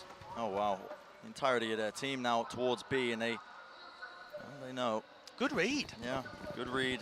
Giants just evacuate. No risk whatsoever. Getting the hell out of there as soon as they hear the first pistol shot. 30 seconds left. Really keeping a close eye over the course of this map as well to Artis as a player and the kind of impact he can have, because we saw him turn up when he was playing the Jet, but you know, self-proclaimed flexible player, but it's a lot harder to have the same kind of input and impact. Yeah, it's a rough role. Yeah, when your role is relegated, especially down to that Sage, but Tell you what, Nuki looked fantastic in his opener playing Sage against Detonation. Obviously, a very different tier of opponent. Yeah. I think NRG, by the look of it, just going to try and play to die to the spike. Yep. Kill anybody that tries to escape through that avenue. But yeah, Brent, I am so interested in seeing that. In fact, the head-to-head, if anything, of Ardis Nuki to see who can get more value from a really low-value position. If one of them ends up overperforming what you expect from a Sage on Icebox, that could absolutely be a difference maker. Yeah. It's a similar tale for both of those players, honestly, as well. The fact that, you know, we think of them playing duelist, or in some cases for Ardis playing that chamber the prior year, but both taking more of a back seat in these new rosters that they found themselves on. More supportive roles indeed, but the mechanical skill is still theirs. Definitely seen glimmers of it. So Giants with a lot of weaponry heading into round 3. Can Rhyme cook something up here? You said it earlier, Bren, the battle of the IGLs, Rhyme getting the better end of Lotus. FNS had a pretty decisive clap back on Haven. Yeah, you could say that. Yeah, so heading into this third map, though, it's fairly equal. If Rhyme can cook up something great to dismantle the NRG defense, he'll put a lot of pressure on FNS. Yeah. Fine, not even that bad, honestly, for Giants with the 2 Vandals still in the hands of Cloud and Hoodie. They didn't end up losing those, and it's a similar play towards B main, making sure that they take this space. And that's great spam. Oh, it's lovely spam, yeah. This is something that Som wasn't doing too much, and FNS wasn't doing too much. Last time they played Icebox against Koi, they were kind of letting the plant go down for free on B. I like this, getting much more proactive, spamming the normal lines. And Nuki's been taken down. That's the Sage out of play. And how do you want to play this now? Because you don't have that wall to try and get that safe plant. In fact, it's a whole ton of utility as well. A deep alarm bot in case they push past the wall. And this is, I think, the big problem with Sage comps on Icebox. If the Sage dies, you got nothing. You don't have a boom bot or a flash from a KO or anything like that to be able to get deep into the site and create space for yourself. So if Nuki falls, where do Giants go? Yeah, and time is starting to run low now in this round. 30 seconds remaining, waiting for that fuel to come back online here. So Rhyme's going to be sending that wall back up, but how do they want to take this one? All of the players gearing up for potential push forwards, and it looks like they are trying to take matters into their own hands, right past the wall. But what? You can't be pulling that out, Victor, not again! But he rips it around, and the spray down finds his targets. How is it always Victor This that guy, does this? Yeah, I don't know, blessed on LAN or something. Someone check his PC. He's got a horseshoe stuck up his ass. he's finding 4-leaf clovers every time he goes outside. That is, yeah. Maybe just resetting his aim, but... What? No, there's no way, man. I don't know, man. He is falling and shooting there. That is quite absurd. He's made a pact with the devil or the dev team, and I'm not sure which.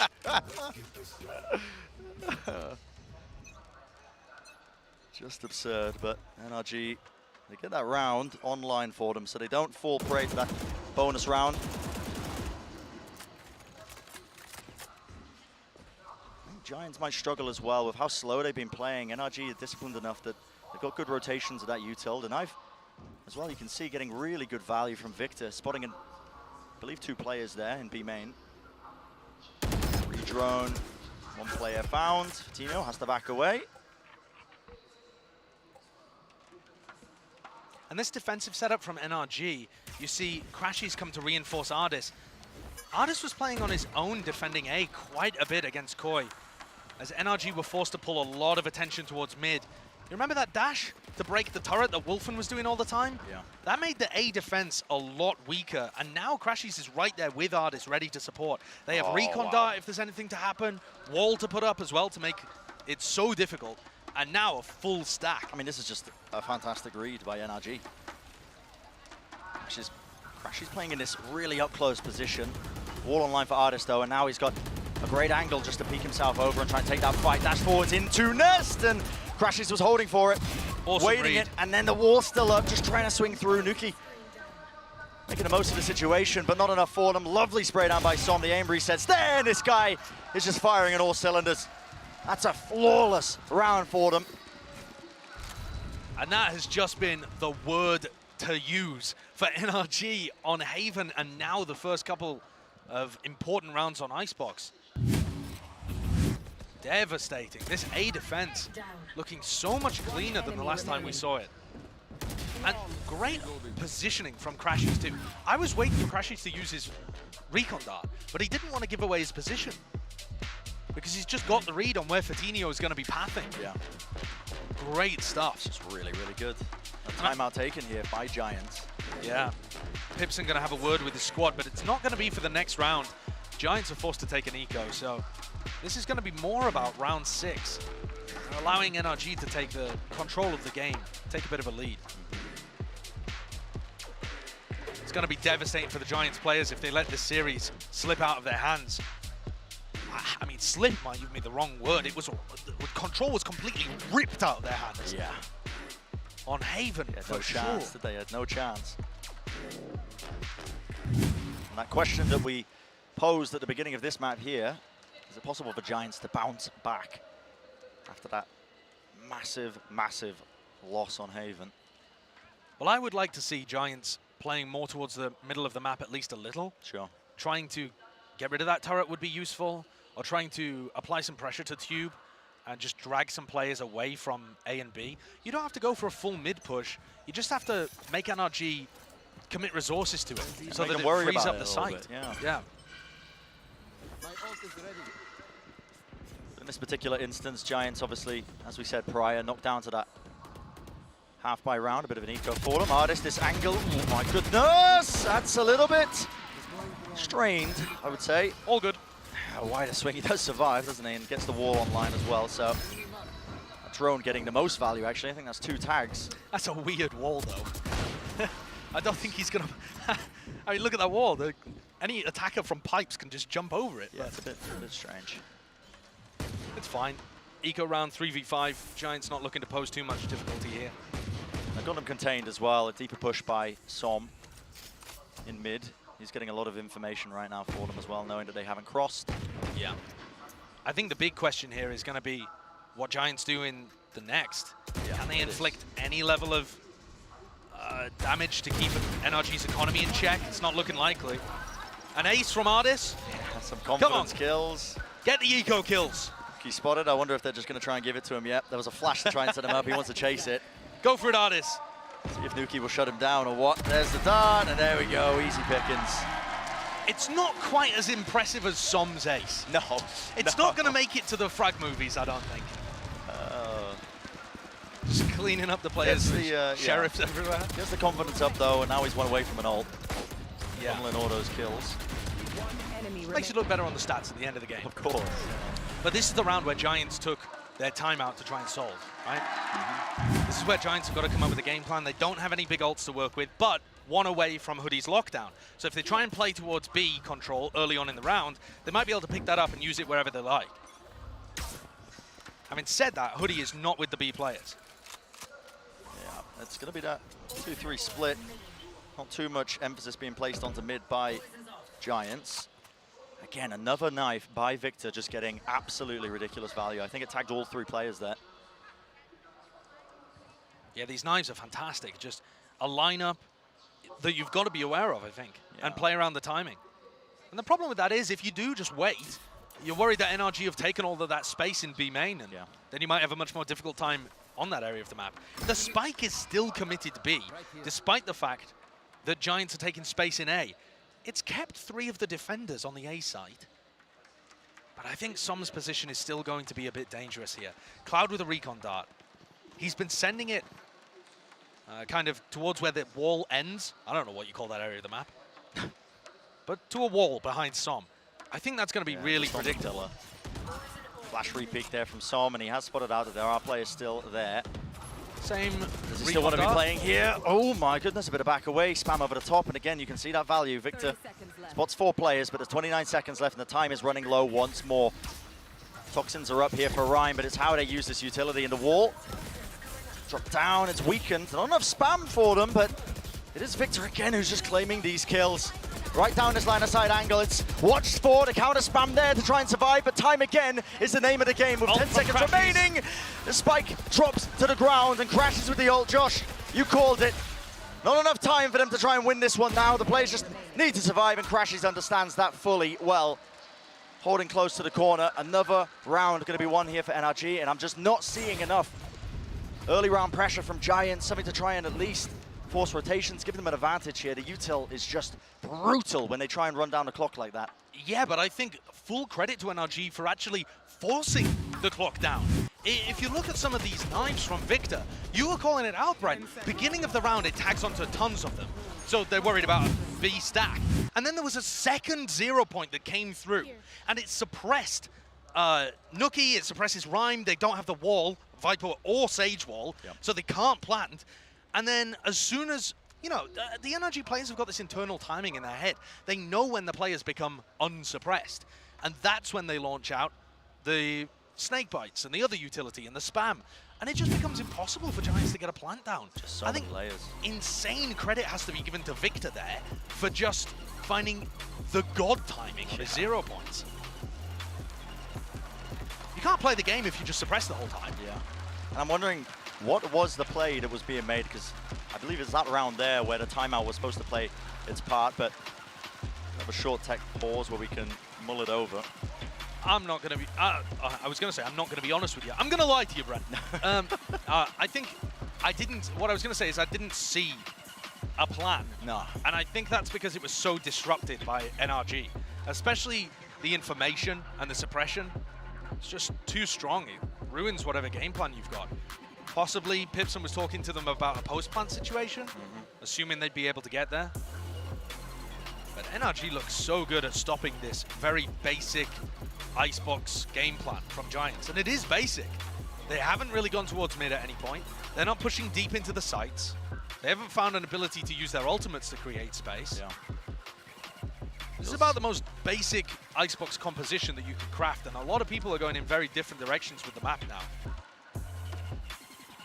I think back as well to that Icebox map the Giants played versus Detonation, and it was relatively one-sided, but I will say the game plan was pretty similar to what you're seeing here, I think, on their attack side. It was very one-dimensional, hard hits towards the sites.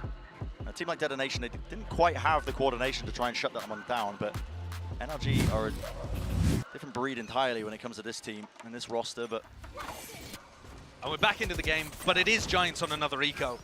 Nookie with a hero rifle, and Fatinho's got a blade storm to work with, so there is some danger. But it's not great. Not great. Could do some damage with it though. Drone's going to get broken, spots the one player, so they know they're loitering around that area at least of a few. And the ult situation's devastating too. Even if the NRG players die or get a single kill, so many of them are going to get ults online for the next important round. There's just so much utility to try and chew through. Doing a setup, look at that, the alarm bot being utilized actually for the one side there. Fatinho needs a pop-off round here. Yeah, it's pretty much the only way you can really salvage this one, otherwise that doesn't look ideal. Pings going towards mid here by the Giants players, so yeah, okay.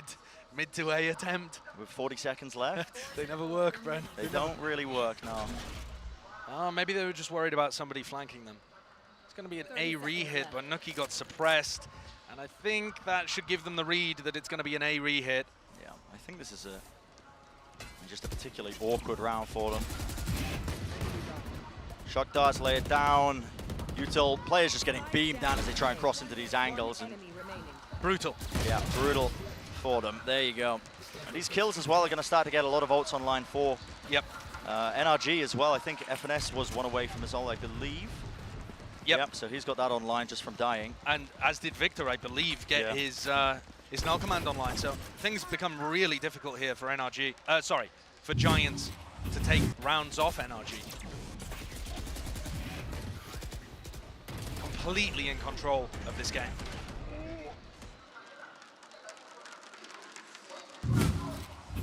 Now we see Giants again. Opportunity to respond here, but steadily this half is slipping away from them. The series is slipping away from them. Same sort of drone being used. That's cut out early though, so it doesn't get a good clearance of B main for Cloud. And Ardis has got his operator online. I don't know whether they spotted it on B, but they're definitely avoiding it, whether intentionally or not. Ardis is up. It was a bit of a game changer even in the game against Koi, but he was only able to get it online in round 10. This time, the economy working way better for NRG. Online just after the halfway point. Deep position by Crashies. He's played here before, narrowly avoiding the shots that were sent his way, but again, it's that dash play. Tino was there, and it feels like, again, counterplay on the part of Crashies. Holding close so we can punish it. What do you do if you're lacking your jet to be able to get past this Viper wall? Again, just bogged down by Otis Util.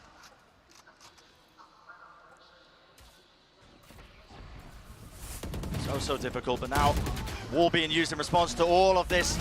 Crossfire as well set up on top of 410. Hoodie's going to be dropping back, but last player left standing. 30 seconds left. Got to pull off a miracle, and it's just not happening, is it? NRG looking so largely in control now. And it's sublime gameplay from Crashies. He is controlling this game. Hey, it's not at the top of the scoreboard because Ardis got that free ace against the Ecos. But in terms of impact frags in the important rounds, it's been Crashies. The fact that they're spamming his position, don't do any damage to him, and he still gets the kill on Fatino. The Giants have to make an adjustment to that. They are never going to win an A round if Crashies is always killing Fatino, and there's no trade possibility. You either need to pound that area with Util, and they don't have enough. You know, they don't have a comp that really can throw a lot up there. Or they need somebody going across the rope with Fatino, I think. Where Fatino dashes to the left, and someone goes across the rope to the right, and they sandwich Crashies. Something to break it. Make a flat patty out of him. You can just see how difficult it is for Giants. Even on this round, obviously stacked up, seeing if they can get really good fights with the weaker buys that they got. Tagged up, but he did manage to catch that timing, so he's worked his way around. A slow orb doing a lot to slow him down, and there is that trade in play, so Viper's Pit. Yeah, rifle picked up as well. Rhyme could drop this down. I think you've got to drop this down. There's a wall in play as well. This is one of your best opportunities to win a round. I know you're 2v3, but still not going for it. Not opting. A little bit worried there. That was a little bit miscoordination, I think, but Victor does make the most of it, I think. The flash did miss at the end of the day, just down to Fatino now. 1v2. Tap onto the spike, and they double face it. They know he has to wide swing that. And whether they've got a plan for the Viper's Pit in another round or lacking the confidence to pull that off, they went for the res instead on Fatino, who didn't have a rifle, and it all just falls to pieces. Yeah. Giants with such a good opportunity to make something of that half after they've just been devastated ever since the pistol. This is now looking as one-sided as Haven. Yeah. It comes back to that question, you know. Does a team like Giants have it in them to be able to come back? When you get battered in the previous map, the series, you know, in theory, so close before them being able to knock out a team like NRG. It's 1-1 in the singular limb tournament. And I wonder if Rhyme got rattled a little bit, because we've seen some uninspired calling, and his fragging's at the bottom of the scoreboard too. Maybe just got taken out of his headspace a little bit, but Giants are going fast here. Yep, a fast play is the answer.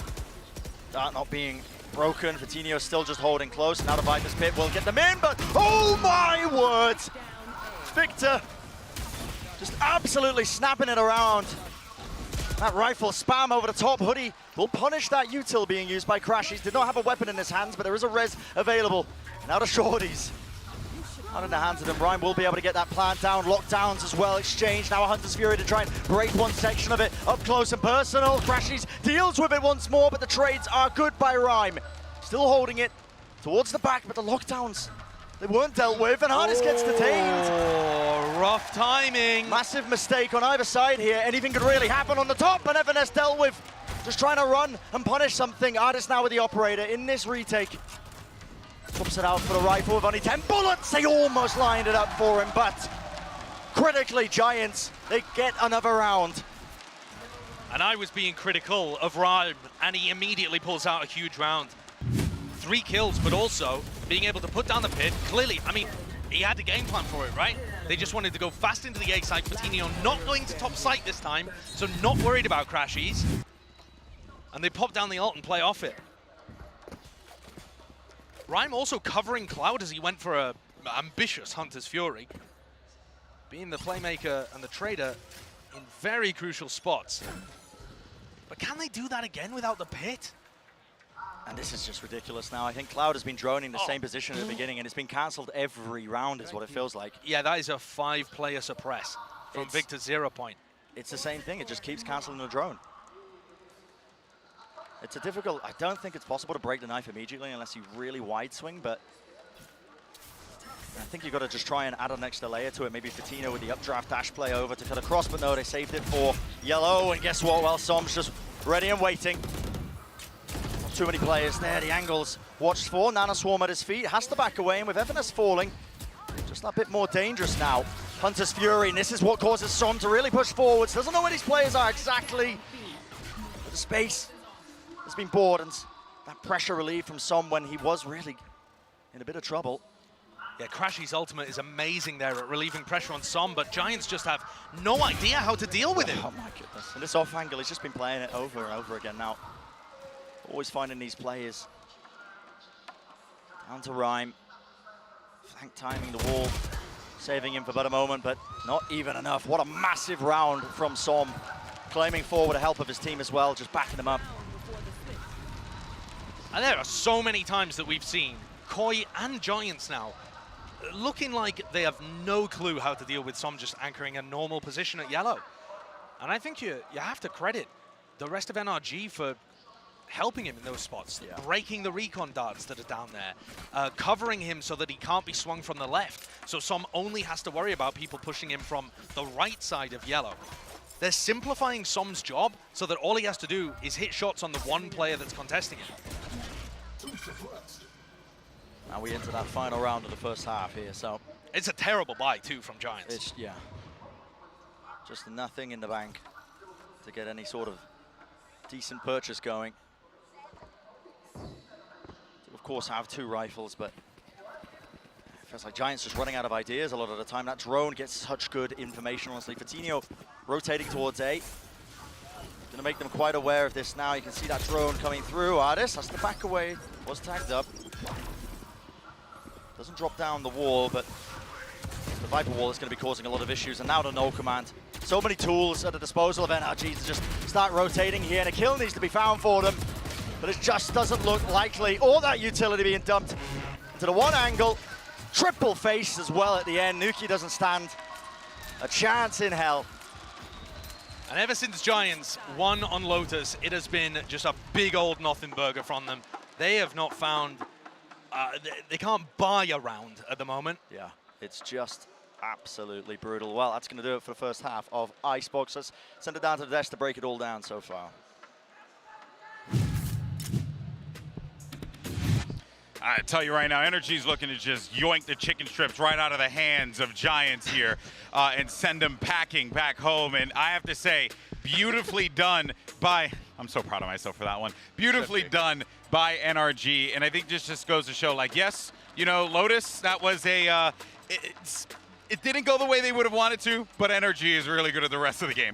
They really rattled the cage by taking that first map of Lotus. NRG have just incredibly, just clap back. There's nothing that I can say positively, really, for Giants. You can always make another Burger King reference. I don't care to do that. Anyway, it's just been a brutal ride right now for Giants, and getting themselves back into this, I don't know if it's even going to be possible. Yeah, and I think so much of their game plan on this attacking side was reliant on Fatinho kind of dashing and creating space, and then getting this plant down with the Sage, standard Icebox stuff. But that has been getting shut down so incredibly consistently. Here you can see one attempt at that from Giants and get across, take yellow control, but they initially get stalled out. Fatinho dies, and then NRG has time to rotate absolutely everyone in, and they just have so much utility that they're using excellently to stall. You see Nano Swarm, a Slow Orb, a Sova ult, all coming out. Giants have barely been allowed to get that spike into the ground, and that was their big win condition. That was the kind of main point I think they were trying to get at on this attacking side,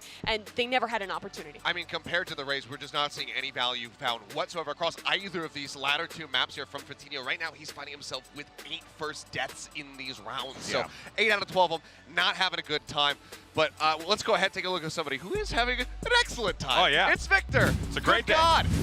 He has just been having a whale of a time right now, coming out here with this KO. Widely, we expect he's going to have to be kind of being the one leading the charge for them as they do get ready to go over on this attack, since they don't have a duelist alongside of him. But he's been putting up some solid numbers. He's been getting some wild kills, something he should never be able to pick up. And of course, it was Fatinho who was in the opposite end of that drop-down shot where he's just trying to noise cancel. But yeah, Victor has been having a massive turnaround performance in these last 2 maps compared to Lotus, much like everybody else. Yeah, everyone is playing incredible on the side of NRG, and for Giants, this is their last chance. They proved they can do it. They took a map, but now they need to do something harder. They need to come back to try and stay alive in this tournament. It's going to be so difficult. Well, there's one time to try and just, put the curse on them. It's right now, 9-3. What better time than now to do it? Let's send it back over to Brendan's Sideshow and see if Giants can fight back. That is the big question, isn't it? Golden Boy, can Giants fight back, or are they just going to crumble for our eyes? Great start to the series overall, being able to take Lotus, but I think you guys on the desk said it best. They really have rattled the cage and awoken the beast that is NRG. And I'm so worried for Giants now, because 3-9 down. And NRG so far in this series have got the plant on their attack 24 out of 25 times. I mean, they've literally got the spike down. 24 out of 25 times. Ridiculous.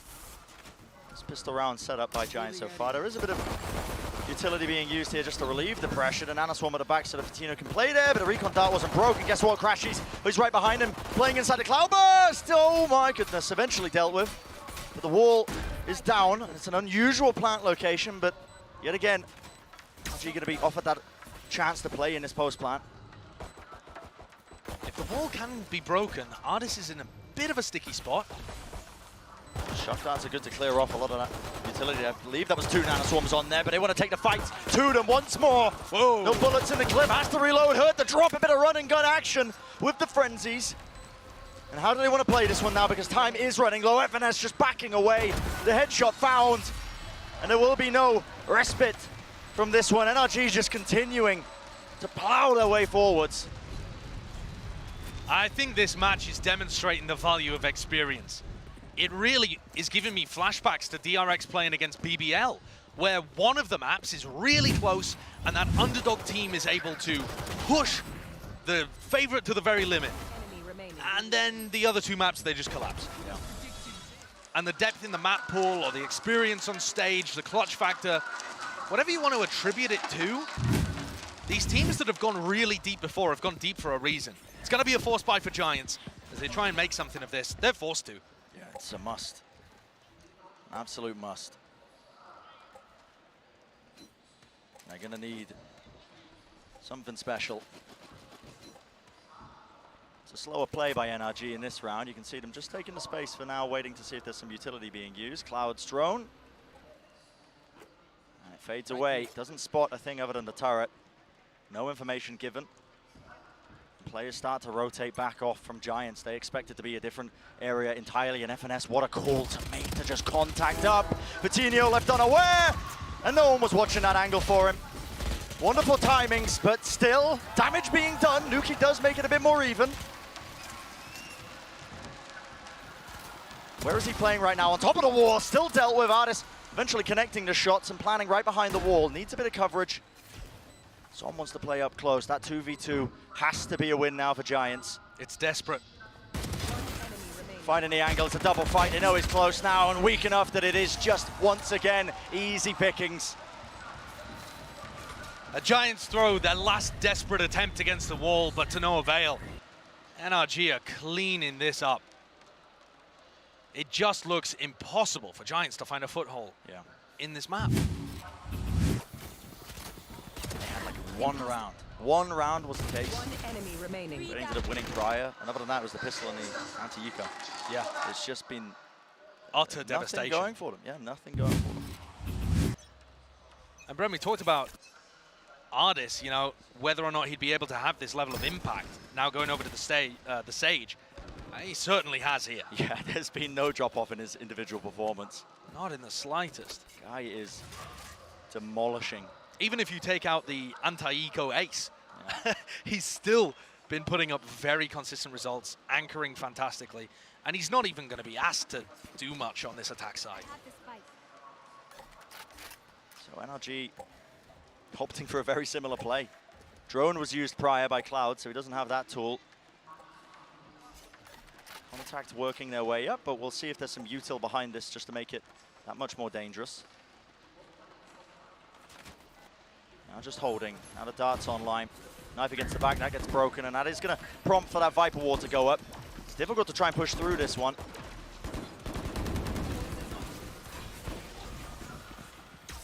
Rhyme holding close now to 410. Needs a massive shot, needs a massive play to happen. Still the players are there, one shot found, but a trade necessary now with the spray down. So I'm still cleaning them up and doing the most for them. Hoodie drops down to 1 HP. But allowed to escape. Yeah, plays his life now, still down to that 2v2. Crashies, watching the one particular angle, has to know the rest of them are coming just in case they are on rafters, but biding their time now down to Vitinho. What can he do? Spectre in his hands isn't the best weapon for the job. And Hoodie falls at the end. Som cleans it up and an ace to finish. Impeccable performance from this guy. When the expectations were rough, they were up in the air just before the tournament even began, but he has showcased just absolutely amazing stuff over the course of this tournament. Yes, Som looks monstrously good. Icebox, his playground, the way he weaves around the defenders to pick up every crucial, important kill here. So calm. And exuberant at the end. They can feel it. 1,000 chances here for NRG to put the nail in Giants' coffin. It is inevitable, inexorable. Giants have had nothing to say for these last two maps. Not much, but maybe Cloud could make a minor difference there. No one quite watching that angle. See what the reaction is now from NRG, but you are right, Josh. It's a mountain to climb, and maybe you need a couple of moments like that just to offset it. Enough damage done to Som that the turret eventually finishes the job, and a push through. Well, not a care in the world from the Giants players. Sometimes you've got to make the non-percentage play. Okay, so one of those 1,000 chances taken away. And NRG knocked down onto a bad eco. So, okay. Could Giants possibly put something together here? I just don't think so. I mean, it is so far away from being a close game at all. It's got to be 8 in a row. It's got to be 8 in a row. It's just nigh impossible. And for Giants, their backs against the wall, their first time on stage. And for a lot of these players, first time on a big stage as well. It's only Nookie and Hoodie that have that experience turning up to an event of this size. Rhyme just holding that close angle there. Jump peek almost getting punished. Rushes over, extending himself, and now the drone's going to be used. A lot of positioning, a lot of knowledge going to be gained, and, well, watched for players all over the place now. Hunter's Fury, that's a re-swing into mid. That is a great punish by Som. But eventually traded once more, and you are left in this 2v2. It's so scrappy that honestly it could be anyone's game, even still. Ardis, oh my god, doesn't even opt for the play, doesn't even opt for the spike to go down, but Hoodie does claim the kill. FNS so low that it's really just coming down to timings. Whew. And that's a round where NRG have terrible weaponry, and it's still down to a 1v1 where I don't know how Hoodie pulls it out. The Brazilian crowd are rooting very heavily for Giants here. Enemy remaining. I think that might just be the classic loud NRG rivalry. Yeah. But there's another one. 7 in a row now required for Giants. But NRG with weapons in the hand and crazy ultimates to work massive ultimates, isn't it? They can just throw everything towards the A site here if they wanted to. They could probably get in just with Victor's ultimate and then play post-plant, lockdown, Viper's Pit, whatever they want. Here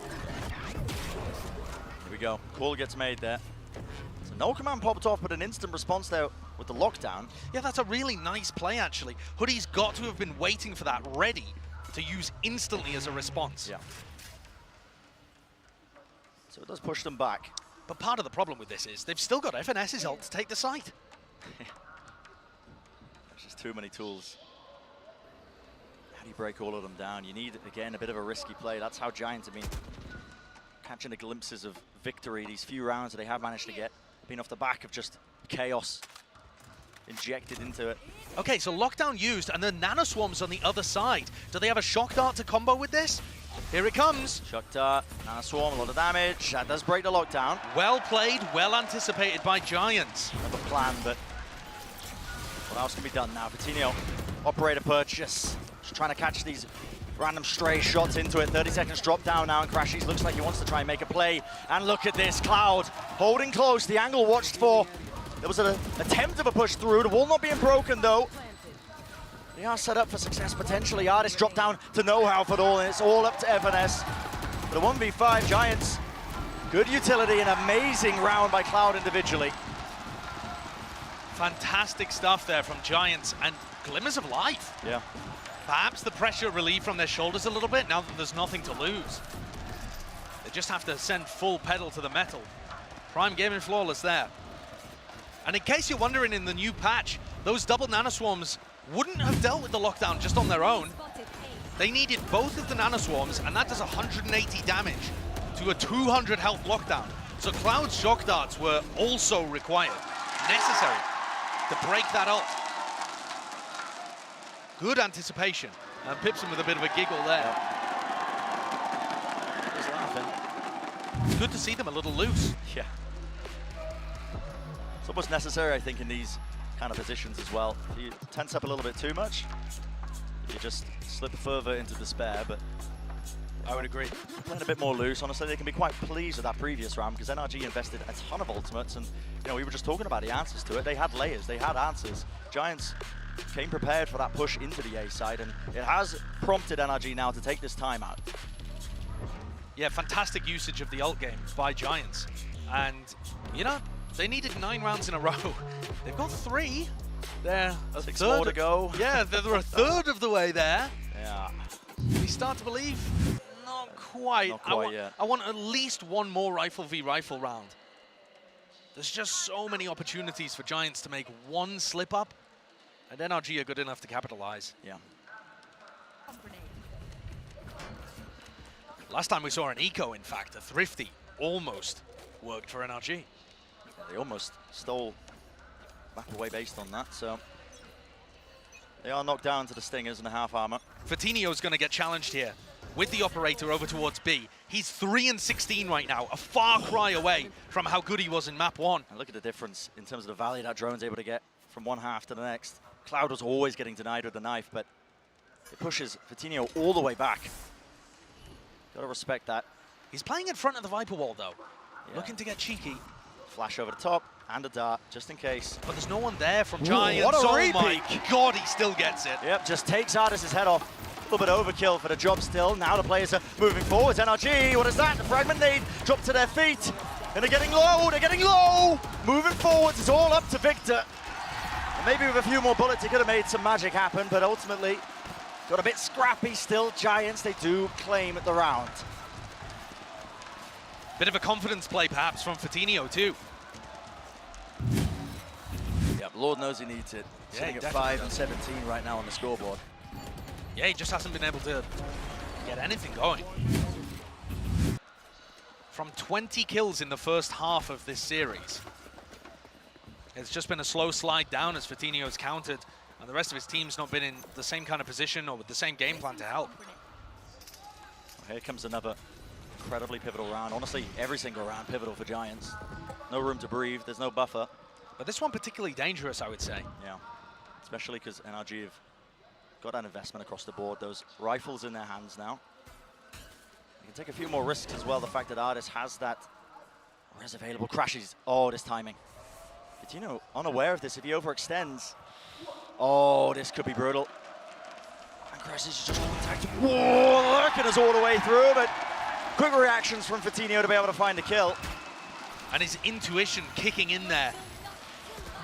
Even though he had no idea that Crashes was in that spot, Spidey senses tingling.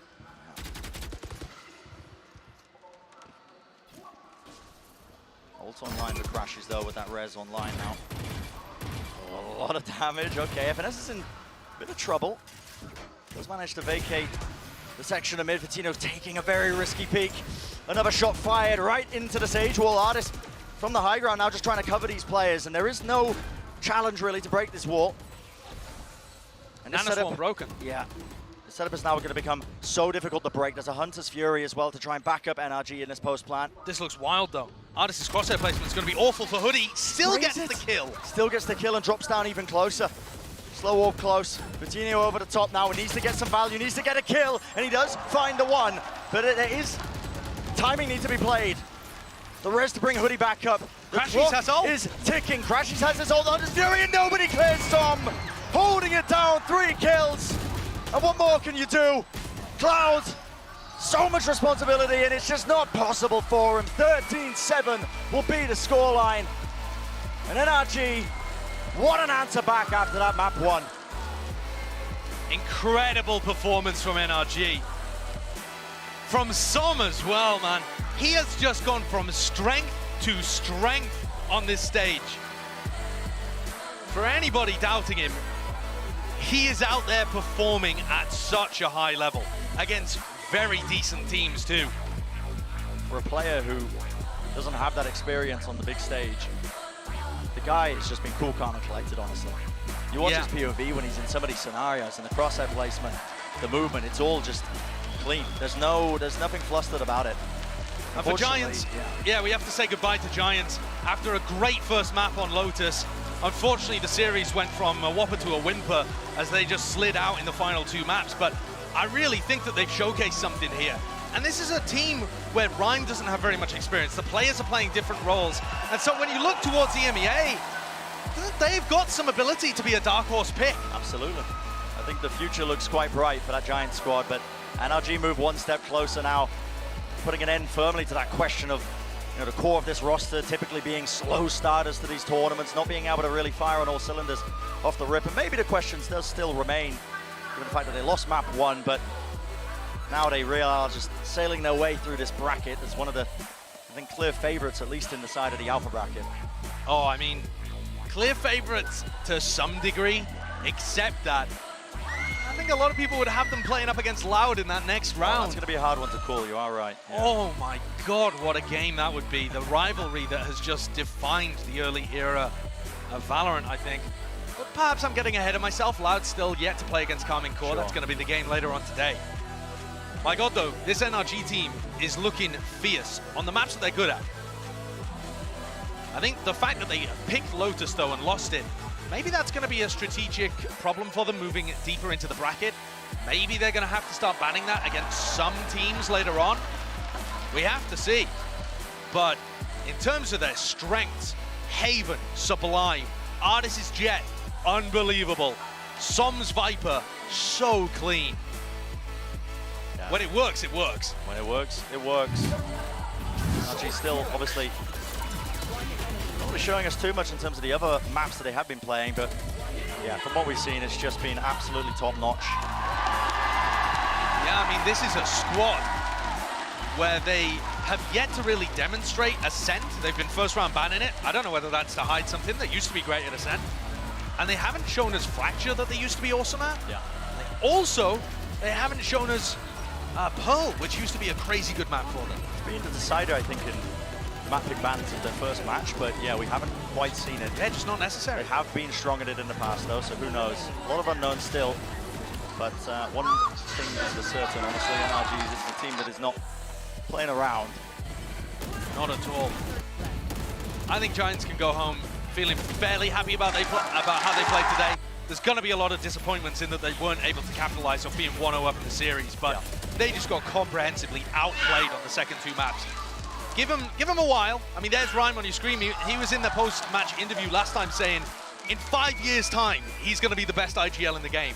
But my man's got a proper long-term career plan. That is really long. That is him looking way into the future. LOCKIN, obviously not the final goal for all of these teams here that are in the partnership system. But Brent, who would be your player of the match? If I had to push you for one on the Optic side. I would, listen, I got a soft spot for the IGLing, I think. I would go for FNS personally. I think you could make arguments and claims for some. That guy was just monstrous, so consistent. Usually it comes down to clout when we get the MVPs. It's whoever's got the most Twitter followers usually, but yeah, we'll see. I think Som was fantastic map 3, but yeah, everyone pulled their weight. Yeah, well, that's going to do it for the first series of the day, but do not go anywhere. A short break. Now, Des is going to be setting up that second series of the day. You don't want to miss it. We'll see you soon.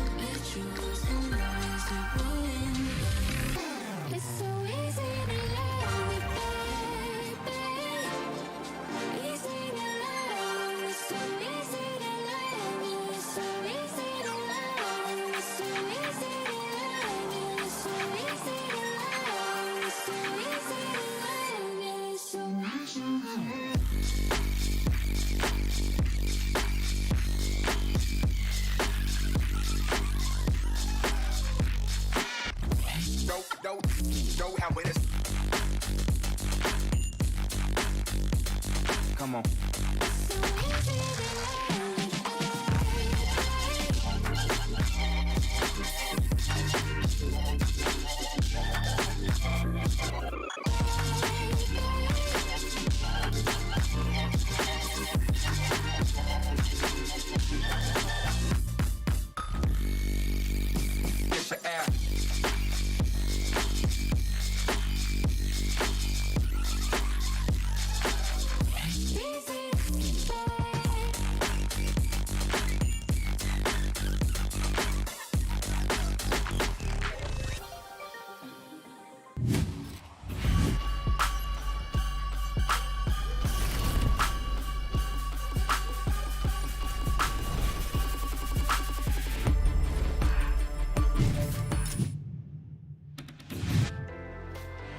It's time for another epic chapter in the never-ending story of NA versus EMEA. We have NRG taking on Giants Gaming, two incredible squads, but only one can move on. Let's go, Bobby. Let's go party. Yeah. He's read this so well, but Rhyme does an even better job of making sure to clear him out. Going out on top here, pushing for the smoke! Rhyme getting 3 kills in a round, the Red Bull clutch. A bit of a jiggle with the movement, and still 2 players remain. A rifle in his hands, but Som does a lot to contain. Ooh, that's a squeaky one though, isn't it, Bren? That is a squeaky one. But just the duel's being taken for Tinio though, Nuki backing him up, and now it's down to Artis. Baiting the angle once more, and it's found the fight. Nuki takes it. And NRG really pushed them, but Giants say, we gotta win in OT? All right, fine, have it your way. I don't like these rounds very often. These are really, really awkward. Oh, right down to the 1v1. Spam angle found, and the swing is good at the end of the day. Not quite, actually. Not opting for it, but there we go. FNS, still the players remain, and they just did not know that Crashes was there. A really, really strong answer back from NRG. We're going to be going to that map number 3.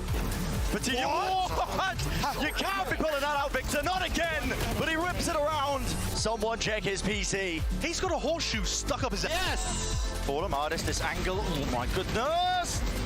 An ace from Artis. There's the dart, and there we go. Easy pickings. Nice. Come on, bro. So I'm still cleaning him up and doing the most for them. Hoodie dropped down to 1 HP. And Hoodie falls in the end. Som cleans it up, and an ace to finish. 13-7 will be the scoreline. And NRG, what an answer back after that map 1. Incredible performance from NRG.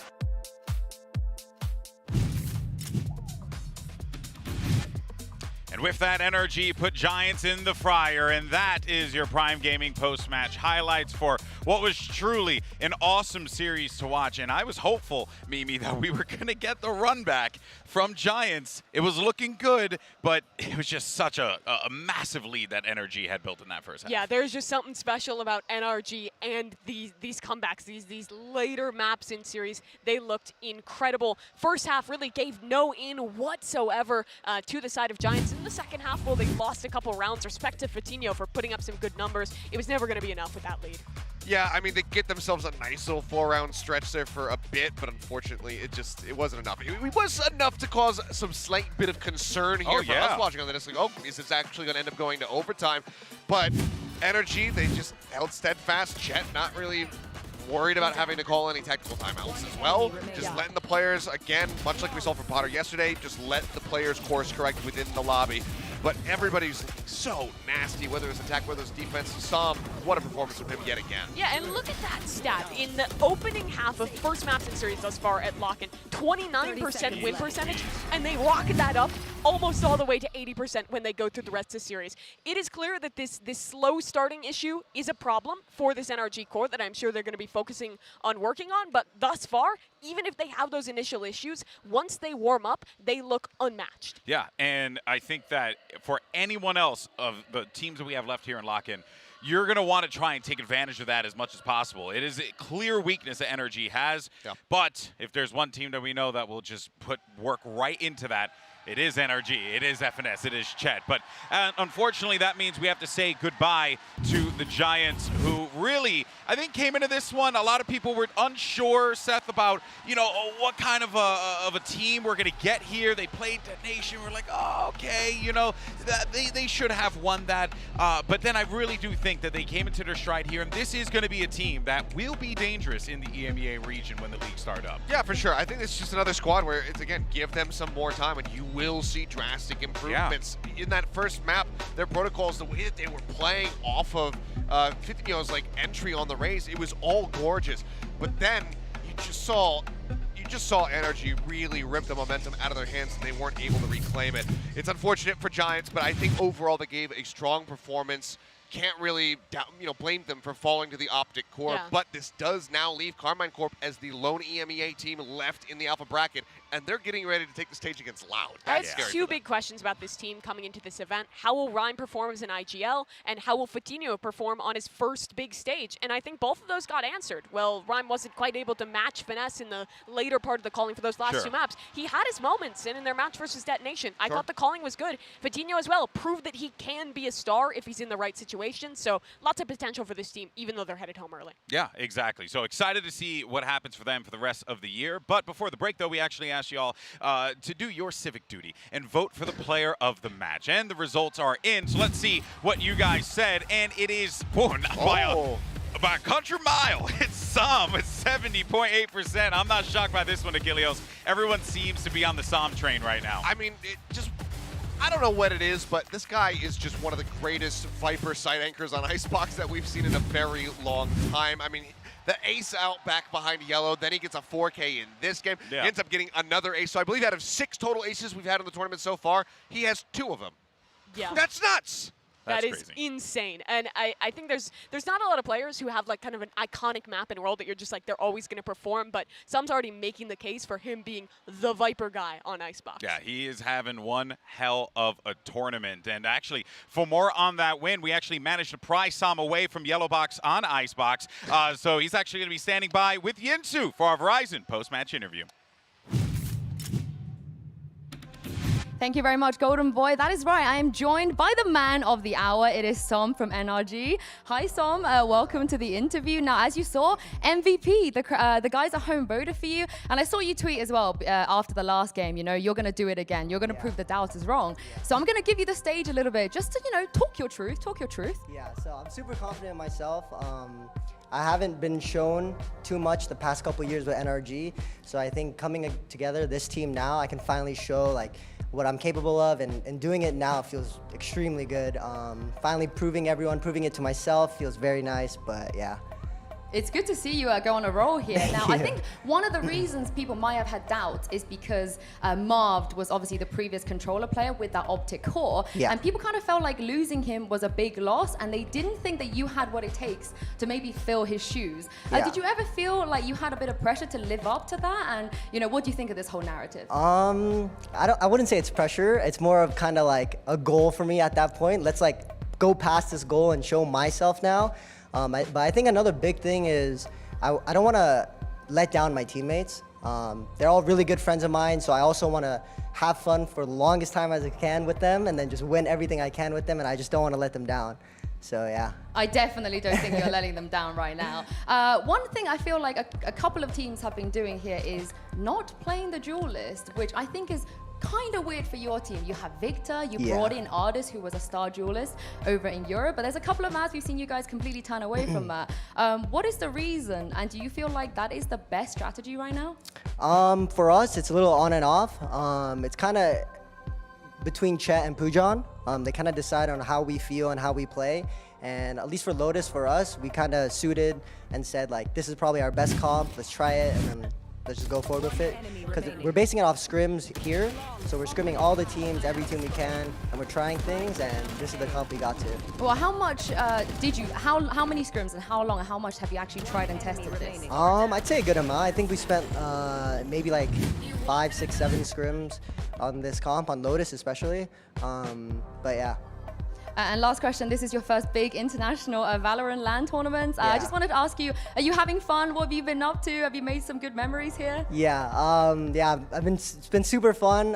One experience for me is just like meeting everyone. First time ever meeting like everyone. So many familiar faces I see online, so I just see them. It's nice to see them and talk to them. But yeah, Brazil's great. Yeah, I mean, you got to keep winning in this tournament. Thank you very much, Son, for joining me, and we'll see you in the next round. Thank you. I think I should be passing this back to the desk. No, I should not. I should be throwing it to a break, guys. My brain is going crazy today with all of the Valorant we've been watching. But we're gonna go to a quick break, and when we come back, we're gonna be bringing you K Corp versus Loud.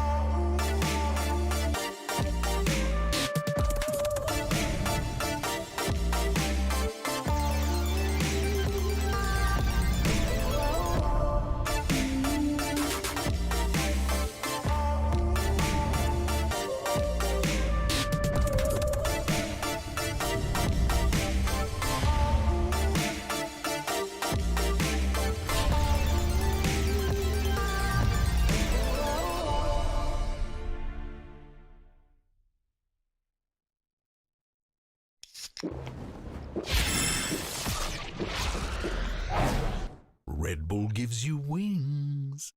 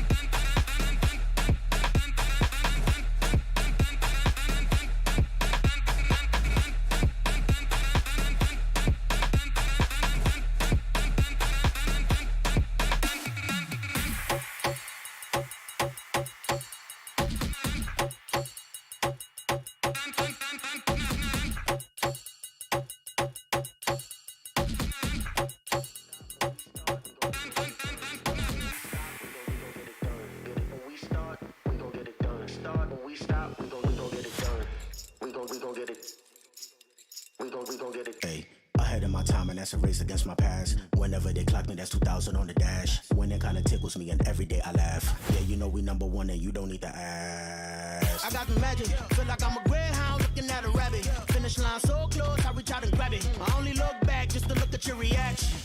Can't stop when we start, we get it done. Take no days off, we #1. Lace up these kicks, and we run. Like this, we gon' get it done. We gon' get it done. Take no days off, we gon' get it done. Stop when we start, we gon' get it done. Start when we stop, we gon' get it done. Get it when we start, we gon' get it done. Start when we stop, we gon' get it done. We gon' get it done. We gon' get it done. I be taking off, keep going on, and I resume. Turn it all the way up like we filling up balloons. Already a winner when I came up out the womb. Moving like a conference call at work. Zoom. I'm in a hurry, I can never slow down, my pictures are blurry. I always overdo it and it's very necessary. I got winning on my mind and the rest is secondary, we gon' get it done. Can't stop when we start, we get it done. Take no days off, we #1. Lace up these kicks, and we run. Like this, we gon' get it done. Stop when we stop, we gon' get it done. Start when we stop, we gon' get it done. When we start, we gon' get it done. Start when we stop, we gon' get it done. Stop when we start, we gon' get it done. Start when we stop, we gon' get it done. Get it when we start, we gon' get it done. Start when we stop, we gon' get it done. Stop when we start, we gon' get it done. Start when we stop, we gon' get it done. Get it when we start, we gon' get it done. Start when we stop, we gon' get it done. Stop when we start, we gon' get it done. Start when we stop, we gon' get it done. Get it when we start, we gon' get it done. Start when we stop, we gon' get it done. We gon' get it. La diferencia. Dímelo Chuy, KRÜ. Quiero que tú dices. Parlez vous français. Esta noche me la voy a comer. Esta noche nos vamos a beber. Prenda los blones que vamos a prender. Dale, mueve, mueve ese culo como dice de uno. Tirando patas como si fuera judo. La diferencia, KRÜ y Chuy llegaron los duros. Porque esa vaina vibra. Porque esa vaina vibra. Porque esa vaina vibra. Porque esa vaina vibra. Porque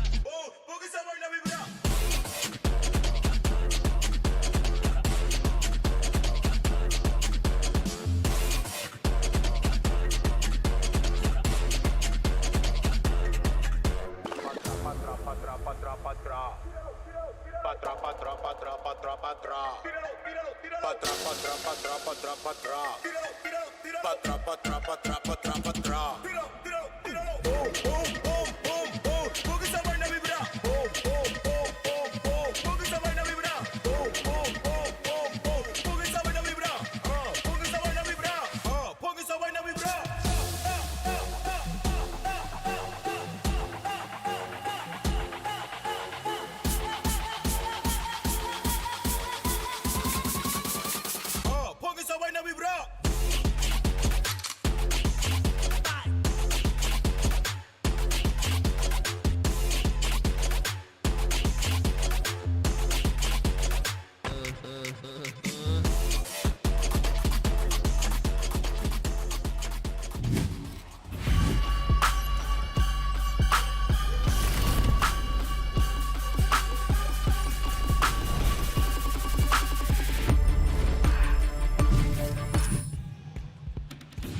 Welcome back, everybody, to Lock-In, and our second match of the day between K-Corp and Loud is on the way. I'm your host, Youngsu, and joining me are familiar faces, Mimi and Kilios. The first game is done out of the way, and they're going to be waiting to see who they're going to be playing the next round, of course, between K-Corp and Loud. Let's start with K-Corp. We've said bye to one EU team already, Mimi. I don't want to say bye to another one, but just talk me through what you've been able to pick up so far from watching their last game. Yeah, K-Corp was interesting. They come out with this style of going completely against duelists, only running these duelist-less comps, which is quite a pivot from previous rosters that Scream has been in charge of. But I think they performed pretty solidly. I think the coordination was good, but there were still a lot of moments where you could see that this is a new roster. They were leaving gaps, and FPX was really able to punish them at times.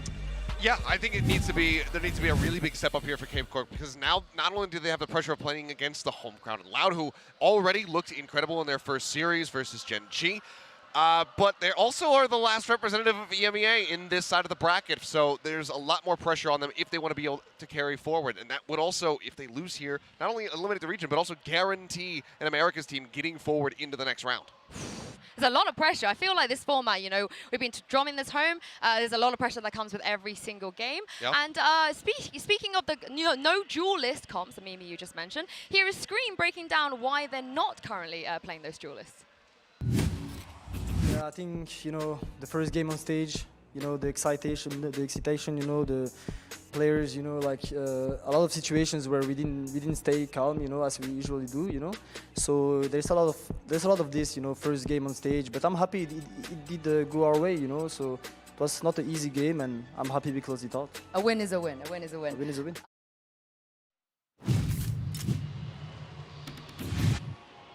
Kilios, I don't think I ever expected someone like Scream to say the duelists are overrated. Yeah.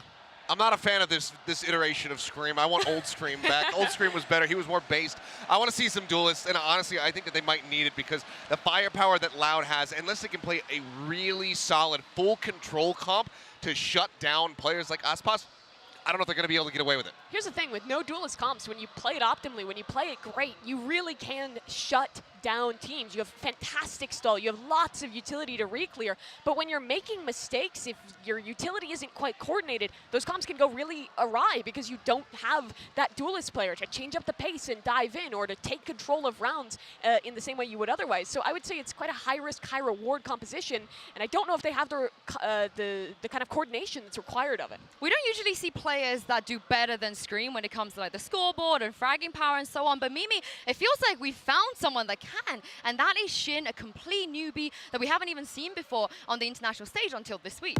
Yeah, talking these no duelist comps, when you don't have a duelist, you need someone else to step up and be the tip of the spear for your team. And that was Shin, playing on the initiator role in their first match. He had an absolute lights-out performance.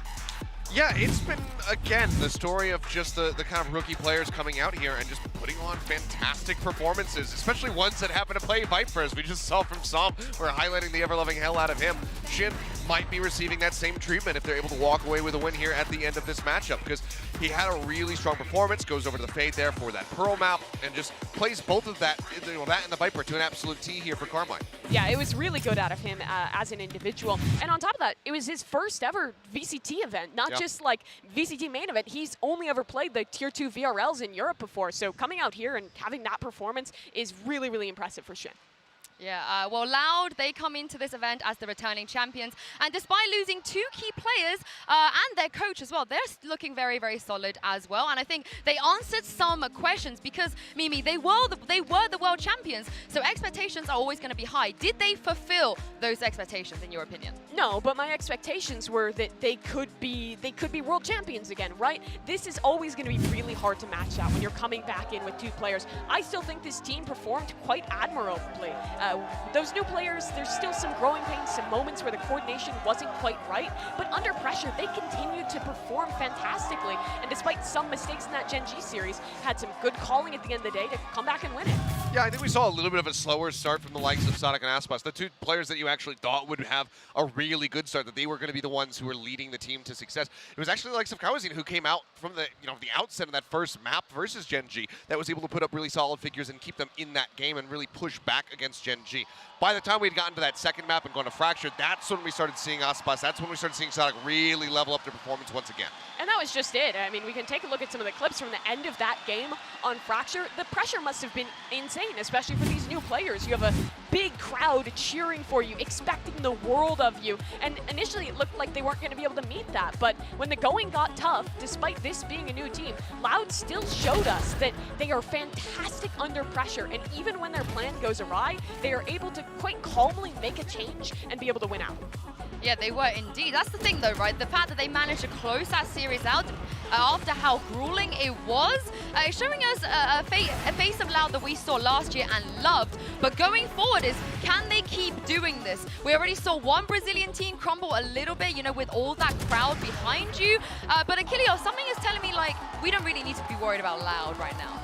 I'm not that concerned. Honestly, I kind of thought that they were going to have that series in hand yesterday, but Gen.G actually outperformed my expectations. You know, considering how recently things have come together there, considering that they have not had that many people go to an international stage. You can already hear everybody getting so jazzed up behind us for Loud. But I think that they still look solid. To be able to just really shut down as soon as they got into overtime, not allow for a moment for Gen.G to pick up a single round there, I think it was really, really strong from them. And I think that after they now have that initial experience out of the way, today we should be seeing them in even more top-tier form. You guys mentioned KRÜ already, but let's talk about him because he is doing amazingly, given the fact that he had such big shoes to fill, Mimi. Yeah, like you brought up earlier, Seth, when the core players, when the players from that old Loud roster weren't performing, KRÜ showed up and played fantastically. I think if it was not for his individual performance on Pearl, which was absolutely fantastic, there's a world where this could have been a 2-0 for Gen.G to win. I fully agree. I think that the way that he leveled up in a lot of those individual rounds, putting up solid figures, I mean, 208 DPR as well, just that is really what stopped Gen.G from being able to get past this 9-round score count, and they were able to run it all the way to the end and be able to get that win. I think if KRÜ does not have this performance, we're probably looking at a nice little solid start for Gen.G. Maybe they still can't quite pick up a 2-0 because Fracture was so close, but I think KRÜ was pretty much individually the difference maker for the squad. Yeah, and it is a very direct comparison between him and Shin, two players that came onto the stage with a lot of pressure on them, and both of their individual performances were in big part why their respective teams won their opening match. Well, this tournament so far has been a lot about the newbies, but we do have a veteran player, Sadak, here to talk about the new and improved Loud. Então, realmente o primeiro jogo foi difícil, a gente demorou em adaptar-se, porém, a adaptação veio, a gente estava muito confiante no nosso lado de ataque. Sabíamos que ia dar certo e tivemos muita confiança e deu certo. Fiquei muito feliz com a estrela dos meninos, eles realmente desempenharam muito bem, mas isso aí foi um reflexo do todo o trabalho que a gente fez no Brasil, aqui, né, no bootcamp também. Então estou muito feliz, os meninos mostraram o que são capazes. Não, realmente foi uma loucura ver tantos fãs do Brasil, né? Tantos fãs aqui apoiando a gente. Foi uma loucura, foi muito lindo e uma sensação única de apoio sem igual.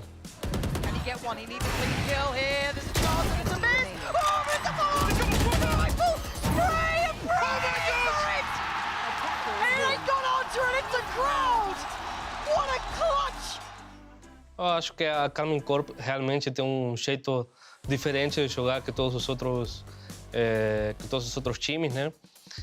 Temos jogadores muito bons realmente e a gente tem muito respeito por eles.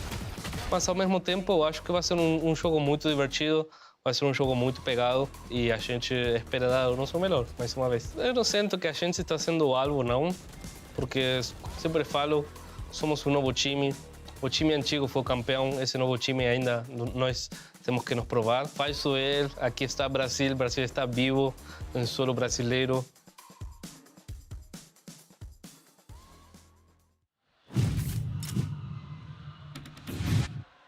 I mean, Sadak, we saw two different sides of him as well. He got challenged, but he pulled it back yesterday. Yeah, absolutely he did. But I think that last point is what was so incredibly important. Yes, this team is coming into this event carrying the trophy, but it is not the same Loud. They have to reprove themselves in this matchup, and the expectation is quite high. Well, we are ready here on the desk. I think the crowd is ready as well. I've had a taste already of what this crowd can do against a Loud team, so it's time to bring them onto stage. Here is Loud and Carmine Corp.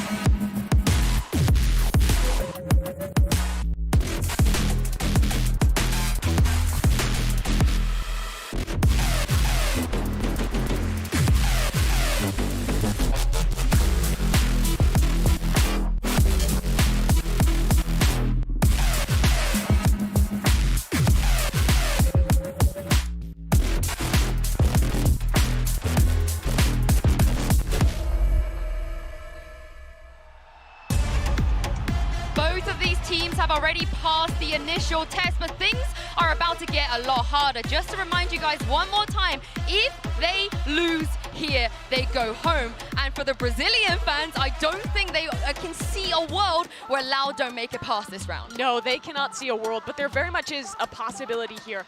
Loud, they are never going to be 100% a favorite. This is not that same team that we saw last year. They're good, but Carmine Corp has a chance.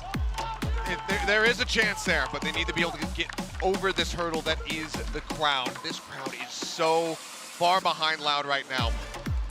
And if they can't overcome that, then they are going to have some struggles as they try to go through this series. I will say, I saw a guy with a scream sign, so maybe there are some K-Corp fans in flag there. out There's in the a audience couple as well. out there. Oh, okay, so the playing field is a little bit more even than it was yesterday. This matchup, I think, has two of the biggest fan bases that we have in Valorant. The Brazilian fans and the French fans love their teams. There are a lot of people's hopes riding on this game for both sides. I can't wait to get into the game, but of course, let's talk about the maps, because we've seen both of them play already. Where would you guys like to see today? We still haven't seen a split. I'm upset about that one. I'd love to see Split come up. I just don't think that it's going to happen. I think that we're probably going to get more of the same. Maps that have been really popular throughout this whole run have been Pearl, Haven, occasional Icebox in there from time to time.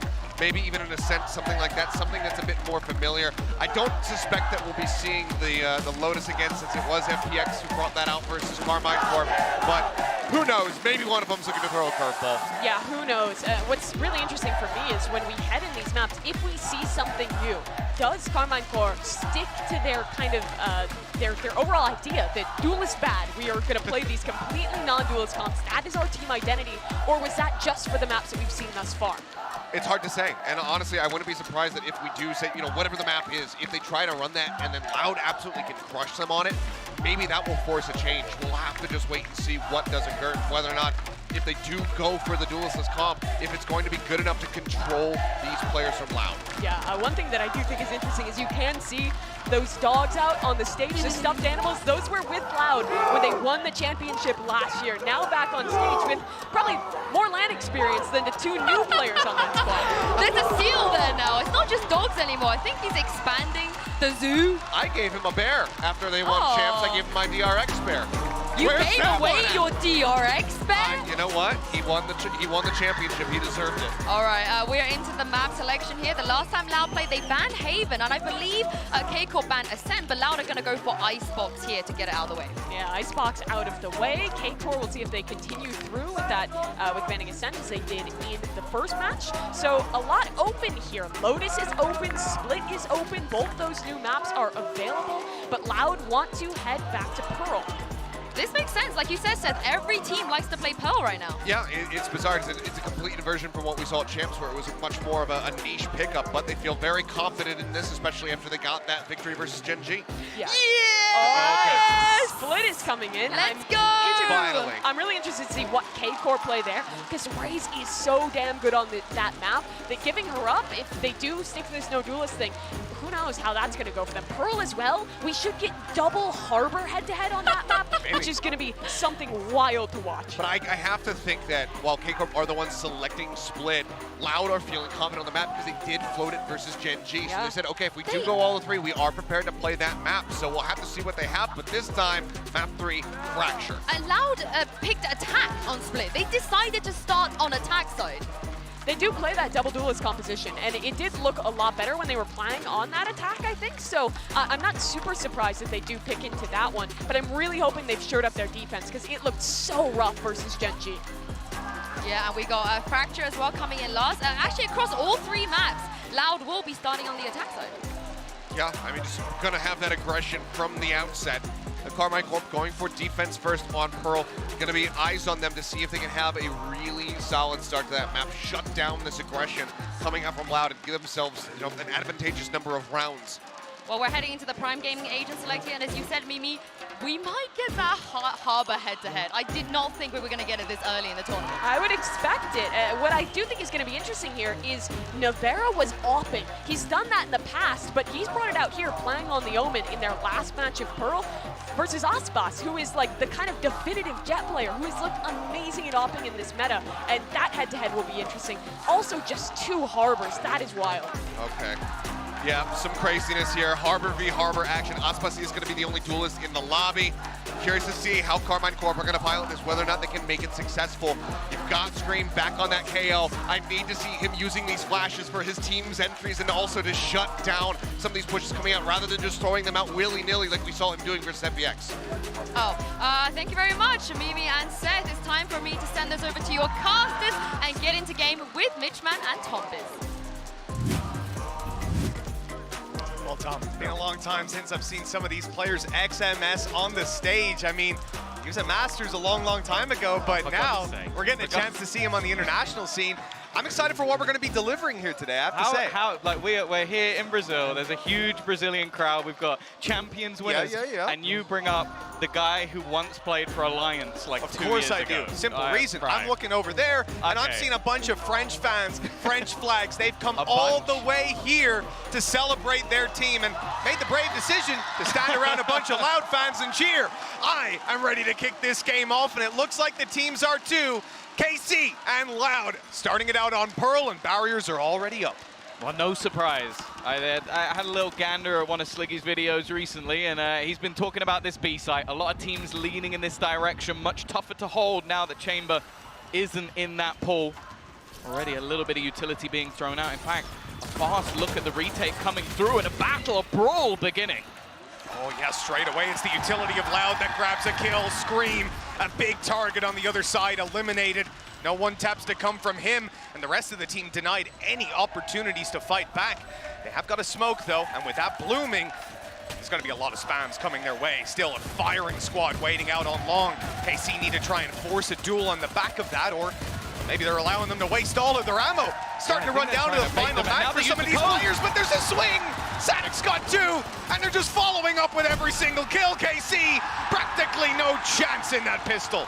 So the only idea the Karmine Corp had was, okay, let's try and get them spamming, get them to reload, we'll cove and then defuse. But that cove, it doesn't have that much health. With all the players on the other side just spamming away, broken within a second, and just dropping like flies. That's the problem with this B side at the moment. Retaking it in a lot of rounds is almost impossible. In fact, a lot of the ways we've seen teams do it is using Astra's utility, the Cosmic Divide. Now, yeah, none of them are playing.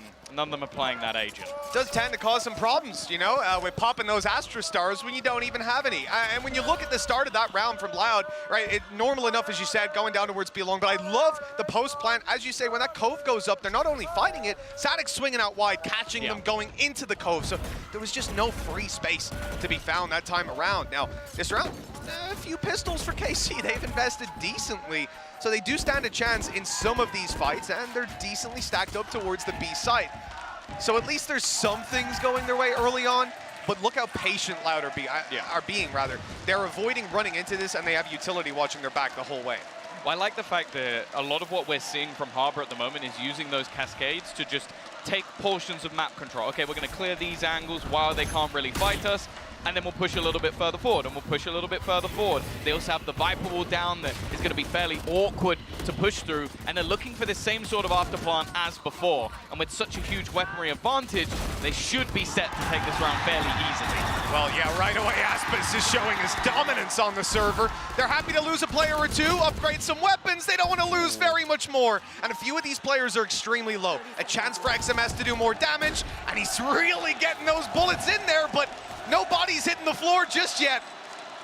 It's going to be tough with the firing squad, and in the end, nothing else to be found. Loud, get out of that with just 2 losses. Altogether, a good start to this map. See, now one of the things I really want to premise about this sort of like KC coming in, because we talk about the first match, a little bit shaky versus a team we didn't really know what to expect from in the form of FPX. It came close, but also one factor that played nothing in that game and will play a massive part in this game is the crowd.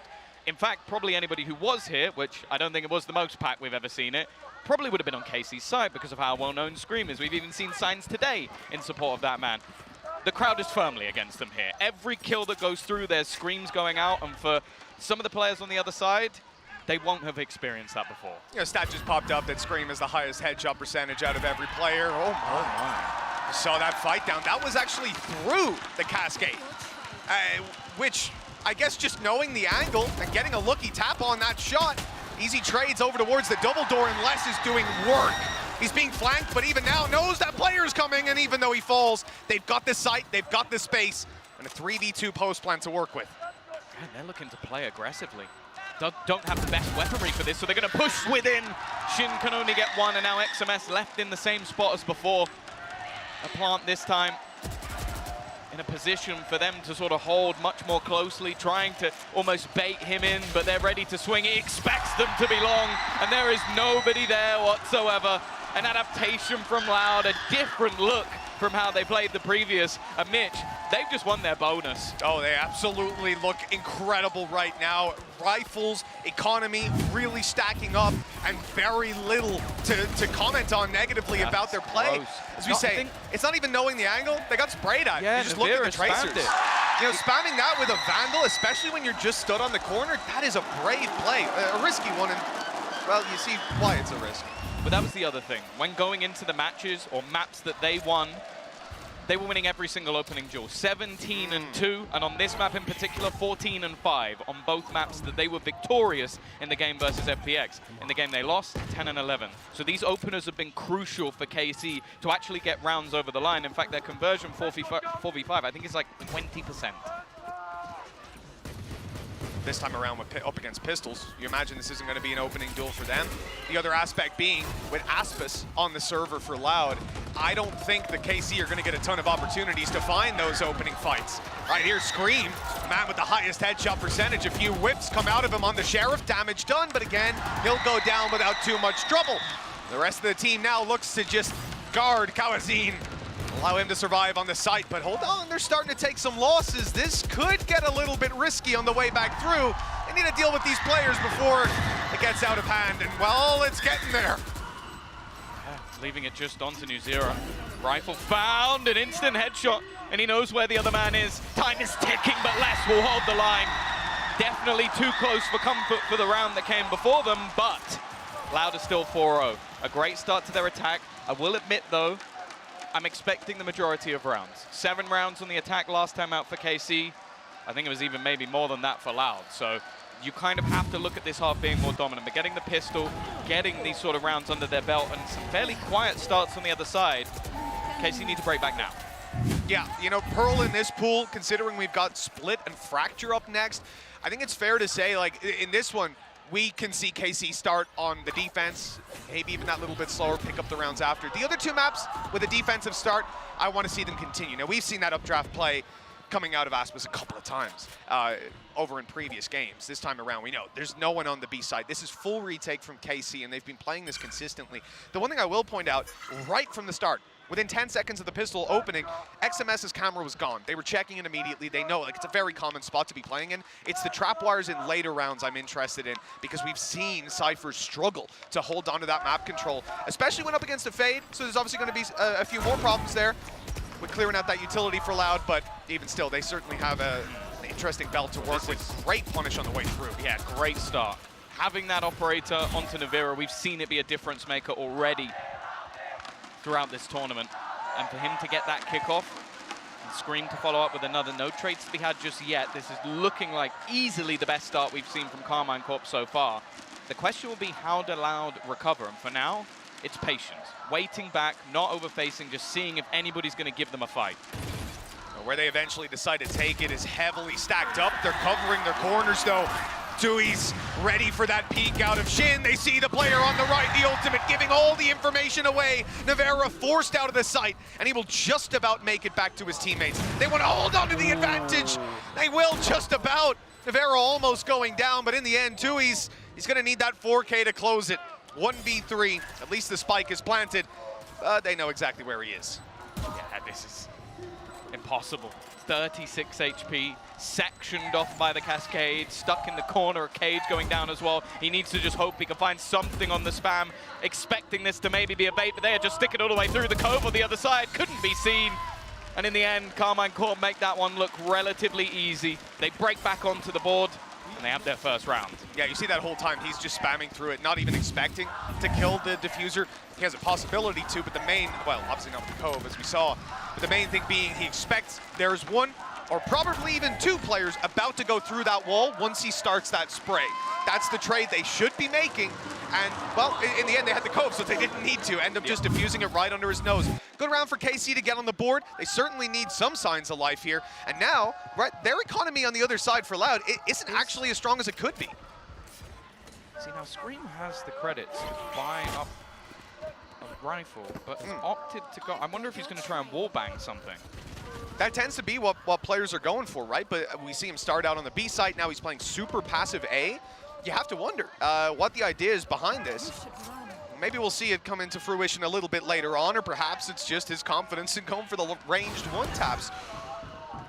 Already lockdown placed, trying to force the players back, and they will be moving their way into Flowers. Also counter, does at least bring them low for a second, but no shots connected. They'll be back up by the time they enter the site. Yeah, that's terribly unlucky. Those shots coming in at angle height, not able to grab the kill. Plant now confirmed Cove to protect as well. We're seeing that used a bunch here by Loud just to get that spike down.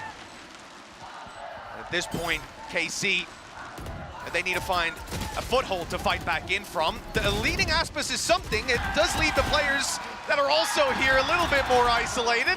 But that said, they're winning the fights one after another. Tui's having a fantastic start to this game on the harbor, and there's no signs of it slowing down. The only question remaining, whether Navera gets to save this up, and he's certainly putting in the work for it. Yeah, that's the thing. It genuinely does seem like if you can avoid this man in the early stages of the round, you're going to have a pretty decent setup to get into the site. And with using that lockdown, forcing players back and just getting into the afterplant, that is where Loud are thriving. In fact, most teams at the moment on the attacking side are winning like maybe 7, 8 rounds out of like 9 or 10, like barely losing any afterplant scenarios on this map because it is so effective.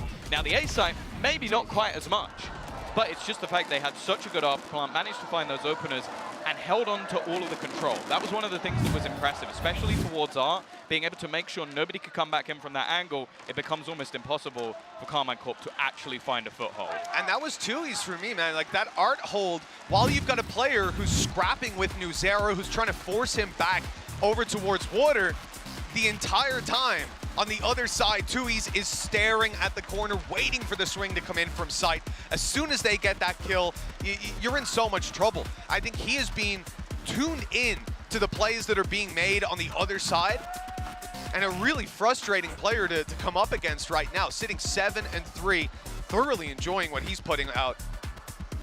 We need to see KC, calling a timeout.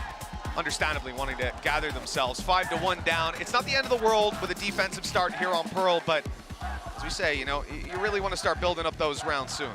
Yeah, and with a Viper's pick coming through for Loud, I don't think it's going to get any easier for them. If they can get into those afterplants, they've already been able to win them even without it, so the one time that they didn't, it was basically just Navera finding a triple kill. So there hasn't been a lot else that's really been there to write home about. A quiet start for Scream, someone who, obviously, he's been mentioning enjoying moving away from that duelist role, but that is where, throughout his entire career in Valorant, we've seen him thrive. In fact, move away from that at other times. So I'll be intrigued to see if this is going to be a continuation, especially on Split. But again, this man is just so good at finding those opening picks. I like their control early on B as well for KC. They've done a great job of putting up their cam and then also using the harbor wall to slow them down and taking the control. It's cost a little bit of time on the Loud side, which could have allowed KC to push up and gain a lot of control. The thing is, Les is not allowing them to have that space for the low cost of some refreshing utility. Instead, he is now capitalizing, walking right back up and, well, walking into B completely for free. I mean, obviously, you're playing this with pistols. It makes a lot of sense to group up on the other side of the map. But this time around, as we can see, it wasn't the right call. They're going to have a tough retake to mount here. At least a man advantage to play with on the way in. Yeah. That's about all they've got going for them. They're going to try and instantly use the high tide to take away the space. Les this time is lurking back in towards the site. He is somewhat isolated, but I don't know if they realize he's still sticking around. Him and Sadak, just with a filthy crossfire, still with snake bites to spare a Viper's Pit if he needs it, but I don't think he's going to. Just trying to delay and hold them back, and he's landing every single shot that's placed in front of him. Just 2 men standing, make that 1. The retake is another blunder. Nothing going Casey's way, and no surprise, Navera has to save the op. Well, that structure that we've heard of over on the KC side, the elevated thinking, the strategies, that could be pulled off without that duelist on their side. So far, they are being dismantled by Loud 6-1. And we're going to need to see them lean back into all that we were promised we'd see here. Even this, the fact that you have a guy sitting in the elbow that's less, he's fighting off, and the second that he sees that first player, he has two teammates spraying on that angle, on that ping, to catch the guy that should be looking to trade. It's an impossible scenario, and add to that after Les got the kill, he threw a snake bite down, so it's just even more damage and even more annoyance to play up against. Retaking against this team is not easy, but it seems to be impossible from stopping them getting onto a site. That's the thing. They have a couple of ultimates as well that are fantastic. Well, 3 in fact. You could use Viper's Pit to get onto a site. You can use Reckoning to get onto a site. You can use a Lockdown to get onto the site. It's like they're prepping to be able to get themselves to an afterplant, and then they're comfortable. And that's what it's been so far. Again, those two ults still sit there. We saw when they took A, they used the Lockdown to get that space instead. And with the B site, as we've already seen, teams have a lot of the time really struggled to hold on to it. Shin, the timing's good, just about gets away with a kill. Well, he's lucky. There were 4, just about to be 5 players on that corner. Shin's gone down. And XMS is known to be up close. He's going to try to spray the jet on the way through, remarkably staying alive for quite a long time, but not long enough to allow that retake. It looks like they're going to have to be fighting for that much later on, and through a Viper's Pit, through Asmus as well. And Scream is delivering. He's almost killed him. Down to 30. Les has to get out of there. He's managed to sneak away, lose Scream for just a moment, but it's going to be whoever spots him first, and Scream with his 3rd kill in the round, stopping that Viper's Pit from having the impact. They've at least got 2 rounds on the board now, but that one was way too close. No, that's a nail biter. Like, that's such an uncomfortable position. Just the timing of Les going through. Scream doing incredibly well to just land the shots, and well, 6-2, but just look at them financially. They're in the bin. On the other side of things, still a comfortable buyback up, so this can't be a one and done for Carmine Corp. This has to now be the start of them bringing back this map. Yeah, and off the back of the clutch as well, at least that's going to propel them forward, the momentum to carry into this round. The one thing they didn't carry forward, though, was that operator. We saw it just a couple meters in front of Scream. Wasn't able to find it, and so instead we have this light shield Guardian hybrid buy with some rifles. It's not the best. Oh, I like that wall through, slowing the arc push, allowing Sanet to catch them through doors. XMS does his best to return, but they are far behind in this round now. There's at least a couple of players here. Nuzera, I feel like that was the shot he needed to connect. Aspas still dancing, but instead, Kawazin's the one to walk into the trip. XMS just trying to find a timing, hoping that he can garner something from this spot, but with his teammates being forced back, and Navira up above, I think they're going to try and get the double swing the second that plant is tapped. Instead, though, it's an even trade, and XMS still standing. They've done well to pull it back. Nuzera hitting 2 quick shots with the Guardian this round. Kawazin was dropped on the way through. It robbed them of so much of their utility. This man left as the last one alive. The crowd is starting to get behind him. They know roughly where he was just seconds ago, but not where he's going. 40 seconds. A ton of time to work with. They've got this wrong. And yeah, Casey had to roll the dice here. They had to guess on which side he was going to go, and well, yeah, they've made the wrong choice. Yeah. After breaking the can, maybe expecting him to try and double back around. Of course, it's good for them to try and play this one together, but we've seen how fierce these afterplants can be. The thing is, though, he's placed it for that long spot, the one that everybody sits watching, the position that everybody's waiting for, and he's got the gamble right. He's waiting for them. The first kill goes his way, and maybe expecting Nuzera to have gone a different direction, and instead he peeks just moments later and steals the round away. Nuzera certainly had a tough debut here on the international stage, but these last few rounds, he's certainly making up for it. Even the Guardian play in this one, and I would say single-handedly stopped them from planting on that A site with the damage he was able to do. And again, Kawazin survives that headshot, I believe through a smoke even. And they have a ton more utility to fight with, and I doubt they lose it. Considering how this round started out, they recovered that remarkably. Yeah, really well done by Nuzera at the back of the site. And I think the util as well from XMS, just being able to catch a few players and delay them enough, because the actual switch up from Loud was a decent one. Like, you get the 2 openings around that initial spot in mid, and that might be where you want to try and pressure. Instead, though, we're now going to have Loud taking themselves a timeout. Obviously, as said, we're expecting the majority of rounds to come in on this attacking side, especially for them. They really struggled when it came to their defense. In fact, I'm interested to see in that second half how Sadak will have adapted, because I think his second half the other day was fantastic. First half, he was with 2 kills and just getting dominated by the entries coming through from Gen.G.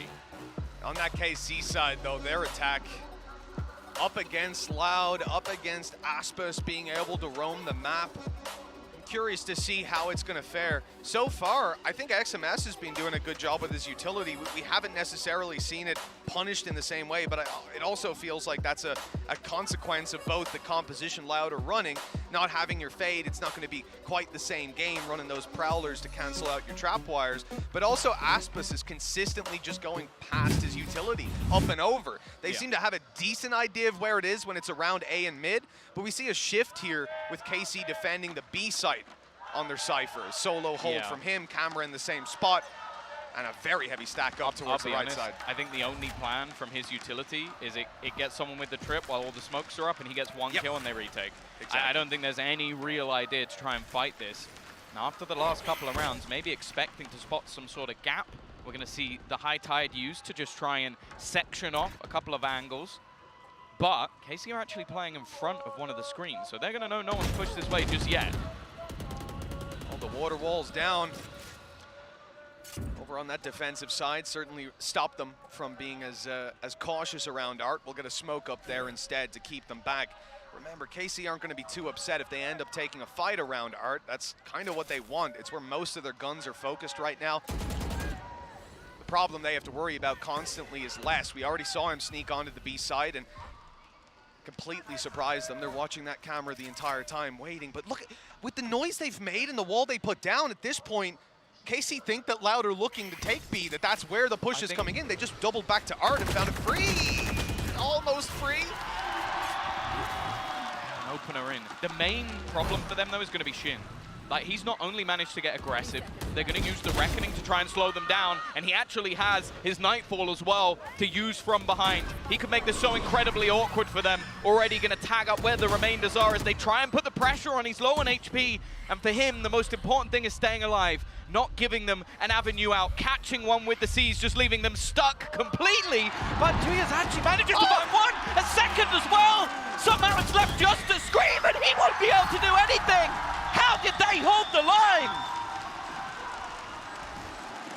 7 on the board, and it just keeps getting worse and worse over on this KC side. That looked like... They should have won that. Honestly, no, it didn't look like a hard round to lose until the last couple of seconds. Like, they did all the hard work. But again and again, we're seeing this performance come out from some of these Loud players. I mean, they are on home turf and certainly playing like it. Tuyas was basically hit by a Nightfall and then a Seize, and he comes out with 2 kills. Like, that's absurd. This is also a very, very new role for someone like him. He was playing Duelist on his whole team. It's worth mentioning what Shin was down to, I think, 30 HP at that point after he put out his first or second Prowler. So it wasn't an easy fight for him by any means, but at the same time, the guy on the other side was low and he knew where he was. It's one of those fights. It goes one of 2 ways, and this time it's Louds. We need to see a massive comeback from KC in these last 2 rounds, and indeed probably the last one, because here, pistols across the board, as we've seen, and they're playing a retake. There's lots of players ready to take these fights, but the weaponry just doesn't match up. Navarro with a nice double, but that is all he'll get. Loud. 8 on the board, and this could be an extremely dominant attacking side, Tom. You might expect KC to have a better second half, but hell, if they walk out with just 3 rounds, it's going to be real tough. But yeah, that's the problem. Like, even if you look at their last game, Aspas alone was able to get them a couple of rounds. Just when he pulls in that operator, even just with them doing pretty well in their pistol rounds, is something we've seen from them, not only now, but in the past. So yeah, this is Carmine Corp basically needing to get another round. I don't think, like, you can believe in the curses all you want, but I don't think I can sit there and go, oh yeah, no, there's going to be a halfwhere Loud or unable to get that many rounds. Nice work from NewZero, though. They were ready. They heard that Blade Storm pop. They knew this is Aspas. He plays these rounds fast when he's got the ult online, and it was an attempted Art peek that just went awry. Loud a man down. And KC, they've done well when they found opening duels. It's what the majority of their wins have been based around. We'll see if they're able to get themselves that, well, they should be easy control. Look at this, Fnatic, he's running it down! What? Nuzera had no idea, and he has no intention of stopping! He's going through this after the Seekers. That is a little bit too aggressive. An honorary member of W Gaming, it seems, at least for this round. 2 years finds another. His shots have been crisp, but he falls as what is a trade to a KO. And up close, they're just being slaughtered. It's left onto less. He's had a great map so far, but it isn't going to be any more than that. Karmine Corp at least do garner that 4th round. And I'll be honest with you, Mitch, if Loud play as they did last time on this map, that might actually be enough.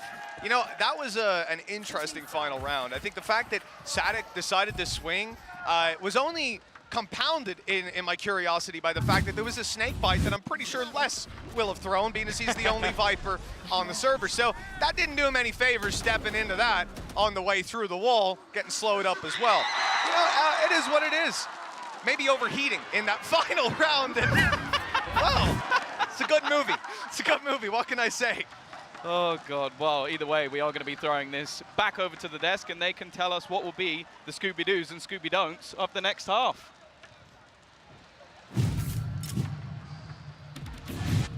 That is my favorite thing you have ever said, Tom. Like, do more. I need more of that from you.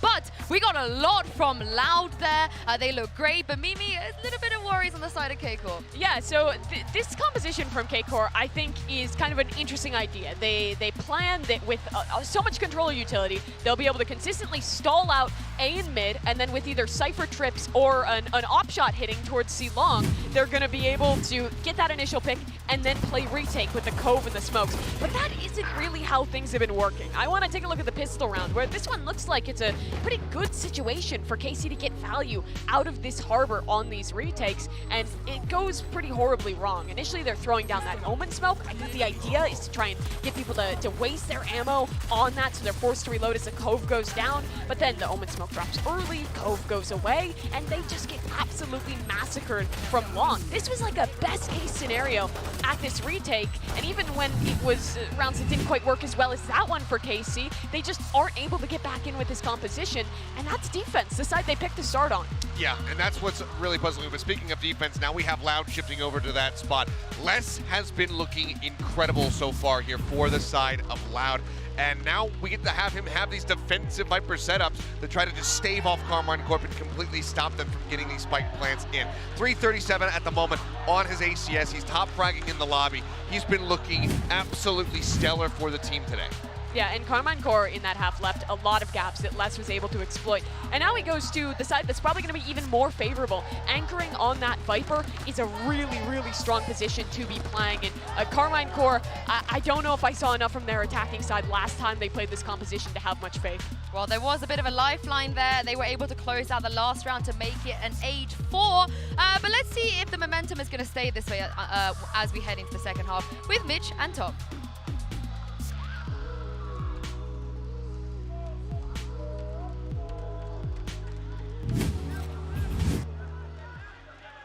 Well, it's time to find out who's going to be taking this map.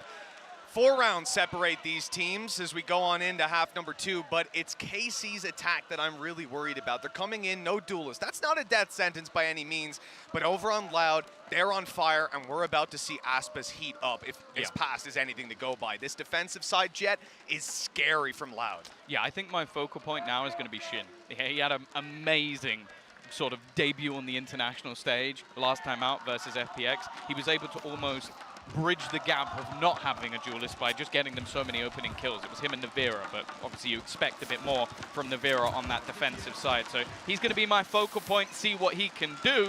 And yeah, obviously on the other side, let's see what Aspas has got.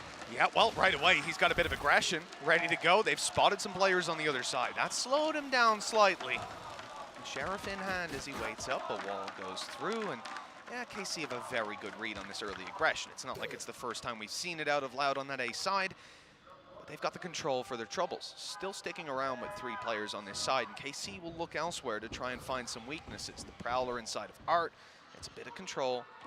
They're really just trying to figure out what Loud's idea is. Have they pushed a part of the map? are they giving up some control for this A long spot? And in the end, they go back towards it, finding Aspis, and luckily not losing their life for their trouble. Yeah, they still have a little bit of utility to play with to try and get them in. Cove as well, but they're pushing onto the majority stack, with 3 players currently waiting around that direction, probably expecting a rotation. Okay, Aspas has taken this control. I've spotted him. Why would there still be 3 players on this side of the map? Well, unfortunately, a 4th is actually rotating in, and they have to try and get themselves into that after plant. The wall sectioning off the site nicely for them here on the way through. KC have a ton of control. They decide to fight into Art, a pincer from each side. A really smart play in the Cove to allow for that plant. This is looking fantastic here. In the start for KC, and it quickly goes awry. 2 kills for Loud. And now the crowd getting behind them. Only a few seconds left for KC to plant it. They need to move quickly. And it looks like they'll just about manage it, another kill, and all of a sudden, this is winnable again. The late flank really where most of the hope lies, and it might just be enough. Shin, 1 more kill, a reveal going up and over, the swing through. He knows that Sadix crept around, and he'll find it. Shin a 4K, and we'll go 8-5. Oh, I was hoping he'd have a step up, but getting a 4K and a pistol round is one hell of a way to start, and it needed one at that. As said, like, Loud getting the pistol almost seemed like a death sentence. Instead, Carmine Corp are now back in this game. And I like the ideas that they're coming through with, just trying to section off some of those battles, use their utility to grant them space towards Art and almost avoid a lot of those initial fights. I will say, a little bit too much faith in the Cove. It really doesn't have as much health as you might think it has, even against pistols. So that's something that I'm sure they'll definitely note going forward. And U0, he's been having a very good game so far. Yeah, again, it comes down to that utility itself, the wall up, and the Cove is pretty perfect for getting you the plant. The problem is here it's mixed in with that idea of splitting Art. So your wall goes down, they see the Cove after the flash pops, and they're just breaking it. It's unfortunate for them in that those 2 strats on their own work, but the timing here just cost them that little bit of extra blockage, or sideline blockage that they would have. KC winning out that pistol puts them to rifles, and a decent bit of upgrades there. If they can manage to survive this with all their players, they're in great spots. The problem is, again, you have Aspis roaming around here with a Marshall, and we have seen him hit headshot after headshot. He plays this weapon like it's a Guardian. Well, I'd be impressed if he gets anything this round, because they have completely stacked up on the B side. As said, that is where the majority of teams seem to be heading at this point in time. But for this round, at least, it seems like Carmine Corp have got the perfect read. And after plant, they're not even going to need to use their Cove, might save that to try and deny people access back in on the retake. And now it's sort of going to depend how much Loud want to throw at this. Do they think that they can get back in and do some damage? Or are they just almost hoping to die to the spike? I mean, ult economy-wise, what you're up against on KC, it's probably worthwhile going for. You're earning more when you're dying than you're losing, or than you're giving away. Really, they want to be finding some damage, and that is just not seeming to be a possibility. 1 kill for less, 2 kills for less, all right. Not too bad. In the end, they managed to recover it into a decent position, considering the investments of KC. You know, they end up losing, I think, a Marshall, and did they lose a... No, it was just another Spectre. They didn't have a Bulldog to start with. They just had a Rifle, Spectres, and a Marshall. So altogether, not the worst. Well, it seems like they might actually invest into this. Like, Navira's gone straight in for another Rifle. One rifle's not bad. No, maybe not. Okay, changing his mind, it seems. But they do actually have themselves the opportunity to get a Nightfall in. So Shin has basically been getting that ult closer and closer to being online, of course. Getting that 4K in the pistol allows them to be in a pretty good spot and going to fight for that orb almost immediately. On the other side of the map, we've seen a very aggressive push coming through from Aspas, just trying to challenge them initially and allow for some earlier rotations. The fact is, though, once that orb is taken, KC can go wherever they want. Wise little cam play there. Aspas was trying to stay inside the smoke till they stopped watching the camera so he could sneak his way up behind, but he was spotted. And with that, it looks like KC have made a very interesting call. It's not often you see Aspas and you say, okay, let's go target him, let's go take him down. Dash still online. Aspas going to use it just yet. He's activated it, giving himself the option, and around the corner he goes. Conceding the map control to keep himself alive, but he wants a pick on the way through. There's a tiny gap left in that, but it doesn't look like that's going to play a role. Yeah, and it's taken them some time to get anywhere near this site. 3 players in on that rotation. The crossfire looking fierce. And although it's a couple of kills coming through for the other side of things, Loud are dominant in their sight hold of B. I don't mind the idea coming through from Carmine Corp, trying to bait them a little bit early, and they didn't even get a chance to throw in that Nightfall in the end.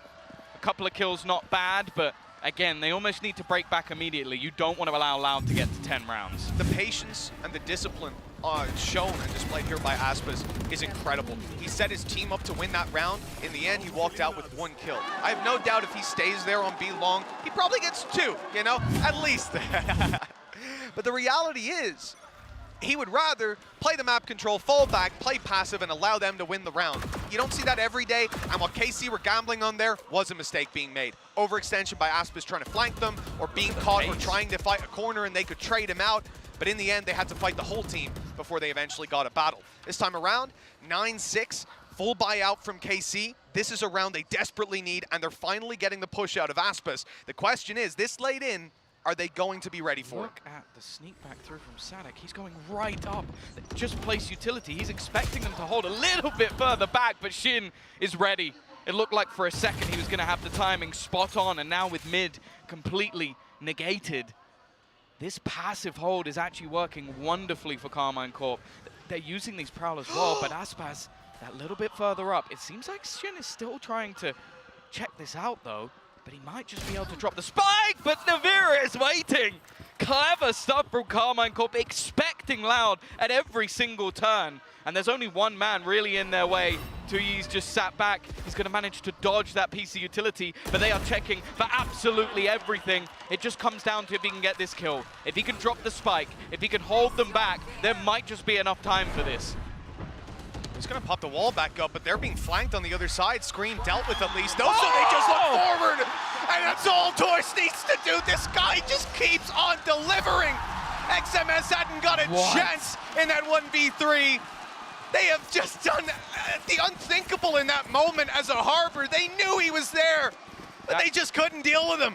That is the second time this man has been hit by a Nightfall and is completely surrounded, and not only gets the initial couple of kills, just surviving around the utility behind him, but he then manages to drop the spike and force them to run into him. That face says it all. Sadak just questioning, where did we find this kid? Like, where did we get him He's like, from? oh yeah, he's got 1, he's got 2. How's he got 3? It's just so confusing to watch.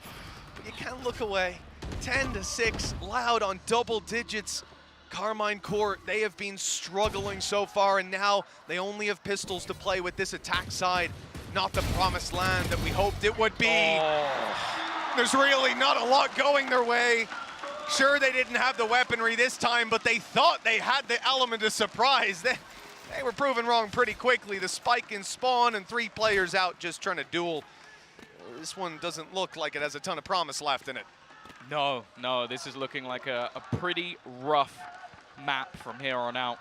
That 5v3 loss, just trying to isolate one man using an ult and surrounding him, that might be the death sentence here for Carmine Corp, because they looked like they were in complete control. And then just a hero arose from the Brazilian side. Now Navira's found a timing, Les. It was so clean just moments ago. Maybe they can win one in the same fashion they just lost one. Oh, wow. Never mind. That quickly puts it to bed. Yeah, it's left on to Navira. 1 versus 3. First goes his way. He needs to correct a little bit too fast, and this man is here in the server again. 11-6. Crunch time now for Carmine Corp. And that's going to be 1 away from a Blade Storm on Aspas, from a lockdown on Sadek. They've got a pit, and they've got Seekers on Karazin. This is, you know, the worst position to be in if you're KC. Not only is your opponent dominating you in the regular rounds, but your ult economy is non-existent, while theirs is essentially entirely online. And then, if you lose this round where they have all their ultimates to play with, you're gonna lose the map. It's 11-6, there's 2 left, and they're dumping all of their economy into this. There is no surprise, Tom, that KC are taking a timeout before this, because this is Loud's home stretch. Well, it's also difficult because they now have to try and read where this Viper's pit is going to be placed, because a lot of the time the B site is somewhat open for business to at least get into afterplants. Obviously I like what Loud have been doing to sort of just almost send Aspas there, even if it's just for information, and just make things a little bit more awkward, make Carmine Corp waste utility to just try and check if he's there. But this time they can even just play it with a Viper's pit and try and shut things down. Again, they've got themselves the Seekers to get back in if they want to try and play a retake instead. So there's a lot on line right now. And I'm kind of looking at Scream and thinking, okay, what can you do with this null command? What can you shut down and get yourselves in? Because right now they've been playing this slow game. They've been playing the game that waits for mistakes. And unfortunately, the biggest mistake was made by them. Well, this is where maybe a lot of the time we'd sit back and say, oh, Viper post plans could be countered out. And so you could look at the other team and figure out what that could be best used to eliminate. But the reality is right now, Loud don't even need to go down that route of thinking, oh, what is that KO ultimate going to do? They're winning this on the fundamentals. They are winning this on their approach to the game, to the map, and Aspas has an op here. That came close to taking Shin out. In fact, it hit him in the shin. 43 HP left. Yeah, he's been one of their better players in the second half, but that's not the way you want to start things out. And Aspas only just falling back. Again, he's sort of just wasting their time, even though he didn't manage to find. Look how tentative Carmine Corp are being. A minute is almost gone on the clock, and they're only just beginning to try and clear out portions of mid. They're having to use all of their utility just to check if this man is still around. Well, they are going to find him. They know where he is now. Does that change their mind of where they go? Deep flash out of Sky. That didn't catch the Cypher. They think outside A is clear at this point over on Loud. Seekers, though, that's going to give the information away that there was a lurk, so no value to be found there. And the team looks to move towards this B site. Oh, I think that smoke's just missed. That was Navira's. This is a nightmare, because even though they've taken out the utility of his opponent, it means that he can just sit there. A second one will have to go through, and even that has a bit of a gap in it for him to try and play around. Navira looking to try and fight versus this. They know exactly where Sadak is. Somehow, he's still surviving in this corner, stunned up and waiting for this peak to come through, and Navira's going to take it this time. A man advantage garnered and some space to be had as well. He even gets the second and gives this back into a 5v3 once again. And Shin's even going to win that duel as well. That might be all hope gone on the way back through. Loud, 2v5, time against them. They've been unbelievable so far, but they're going to start to think about just falling back from this one. And it looks like the call's already made. No more commitment. This round is going to KC. Again, the question of how expensive is it going to be for Loud? It comes down to null cost. They will save both of these weapons out on B long, and a very passive late round coming out of that one. I have to say, huge impact out of Nuzera's ult, first of all. The fact that he's able to get Navera up into that spot and trap a player completely in the corner. I think that might be one of the stronger rounds we've seen out of that utility kit. For sure, but I feel like the real credit still has to go to Navira. Yeah, he was hitting the shots, right? He gets the first kill and then also manages to kill off Aspas, and that's basically the round over. It's whether or not that's something they can recreate. No ults online anymore. Of course, the null command was also in play to get rid of the utility that Sadak had, so he couldn't really do anything to delay. And on the other side, they now have that lockdown ready. The thing is, it might not even be necessary. Again, we're going to see this man just looking to challenge the extremities, and once more, very passive from Carmine Corp. They're waiting, and in fact, there's an operator on the other side.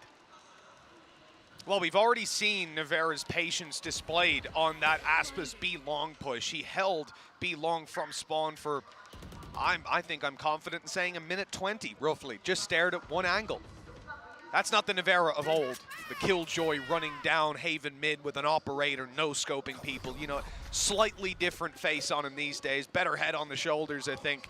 A lot more experience within this game, within competitive FPS. That operator is going to be moving over to B, but so is most of Loud. Yeah, that's the thing. They put the smoke down to almost try and fake them out, but because Aspas is deep in this position, they can start rotating players back. 45 seconds, bear in mind, lockdown is still available. But this is where that take is now going to begin for Carmine Corp.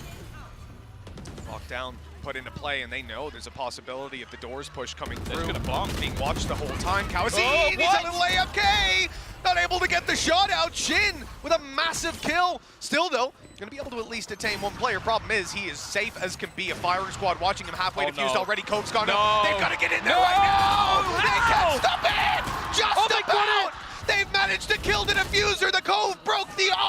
was the one to deny. Down to a millisecond, but Aspas will be forced to save. A devastating blow to Loud. That would have been map point. But instead, KC stay alive. I'm not going to lie, I got baited, the crowd got baited. I thought that was done. I think it was actually the Cove just got broken, and then I believe it was Navira hitting with the op. That's cursed. That's so unlucky that he actually gets caught by that. Because I think they actually might have had some Cypher utility or something that caught the first player that ran into the Cove. That's why KC were a little bit more confident that nobody was defusing. Instead, Les actually ran through exactly the same time and managed to get on it. I don't know how close that was, but well, I think we're about to find out. So there's the Cove breaking, and there it is. You can do a Jason Bourne on that. Let's zoom in, let's enhance. I want to see the pixel, because I'm pretty sure there was 1 pixel left on that.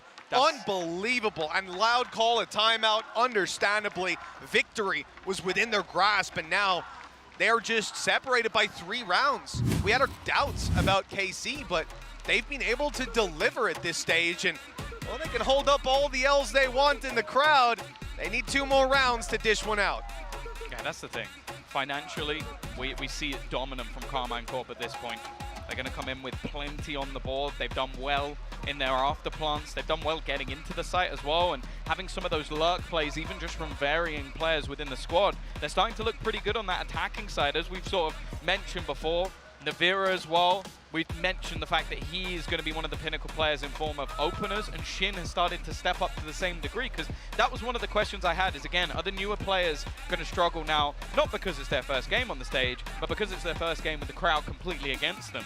By the looks of it, they're doing okay. Hey, very much a fresh face on Nuzera today. He has been a pleasure to watch, and well, that's no doubt, my face after that defuse didn't happen. Yeah. I think I saw Fraud making that exact same expression. 3 rounds in it, in 3 seconds till the barriers go up. We're seeing Loud stack up on A. Quite a few players around this side, and they're going to make up for the map control given around the middle area, around double doors, by making a very aggressive push. This operator, sneaky play from Navera, but it's not going to work out. He only had a pixel to land that shot, and you know, it's a tough one. Well worth giving himself that opportunity at least.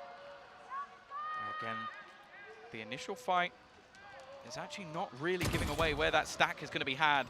Les still waiting.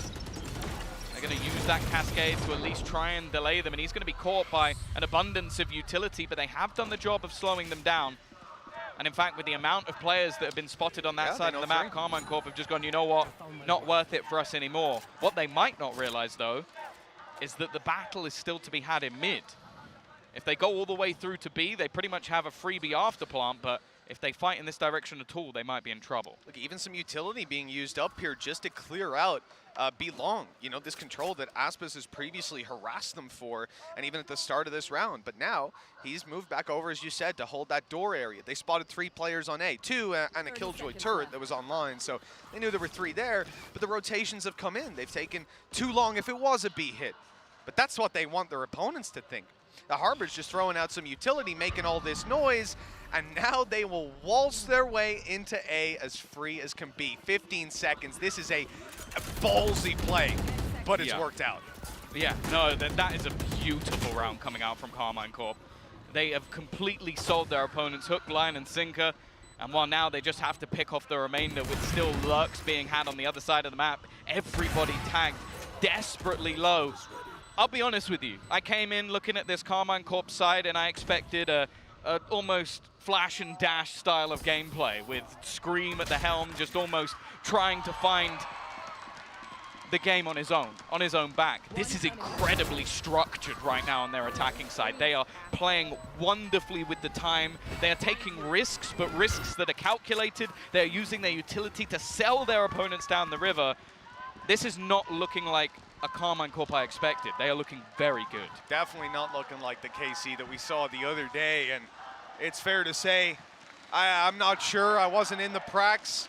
I wasn't spying on Scream that much. I'm not sure, but I would say with a decent degree of confidence that they have elevated their thinking coming into today, Tom. Sure. Since we saw them the other day, the work has been done, and Loud may now have a challenge on their hands. Just 2 rounds between them, but here's the difference.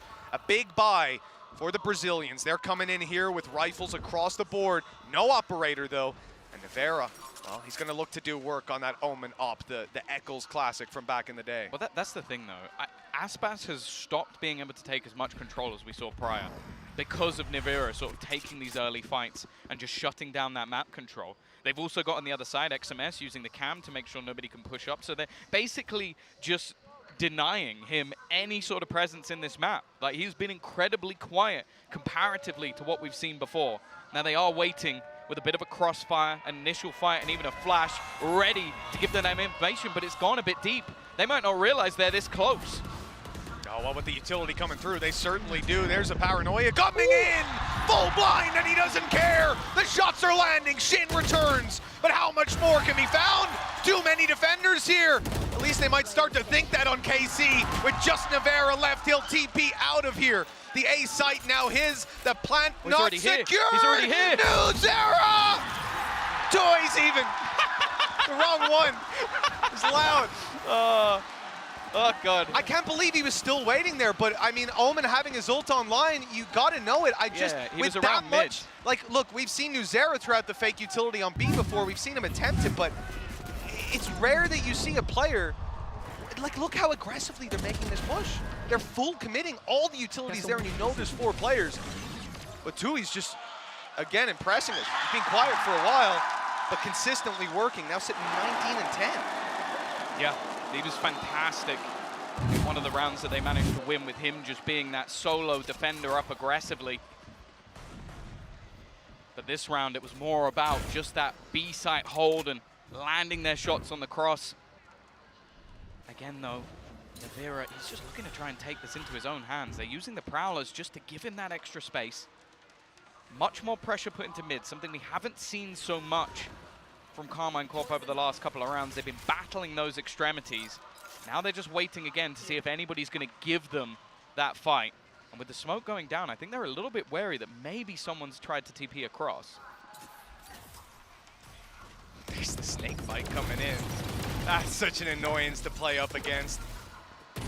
KC forced back for a moment. 4 players in Art. The strategy really not working out in the early round, and they've almost lost Nivera. He's down to 8 HP. Newzera, and I'm confident it's him, setting up some of his utility here on the harbor.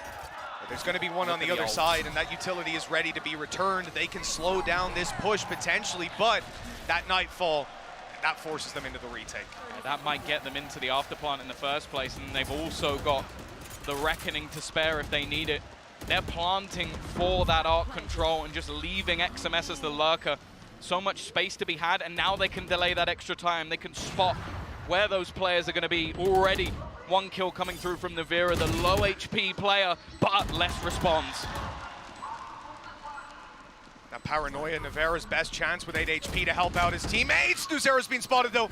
Oh, there's 4 players ready to push from every single angle. Limited help to come in with Nivera so low. He's gonna have to hold on here. A shrouded step into the corner. XMS delivers on long. They might have this. The attackers finally managing to find consistent rounds, a good game plan, and a fantastic answer back. The A site, there's 10 rounds on the board. OT is possible, Tom, and with the economy in play for Loud, it might be probable. That's the thing, you look at the ults that were used in that round for Carmine Corp and you think, okay, that was quite a lot. They've thrown in a Nightfall. They've thrown in a Reckoning to basically just not only give the site, but also delay on that retake, use the time against Loud, but it's so worth it when you look at the cost to their economy. A 1 and done on the board for Loud, and again, you're just seeing that shining light of Nivera. Such a fantastic individual player. He's making this Omen look incredibly good, and they're even trying to wall bang him out at the beginning of the round with his TP across, but again, it's just going to have to be this sort of passive cross hold from Loud.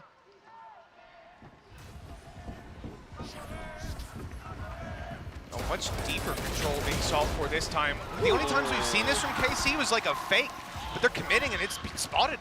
Good spam through the smoke by a Stinger, the weaker weaponry.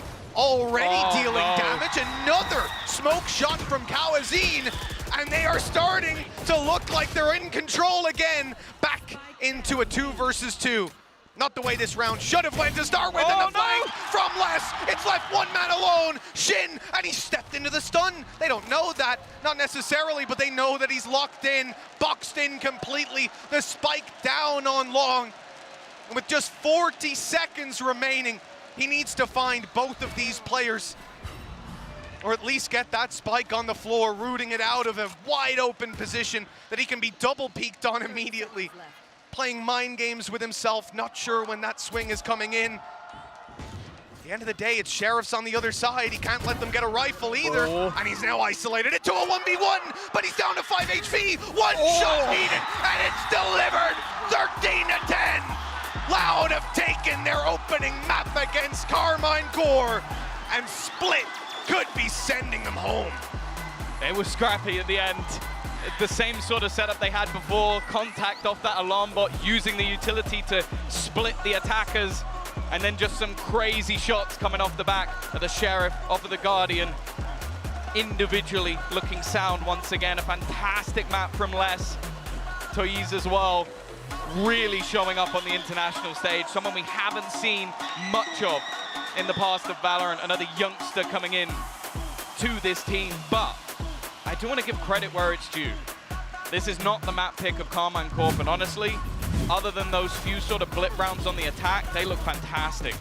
They did. A complete overhaul of the team that we saw the other day. It's working so well up against Loud. I saw MBS talking on Twitter before we even started today, saying that he imagined that from what he saw of KC, that playstyle would weigh up very well against Loud. And right here, I gotta say, man, I didn't believe you, MBS. I was clowning on you a little bit, making some little funny ha-ha jokes, but what can I say? I didn't expect to see 10 rounds on the board in this map, and that gives me a lot more faith for Split. But even look at the last series, Tom. Being in front of this crowd, losing that first map, we've seen teams come out and then end up with like a handful of rounds on the second. They've got to keep that pace. But right now with Navera and Shin hitting the way they are, and Nuzera reinventing himself almost completely from the other day, they certainly stand a chance. Well, that's the thing as well. Like, I think if Navera is going to be doing the same sort of play style, I think he's going to be fierce. I think he's going to be someone that's really sort of troublesome to fight off against. So, honestly, I think it's going to be a really exciting map. And, of course, it's us on Split, Mitch. It's going to be at least overtime. It's going to be the longest game you've ever seen. And, of course, we're bringing it to you now on that international stage. So I am excited for map number 2. I definitely am. One thing I want to see change as we swap over, though, will be Scream. This guy, bottom of the scoreboard. Reina, maybe? That's a rarity, but so is Aspas. A strange game. We'll be back in a little bit with map number 2. See you soon.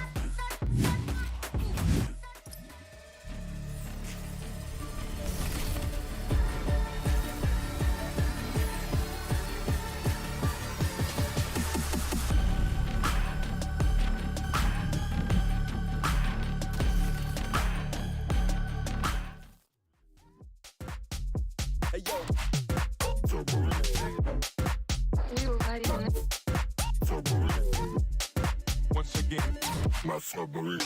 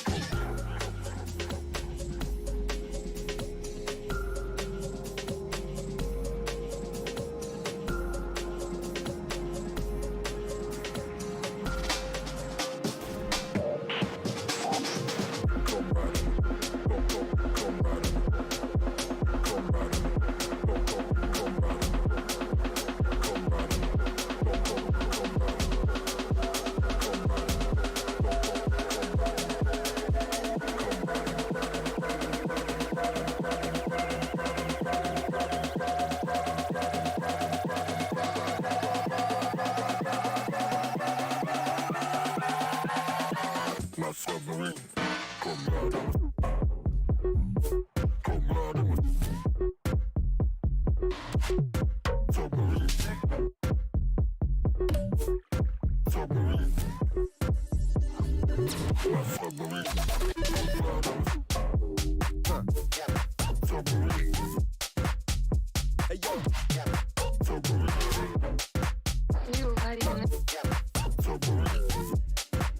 again, my submarine.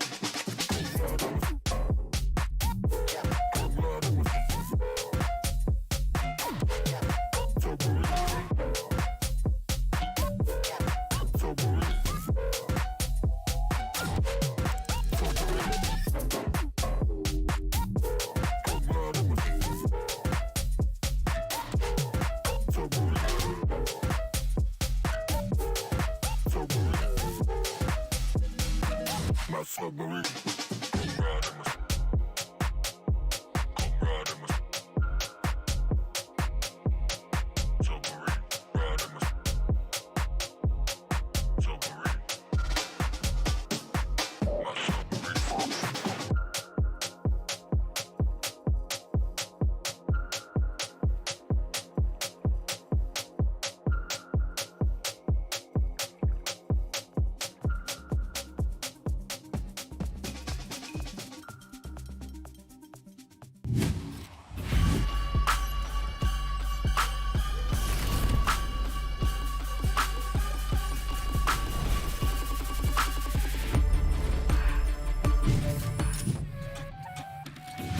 That was a great start for Loud. They got themselves on the board with a victory on Pearl against K-Corp. I'm your host, Youngsu, and I'm back here with Achilles and Mimi. Wasn't the prettiest of games, but they got the job done. No, it wasn't pretty, and I think a lot of that was the Harbor Mirror matchup that went into this one. It made that game so incredibly weird, with both the teams struggling so much to find a solution to that defensive side.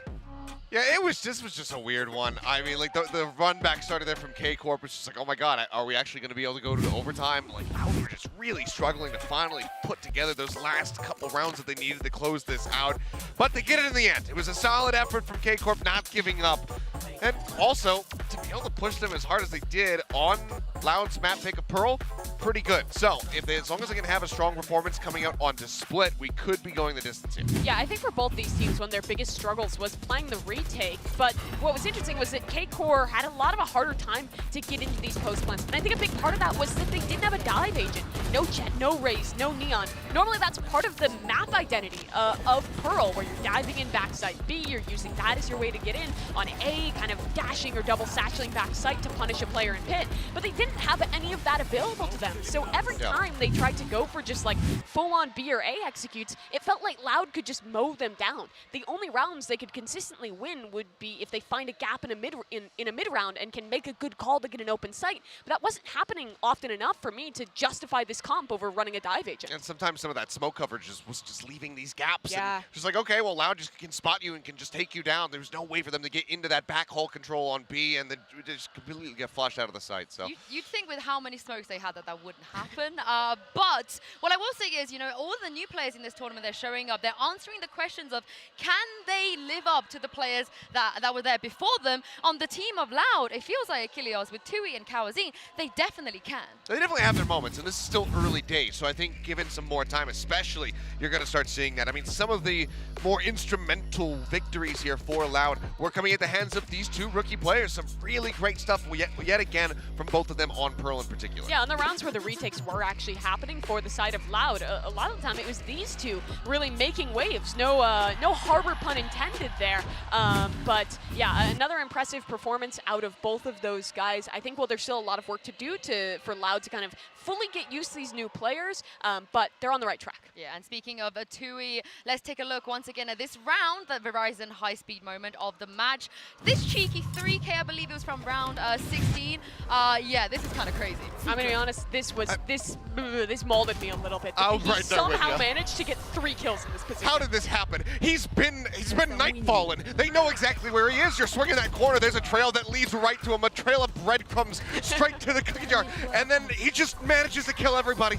I don't know how it happened. I mean, he was so good individually. Nuzera, where are you looking? He looked left, saw him, and then decided to look to the right instead. No one could believe it. Oh, yeah. When your IG, I was like, wait, this is the guy that we signed? Like, okay. Because remember he was saying that, like, we knew he was good, but And by the we way, didn't know he was that round good. was after Sadak swung mid, died alone. And then Icebox walked up long, died alone. That's the only reason that Loud managed to get that They one. tried really hard to throw that round, but thanks to Caldine, they couldn't do that. But there was another player on the other side, K-Corp, of course, Shin. Here he is in the aim lab shoot around. He really impressed us the first time we saw him when he played against FPX. What do you think were the issues there for the side of K-Corp? I mean, I think at the end of the day, the issues with that map were compositional. I think their coordination wasn't quite on point, and their calls weren't quite on point to make up for the things that you lose out on in picking this composition. And I think some of the individuals were struggling. Shin was no exception to that one. He had a fantastic performance in K-Corp's debut, but I felt like he was getting shut down a lot more in that first map. Yeah, just a rough go of it for him, so needs to get this little warm-up under his belt and get ready for Split and see whether or not they're going to be able to tie this up. I mean, Scream, Mitch and Tom were talking about it at the end of that map. Somebody else that we're looking to have a leveled up performance because he was bottom of the barrel there as far as the standings were concerned for his squad, for the lobby. So it's not what we're used to seeing. The big question is, with Split on the horizon, do we get a duelist? I really hope so. This is the map where Raze is absolutely insane. You have some good duelist players on this team for K-Corp. Their identity thus far has been these no duelist compositions, and you can maybe get away with that with the mid-rounding on Split, but again, I'm nervous if they don't play any duelists on this map that they're going to be able to pull it off. I'm going to throw it out to you. I've watched a lot of Team Liquid. You know, Scream, Navira, they've been playing at EU for a long time. They run so many duelists on this map. At one point, they ran Phoenix, Raze, and Reyna in the same comp. So if they don't have any duelists here, as we had is the Prime Gaming Agent Select Mimi, I'm literally going to be so confused. I mean, I don't care about Phoenix. I don't care about Reyna. I just want a dive agent. I think dive agents are really pivotal on both map number 1 and map number 2 here with Split.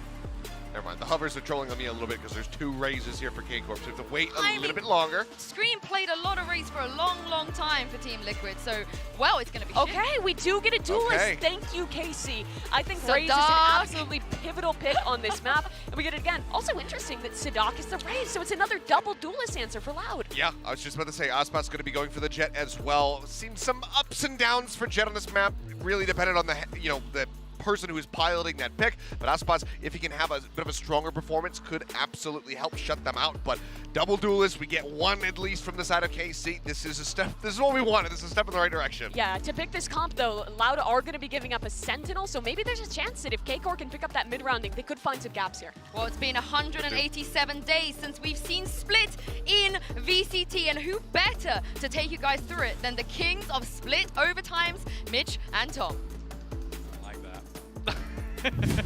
Really, I'm not sure I like that, Sue.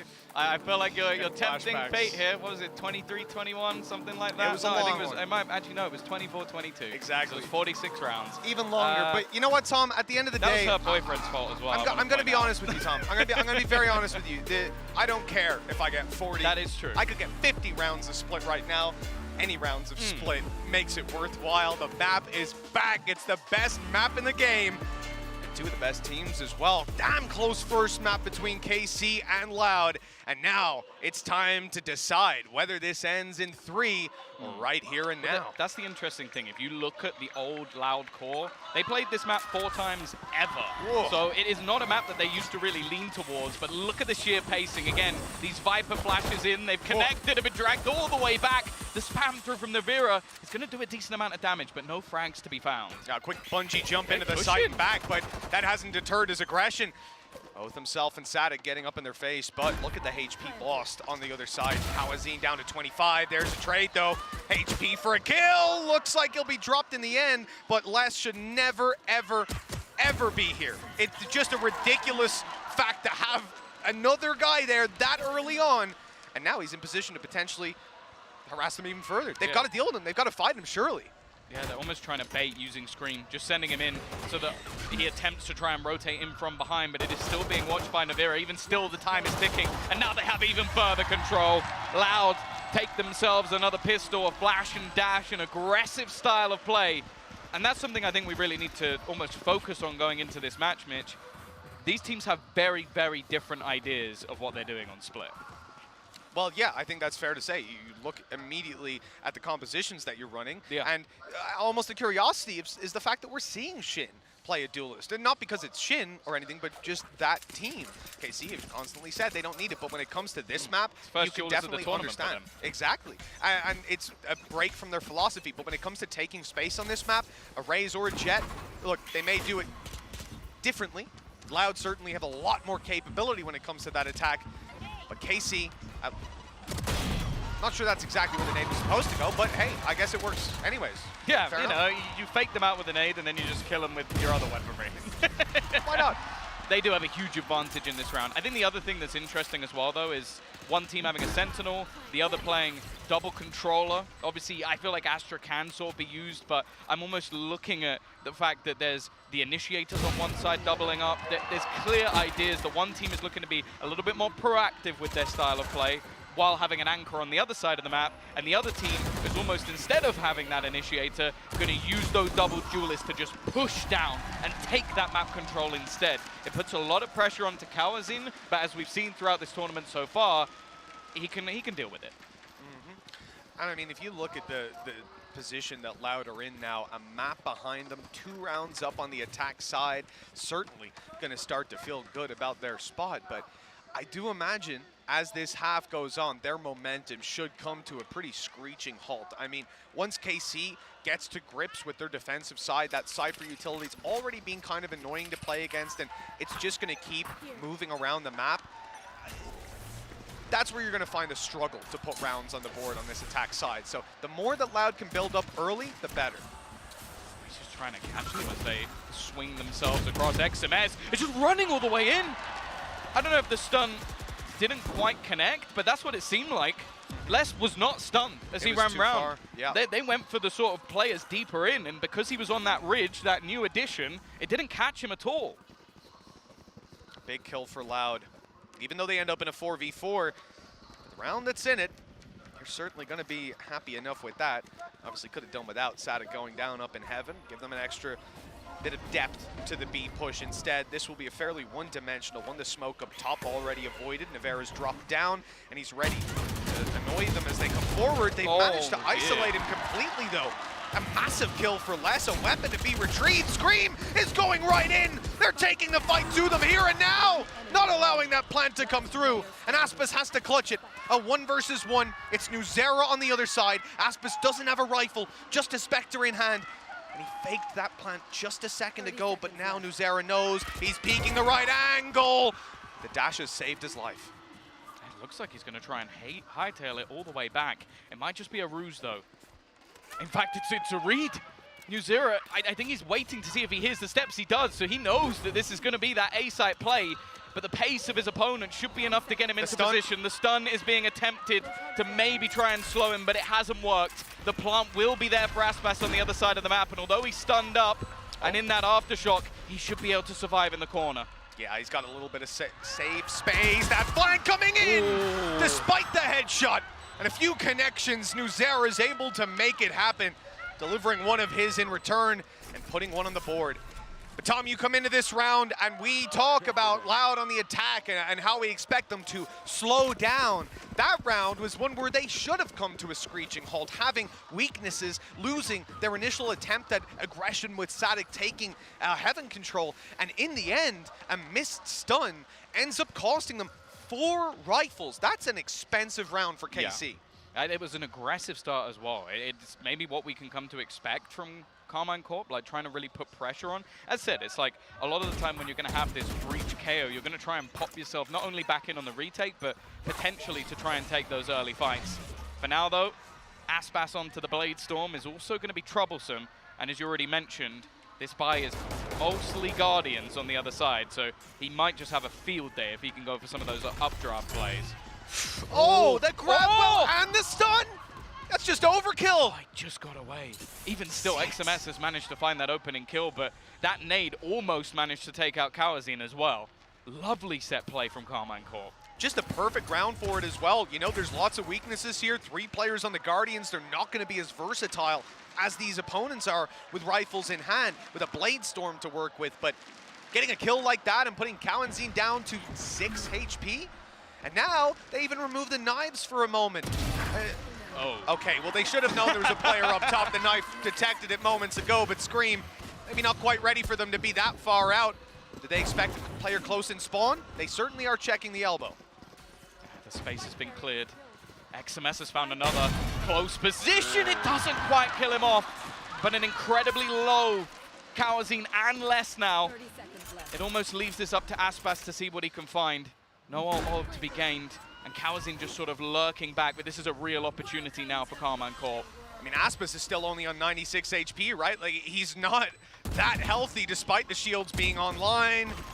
He'll tag them up a little bit, but now stuck in a corner. This could get very dangerous. They're even coming in for wallbangs. A blind fire through by Les has saved his life. Nuzera has to clutch it, and he will not get it done. Low HP on so many players, but Loud walk out with 3. That was just fantastic from them. And it's something we've seen throughout the last map as well, is that interplay between them. Just having those moments where, okay, a player is being pressured, a player is stunned up, and Les, even though he's low on HP and has the pit to look after, he's spamming through to make sure his teammate can't be pressured. Those minute details are just fantastic. And then on the other side of things, unfortunately for Karmine Corp, a real opportunity now puts them in the mud. They had no economy to spare. And okay, sure, there's a rolling thunder here, but other than that, you're looking at pistols. Yeah, from Les's POV there, we just saw that he caught the leg as they went for the swing onto his teammate. Look at the push, XMS.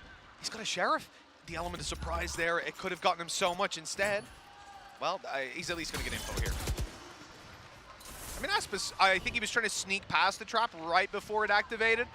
Doesn't do them too much harm, though. Still only a Sheriff on the other side. Close range fight. Oh, it's close. Very close indeed, but Les has found the kill. Another great opening, and a plan to be found for Loud. And now it just comes down to how much damage you can do. I don't expect to see that Rolling Thunder utilized. In fact, they're just going to try and stun some of the players close by the looks of things. Give some space to Scream to hopefully hit one of his trademarked headshots. There's not really anyone to find, though. Just a close position from Aspas, and he'll have about the same opportunity as his opponent. They may even just be trying to look to hold them in, kill them off to the spike. Does that get Aspas? I think it does, right? Should be dead on. Perfectly timed as well on the back of their flash. Kawazine down, Aspas out of there. But at the same time, you know, they're not expecting to win this round on KC. They know this isn't going to be a victory. They're going to go down to the spike. Maybe even drop a weapon. See, the question we now have, though, is obviously we haven't seen Split for a while. A lot of the changes were to give some of those attackers more favorable fights. So you look at the sort of lip that's been added towards A main, allows you to sort of peek at double angles, give you more opportunities and bypass some of the utility, as we've seen. Same as some of the sort of edges that have been added around mid. It's just to remove those sort of dodgy little positions and give attackers some hope. How much has that changed, though? How much of this map now becomes, is it attacker-sided? I'd say probably not. I'd still lean it to that defense. So for Karmine Corp, we want to see them come back into this soon. Otherwise, we might be in a pretty rough position. You also got to remember, you know, we saw this map in like post-plan era. It was hell. Like, you'd just be raining down Vipers, snake bites and everything like that along the way. They're pushing. They're still going. XMS loves the aggression on this Cypher, but it's not working out. And that's a rifle on the floor again. And look how low Shin is. Like, I don't really get it. I'll be honest. You've got a Raze, you've got a KO, you've also got that breach to set you up. I don't know why your site anchor is the one that's constantly trying to make the plays. Like, it just doesn't seem like the logical player to be pushing forward. And again, they're doing this back into a buy round. It's failed every time they've attempted it, but it's the same thing again. It's no wonder Loud are just going, guys, we should probably wait outside A in case there's a stun. Oh, look, there's a stun. He's probably going to push us now. Like, it is way too telegraphed. I mean, hell, it's not even a stun this time. It was like every piece of utility that they had on that side of the map. They called in everything. And Navarro with a kill. This gives them something to work with. The site itself not lost just yet. Still players holding their ground on KC, and Shin, low HP, he's pulled out the showstopper, and he's taken down in the air. Aspas only needed one shot. The 10 HP coming down to haunt him, and Nuzera now in the clutch versus one of the strongest players that we've got. But that Rolling Thunder indeed could change everything, and he's waiting for that spike to be tapped. Now worried that he might get pushed, and, well, he's not far wrong. Aspas is looking for him, realizing that ulti's online, but in the end, I think he's going to win this round. The Rolling Thunder can come through and deny that. No, he hasn't put the Rolling Thunder through, and Aspas is safe there. Aspas is safe. He's missed the utility. Oh, Aspas has got it! The critical error from KC! And a clutch for Loud! Oh, that is pain. That is pain. He sends the Rolling Thunder through there, and it's basically He has done. no time. He has no It would time, have thrown literally. him off the plant, but... And off the site, and he wouldn't have been able to run back in time to plant it. It would have been done. The other thing as well is he could have then just aftershocked it afterwards, and he would have been pushed back. Like, it's just a millimeter, a pixel, a very, very slight mistake. And that mistake is enough to completely cost them the round. You cannot give someone like Aspas that sort of opportunity. 5-1. There's no surprise to me at all that we are seeing a pause come through for Carmine Corp, because they are going to need a moment after that one. In fact, if they could do a couple back-to-back, I'd probably be inclined to do that. Yeah, now is the time to call 7 Oh, pauses. dear. Just punch your monitor. Oh, tech issue, need a moment. I gotta say, there's one thing that we used to always say about Split, and granted, you know, new metas and everything like that, we have to, you absolutely have to take that into consideration. But Jets are supposed to be really bad on attack on this map. They're supposed to really struggle. We're supposed to be here going, well, yeah, guys, Aspas is one of the best players in the tournament, but he's on the attack, and that's why he's not doing so. He's 7-2. Yeah. He's just clutched out as well. This guy has got to be feeling unstoppable. And on the other side, KC, unstartable. Nobody filled the engine today, on this map at least. They got to get back in there. This is the defensive side. Yeah, it's bleak as well, because that should have been the turning point. That should have been the moment that granted them a round. I definitely want to see adaptations for their aggression. I don't think your Sentinel just dying at the beginning of every round is a particularly good plan, but... Again, you know, on A, I see what they're doing. Like, okay, it didn't work last time. Let's bring the Raze here. We'll do a stun on a nade deep, and then I'll push. They're adding to it. They're trying to build on it, but every time it's been sufficient for Loud to just go, I'll wait. And that strategy has worked. Exactly. That means you got to try something new, and that's exactly what KC are doing here. If your counter to a point is just do nothing, then it's probably not that good a point. They're playing themselves at that point. Well, over the top we go for Aspas. To see what you mean, though, the first man in having a 7-2 KD is a pretty daunting stance for the opposing side. Again, they're just going to be sat back patiently. It seems like they've thrown in the no command. In fact, the Rolling Thunder going through. They're trying to almost pad this round with ultimates when they don't quite have the weaponry. It didn't catch on to the close player. But even still, the trade is there. It's shaky from Aspas. This is starting to get scary now. Still within the sight is Kawazine, and he is holding down the line. The shots are missed, and he connects everything. There looked like there was hope in that round for Carmine Corp, but the 17-year-old Sky puts them in the grave. That flick back. I mean, he got shot at once. I even heard the sheriff shot, and he didn't react. I guess just so caught in the moment looking for that other player. One more bullet comes his way, and he's like, all right, I guess I'll deal with you. Quick flick to Shin, who has been having a fantastic game. Even lost my pen during that play. 6-1. You know, this attack side is unreasonable for Loud, and it's coming back to what I said at the end of the last game, Tom. We've seen teams have that super close first game. Even just today in the last series, the second was a blowout. I hoped, because this was Casey's map pick, we'd see something different, but so far that hasn't been the case. Here, though, they found an advantage, and it feels like that's the first time I've had the luxury of saying that. Yeah. As we mentioned at the beginning of the series, the maps they won versus FPX were utterly dominant in opening duels. +9, and I think it was like +15. It's not something that happens too regularly. Oh, it's a little bit shaky from Les. Maybe getting a bit ahead of themselves here, and Aspas, his aggression is expected as well. Finally getting a little bit of luck going their way, but even still, in this afterplant, they haven't been too successful. Another for Shin. Just a great round from him, it seems. On that, you almost imagine they haven't won. Plenty of players low, plenty of opportunities here. Over on the Loud side to thin the herd on the way through. But yeah, look. Oh, there we go. Headshot as well. Add that to the percentage. 6-2. It's a second round, and it's flawlessly done. It's not burning up a ton of ultimates. It's not something that's unrepeatable. Shin's been having a good game so far in this series, and still not considering the fact that they're down 6-2. You know, he's not doing terribly. It's not out of control just yet, but let's see if they can keep it up.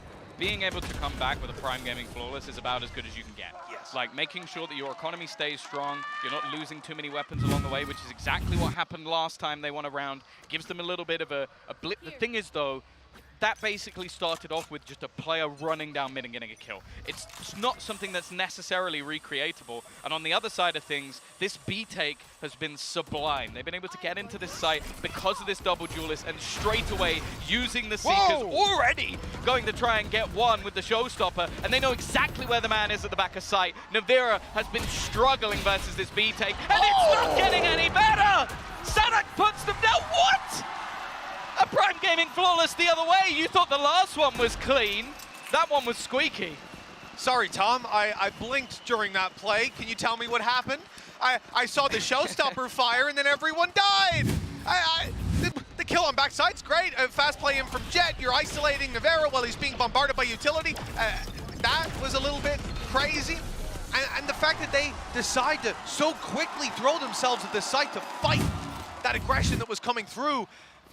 Well, this is certainly not the result they expected. We talked about building that momentum back, building on the round they just found, and, well, they couldn't even get a kill to follow up. Loud 7-2, economy thriving, and they are fast on their way to A. Yeah, I can't blame them at this point. Keep it simple. Just run into these sites. The defense have not been able to hold at any turn, and XMS hoping to try and find some spam with the Vandal, but the site is under their control. At least one goes the way of Navira, but the second he swings, there's another trade in return. These quick pushes have just been unstoppable, and the retakes have failed most times out, especially with XMS pushing it alone. There was no one else even close. Immediately look at the decision. KC are out of there. They realize this is not around. They're winning, and the aggression there, I mean, you can see it. XMS, I don't even want to say overheating, certainly burning up. Look, in those kind of moments, maybe that's the play that changes the game, but so far it feels like it's consistently being the one that loses it. That's a hero or villain play. That's what that is. Either you get a kill back, maybe help your team win the round, or that. And the problem is like the percentage chance of that working out, even if he gets a kill, there's another player there to trade. Like, that's the thing. And that's the main worry for me at the moment is I'm looking at Loud as players that, like, well, the majority of the team under the age of 20 years old. And on the other side is where you have a lot of the experienced FPS players. You could have fooled me. This comes into their map pick, and, you know, we praised them previous map saying, clearly, yeah, they were really controlled. The thinking was elevated, the structure was now built, but it's come crumbling down. I mean, things at this point are getting out of hand. And it's not just about Loud. With the number on the board, it's not about the 6-round lead, the potential 10-2 half, the weak economy that's in play for KC, the ultis that are online for Loud that KC will likely fight to get some early. But it's also the fact that of how Loud got here. The last couple rounds, the dominance, the one straggler found for KC every now and then. XMS. Still alive. He hasn't been spotted. Finally managing to find the kill. The flash actually doesn't work out. How is this the round that Carmine Corp are winning? It's just a little bit of a hidden corner not checked, and somehow they win every single fight. What? Well, that's at least 3 rounds guaranteed. Never mind double digits for Loud in this half. A very different feeling to that round. The other 2 that they got, I mean, even the 3rd round, KC only survived with 1 player. I mean, I think it's fair to say this team just hasn't showed up yet. And then they pull out some sheriffs, and it's a different ballgame.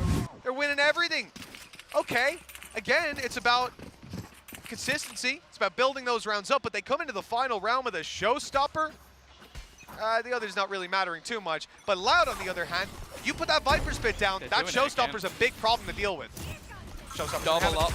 Oh, it's going to get the kill as well. Just about making it out of there, being chased all the way by the Boombot. But will eventually escape. This initial stack up. Let's just spam through the smoke, though. Maybe the spot come out, but even still. It was the nade. Nade's on the way. It's the easiest tracer you can find. Just sprays right back at it, and while the numbers equalized again, KC not able to hold onto a lead for too long in a round. The man advantages could be made up for, though, with the map control that they've taken. XMS staying alive, kept a trap wire up in heaven. They know they haven't walked through heaven to B, and with this B main push, Nivera could catch them out. Oh no, they're going back. They jumped into the vent. They jumped intentionally, and the second they did it, Scream started rotating back around. It was all a bait play out from Loud, and now they've been spotted. They're going to go back down again. Oh, over the top. Les with a little bit of skill that gets him past. This is going to be devastating. There is absolutely no way Scream can expect him, but he gets the timing right at least. And now they'll double back again. The fact is, though, there's 2 players cemented within the site. They have a stun ready and waiting. Oh no, on the way out the right into Nuzera. There was no chance that time. Rolling Thunder for Aspas. He's walked past it. He managed to get close enough. The spray is good. Only 10 seconds left. Spike down in the open. He needs all 3 kills, and he needs them now. They know where he's coming from. There's 3 guns on him. Not a chance. 4 at the half for KC. A good recovery, all things considered. They took a long time to come online on that defense. The question remains whether it's now going to be a punishing factor for them. 4 rounds defensive side split. From what we know of this map back in the good old days, this was not even nearly enough. But it's a new meta. It's a new era. Who knows? Let's toss it over to the analyst desk and see what they think. Thank you very much, guys. It is a new meta, new era indeed. And Mimi, we haven't seen Split in a long time. What did you make of this new Split? Yeah, I saw some issues from KRÜ. It felt like they did not have a lot of time to practice on this map, or maybe the pressure's getting to them. But there was quite a few moments in that first half where they kind of let some pretty big blunders through in that one. And to take a look at some of those moments, it was kind of this idea of them trying to get aggressive on that defensive side at times. Like this round, for example, where they initially spotted someone A main, pushed their Cypher up, and then on this retake, the coordination just isn't quite there on the timing. As the players are swinging from heaven, Scream has already flashed through, and it's not quite well set up to be able to trade each other out. And with this composition, KC so often had to be leaning into those retakes, and it just felt like it was never working out for them because of just how good Loud was at shutting that down. Yeah, a lot of just poor decisions being made as well. XMS, as you're kind of talking about, with those consistent rushes out of A. He's been punished so many times in that position. We'll take a look how the compositions here.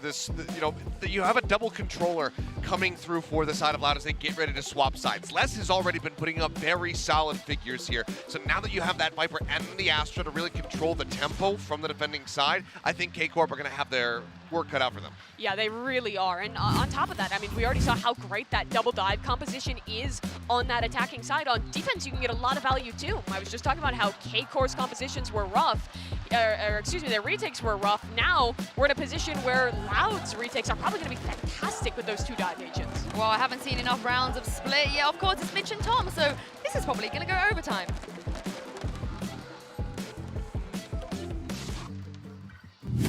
Well, as we start this second half, there's no doubt that the morale on the KC side has got to be pretty low. If you're Loud, 8 on the board, crowd behind you, they've been chanting during that entire pause. Support like they've not seen even the other day.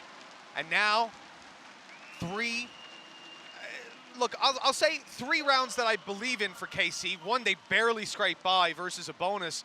That first half was miserable, but they started to recover it towards the end. See if they can keep that as they move on into this second half. Well, that was the case on Pearl. A very different map, of course, one that we lean more heavily into that attacker side, but even still, they looked controlled. They had decent structure for sure. The question will be, can they pull that out of the bag again against what is going to be a very aggressive defensive side? A double duelist. Aspas already looking to lurk his way around the map with Cowers in pocket to support. And they already have some information that there's players deep. Aspas, that cage is going down any moment now. It's Nuzera and Nivera on the way through. They're the ones to be caught, but they managed to avoid going down to this ghost just yet. That not so lucky the second time. Great flick, and that's going to be a breach removed. A lot of annoying utility out of play. They're watching their back, but no way. It's actually predicted. Less. His brain is too damn big.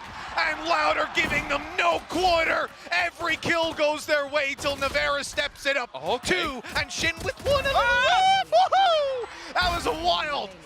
leaving just Navera left. And look, 53 HP, but the swing from Les is perfect. He catches him off. A gorgeous round from Loud. It came close. KC fought back, but too little, too late. Well, that was one of the questions that was had of Loud. They lost a lot of experience. They lost some of their LAN caliber in the form of Pancada and Sassy, but as we've seen through the series so far, Les may be young, but it is clear that he is confident within this service. 17-7, and a big brain on that man's shoulders to clear it out. A wonderful attempt coming through from Navera in the pistol round, but again, they needed that. They really needed something to kick off this half, and they can't quite get it over the line. We came into this tournament and I had a lot of doubts around removing Sassy and Pancada and still expecting strong results from this roster, especially off the rip. I also said at the time changing coaching staff, but as we know now, not necessarily the case. Rod was very heavily involved. I don't know if he will have seen that one in the VOD reviews, but they did manage to get the trade at least. XMS even dodging. How? On the way through, Kawazin, he's going. He wants so to they just return play his as kills. pistols at this point? Yeah, screw it. Just take those sheriffs. That's all they need. But look at this, Kawazin. His timing is perfect, but he slows down, expecting them to be waiting for him. The opportunity slips away, but his teammate will spot them. They're right out of there, though. Not baited into a mid-fight. He has to find something on this B-side push. So he's going to try and delay them. He goes pushing. The shots are wild. That's not something I want to see back in the replay. No more Kawazin now left, 1 versus 4. An SMG in hand, not a whole lot to lose, but for Carmine Corp, it looks like the lifeline they've been desiring might have just come 1 round late. Well, if you are KC, losing that pistol seems like a nail in the coffin, but this response, exactly what they needed, investing so little and getting so much. That's a round win for KC, and I think you'll notice a pretty significant difference between the response in-house when KC win and when KC lose. You know, there's a handful of people who are down there cheering for them. And this was a great round by XMS. That's the thing. His aggression definitely didn't work out on that defensive side, but being able... Yeah, I felt that too. I have a feeling I know what he was watching. Maybe the Bulldog play on site, perhaps? Maybe. Could be. Well, 9 on the board for Loud. They're down to pistols. You know, really not the best of starts to this half, and an opportunity for KC to perhaps get back into things. He's managed to keep his ground. Boombot through. Of course, not yet nerfed, so still going to be going on its little roam around. Fact is, though, again, Carmine Corp controlled. Taking this patiently, not wanting to rush into anything. A very different style to what we saw from Loud, with a lot more brute force, aggressive with a lot of utility used early. They're much more willing to wait. Now, this can punish them if it gets down to the late seconds on the clock, but as we've seen over the last map, they seem to have it down to a T. Especially when you consider what they're up against, Tom. You know, this B push that they're looking for, yes, the clock might be a little low, pushing the 30-second mark by the time they go in, maybe even further, but the reality is there's only one man there with 60 HP and a Sheriff.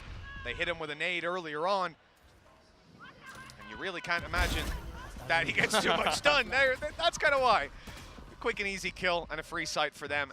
Ultimately, this round is going to come down to how much damage can Loud do on the way back in, or stopping KC from retreating afterwards. Oh, they managed to get a couple. This really didn't look like there should be any possibility here. Navira's luck will at least drop the gun, but somehow Kawazin is still winning. The snapback is absurd. This man's sensitivity off the chains. He's trying to bait out Nuzira into the swing, but he can't quite get there in time. Even still, this youngster's reactions are off the charts, and they made that one so damn costly. Well, we saw it in literally round 3, Tom. Round 3 of this map, we saw KC win the round with 1 player alive. They should have won it dominantly. We said that could be the writing on the wall for a poor half. They need to, you know, avoid that happening again. They need to make sure that the coming rounds are going to be a lot cleaner, a lot more thought out, and punishing for your opponent. But right here, back to old ways. They win a round barely. It costs them everything. And the economy that they've built up now takes a big blow because of that. Look at Aspas as well, already pressuring in towards B main, that operator in hand. They know there's someone close, but that one's for free. We're gonna see on the other side, a chance for two! He just basically blast packs into both players. And there will be a trade back again to make it a 3v3, but with so much spotted, they're gonna start a rotation back on the other side of the map. Absolutely ludicrous early round. Great accounting for everything over on the Loud side, with the exception of that showstopper. I think being close might even have been a reaction to it. You can't sit back against that kind of ultimate, but they popped it so early without taking the control. It's hard to predict and hard to play against. Late flank coming in from XMS, hoping to catch this player coming down the ramp. His timing could be everything for securing this round, for keeping this control. But if Kawazine, as he just heard him put a trap, I think. Certainly heard him take it back now. Yeah, he knows. Kawazine's got all the information. And now the Seekers going in to find the others. KC are in so much trouble. The utility they throw out, the panic evident as they're going to look to scrap on the back of the site. Both in that corner, a firing squad set up. Trades all that are needed here for Loud. They're not able to get them. Navarra's put a stop to that. Aspas needs to get them both with an op. The timing here, surely way too low, and he won't get the extra shot off. KC just about scraped that one. Every single round they're winning is so unbelievably close, but they are dragging this one back, kicking and screaming. Again, opportunities there for Loud. Kawazine just doing a fantastic job to clear out those backlines, and maybe a little bit unlucky that they both went within that smoke. Even still though, just that double up at the back of sight, the confidence in each other to hit those shots, and where you could see from PM the sigh of relief. Wow. You rarely get to see it that clearly as well. I mean, you can see his diaphragm stressing. That was something.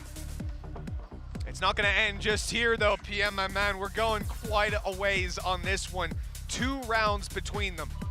KC came in today. I had so little faith. I didn't think they'd get 13 rounds across 2 maps. And if they played the way they did yesterday, or the other day, they certainly wouldn't.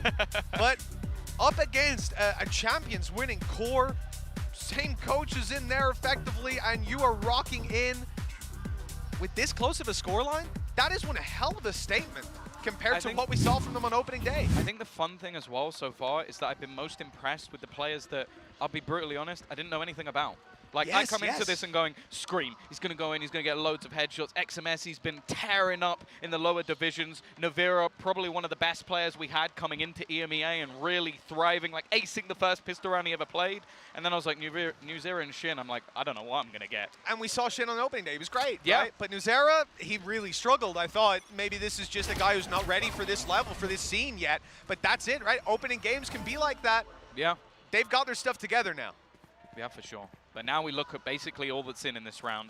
Stinger definitely still deadly at certain ranges, but it's mostly going to be that Blade Storm. Can Aspas have one of those rounds that, well, puts his name on everyone's lips as someone to fear? For now, though, again, Carmine Corp giving them nothing. They know what they're up against. They're playing that pack mentality. Maybe someone can get 1 kill with a Stinger, but can they get more? Probably not. So let's just make sure we work with those trades. On the way into this side, it is a Sheriff and a Stinger waiting for them. Some utility on the other side, a Raze, of course. You can expect that nade to be making its way through. Yeah, it's going to be bounced off the wall, trying to deal damage, and then following up with a Stinger. I like it. Using his nade as his own support. But Sadik has to get a little bit more here, and right into the operator he goes.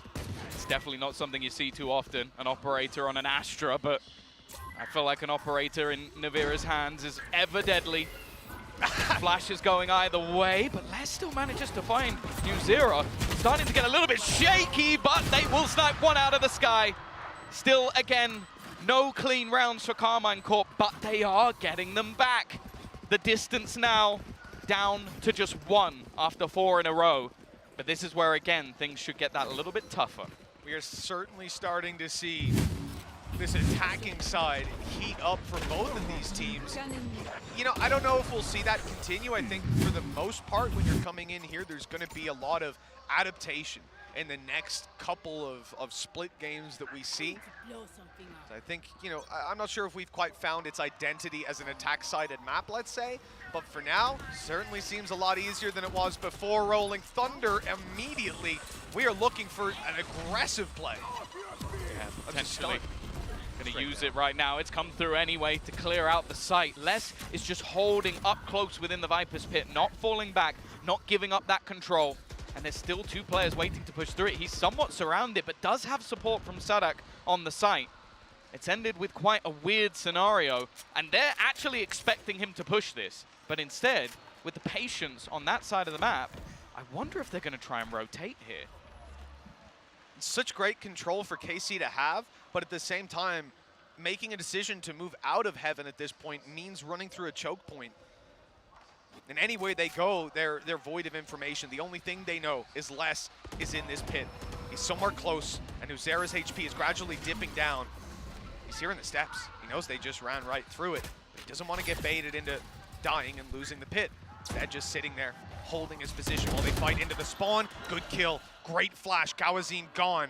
And they have the option to take this anywhere now. 30 seconds Yeah, left. the thing is, because that pit is still down, the rest of the players haven't moved. Aspas is still waiting. There's only 25 seconds. They have to make a decision now to make that rotation back or just try and pressure onto him. The flash doesn't really connect. They're coming up with the short. He's landed another shot. Just waiting, holding the back further. And even though the shots may not be connecting, he's still just winning this round. Another shot hit in the leg, and it is done. Just trying to hold back. Navira has to flee, and just the patience from Loud in that moment will garner their 10th. Absolutely unbelievable stuff from Aspas. A double dash. Haven't gotten to see that in quite a while. He activated it, got 2 kills, and was straight back dashing again. All within a matter of seconds. Look at it, there we go. I actually don't know if he missed a kill. shot. I think he might have legged Second someone. kill, dash. Just gorgeous. And that's the thing, he wins them that round. The call as well from Sadak, if that was from him, if that came from someone else on the team, do not move. Sit where they are and expect that rotation. Even with 25 seconds left, they were still holding for the rotation through mid just because Les didn't die. And that's it. We saw the players run past Les. So many players would go, they've ran through my pit, they're up there, I'll at least spam it. Yeah. But one lucky shot back, the round changes completely. Or come out of the pit behind him exactly, and try and find them or do anything. Instead, Aspas is obviously calling, or someone's calling.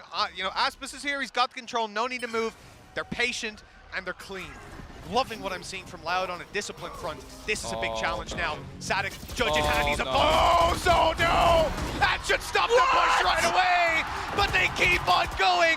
Sadak punishes every single player, and we are left to a 5 versus 2, a crucial round for KC.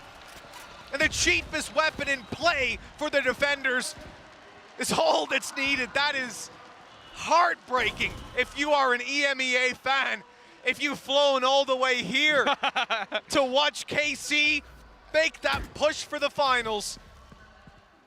Right now you'll be sitting watching and expecting that this is the final map they'll play. We're looking at a save call from KC, 11 rounds for Loud, and 2 needed then to close out this game and eliminate KC. They've shown us a very good face here today, Tom, but that round right there, that might just be the final nail in the coffin.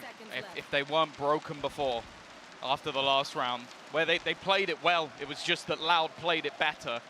Well, you lose 3 players on a B push to a judge, you're probably feeling a little bit worse. And you've also just suppressed Sadak, so you're like, okay, these guys are coming in with a showstopper. Yeah. Hey, I've suppressed the Rays, we're good, let's go in. And the guy stood there with a shotgun.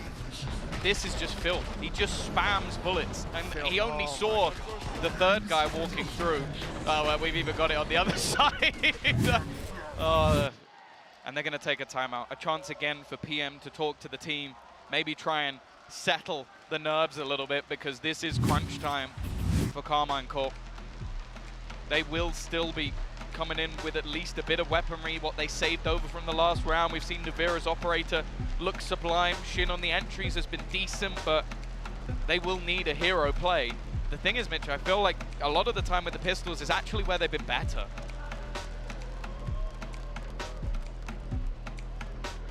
true.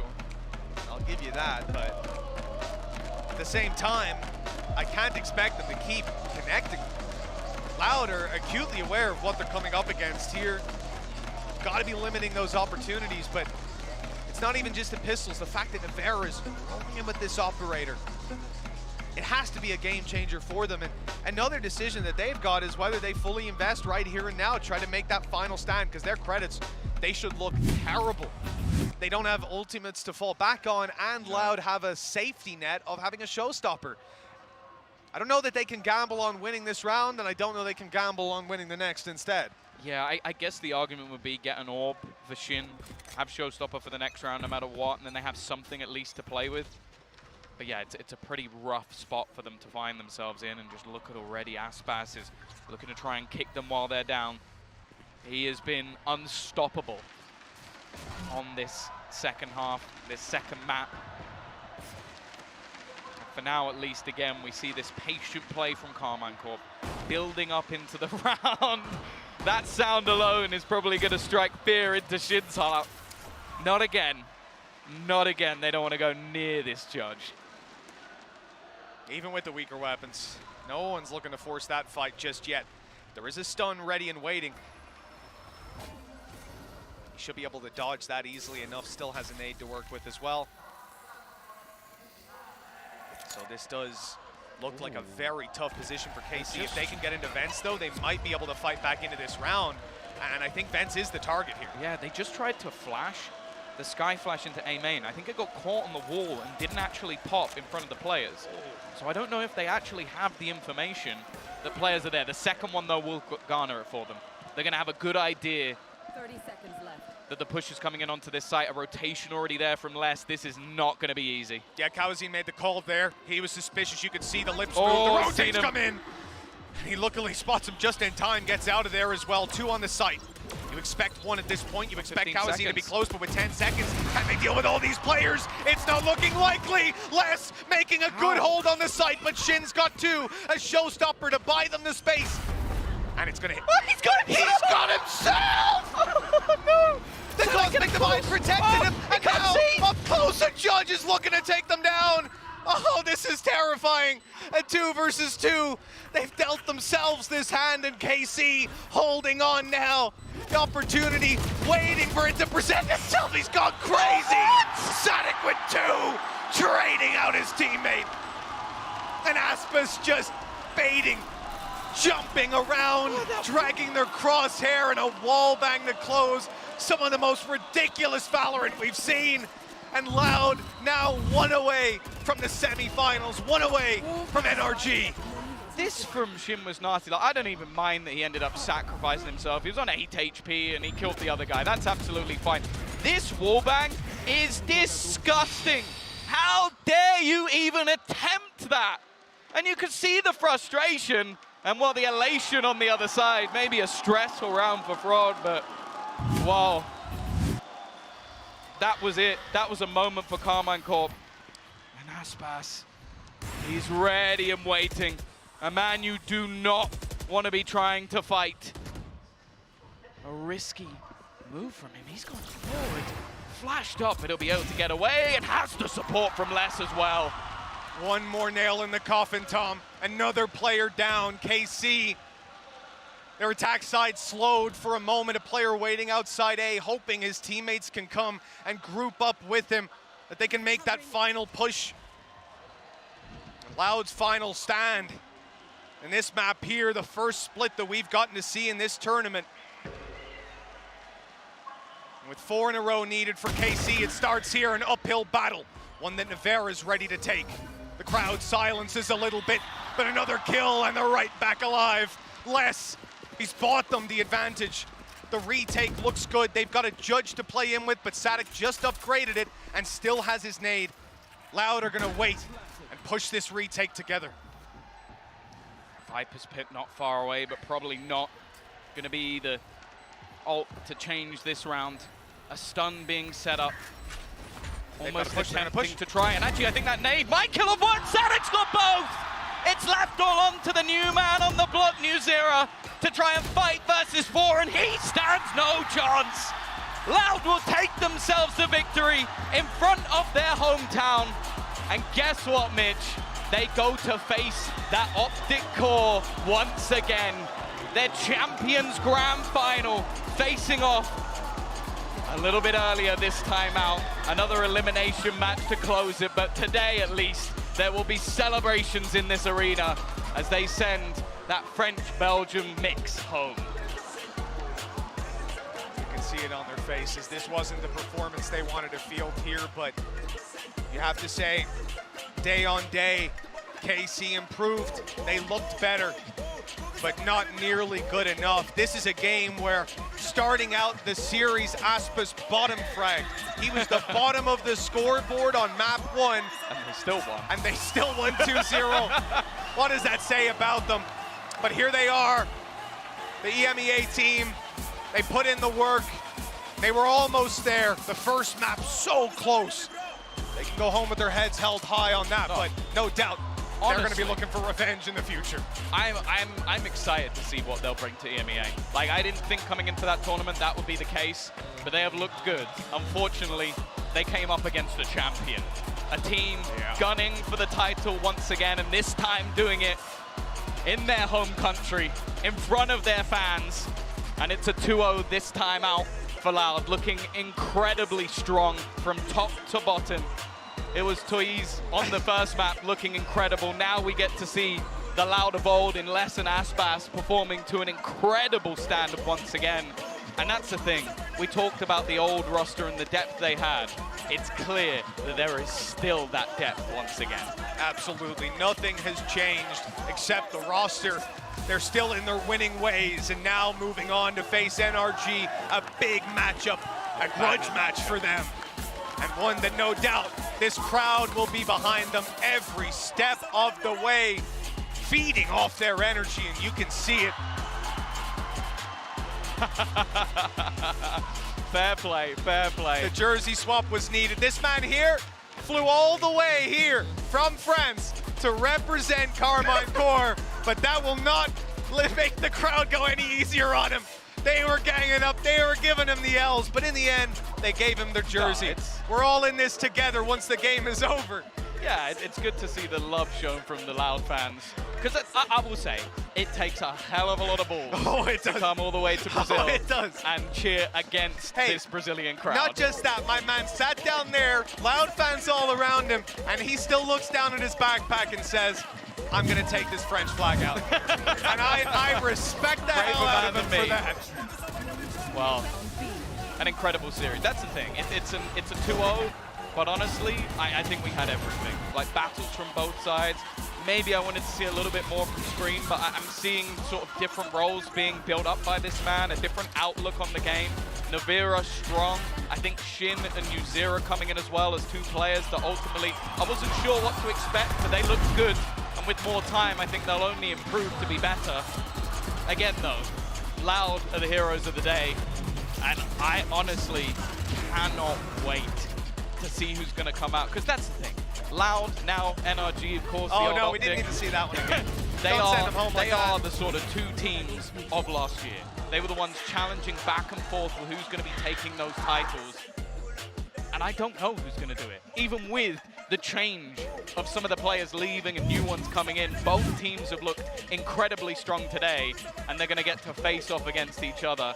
What a match that will be, but I've enjoyed this match thoroughly. And you know what? Split is still a damn good map. It always is. It always delivers. Maybe not the OT this time, but that's just fine by us. Let's talk a little bit about the MVP. Of course, Aspas, Gawazine, Les, they had fantastic games, but it's fair to say the Screaming fan was also giving it her all. So who do you think was the MVP? Scan that code down below and make sure you get your vote in. The winner's going to be announced very, very soon. Where would you go with this one, Tom? I'd go with Les today. I think that we've not only seen just sheer intelligence from him, but he's also just had incredible fragging power. But luckily, it's not up to me to decide. So make sure you get your votes in. And of course, we'll be back with the desk after the break.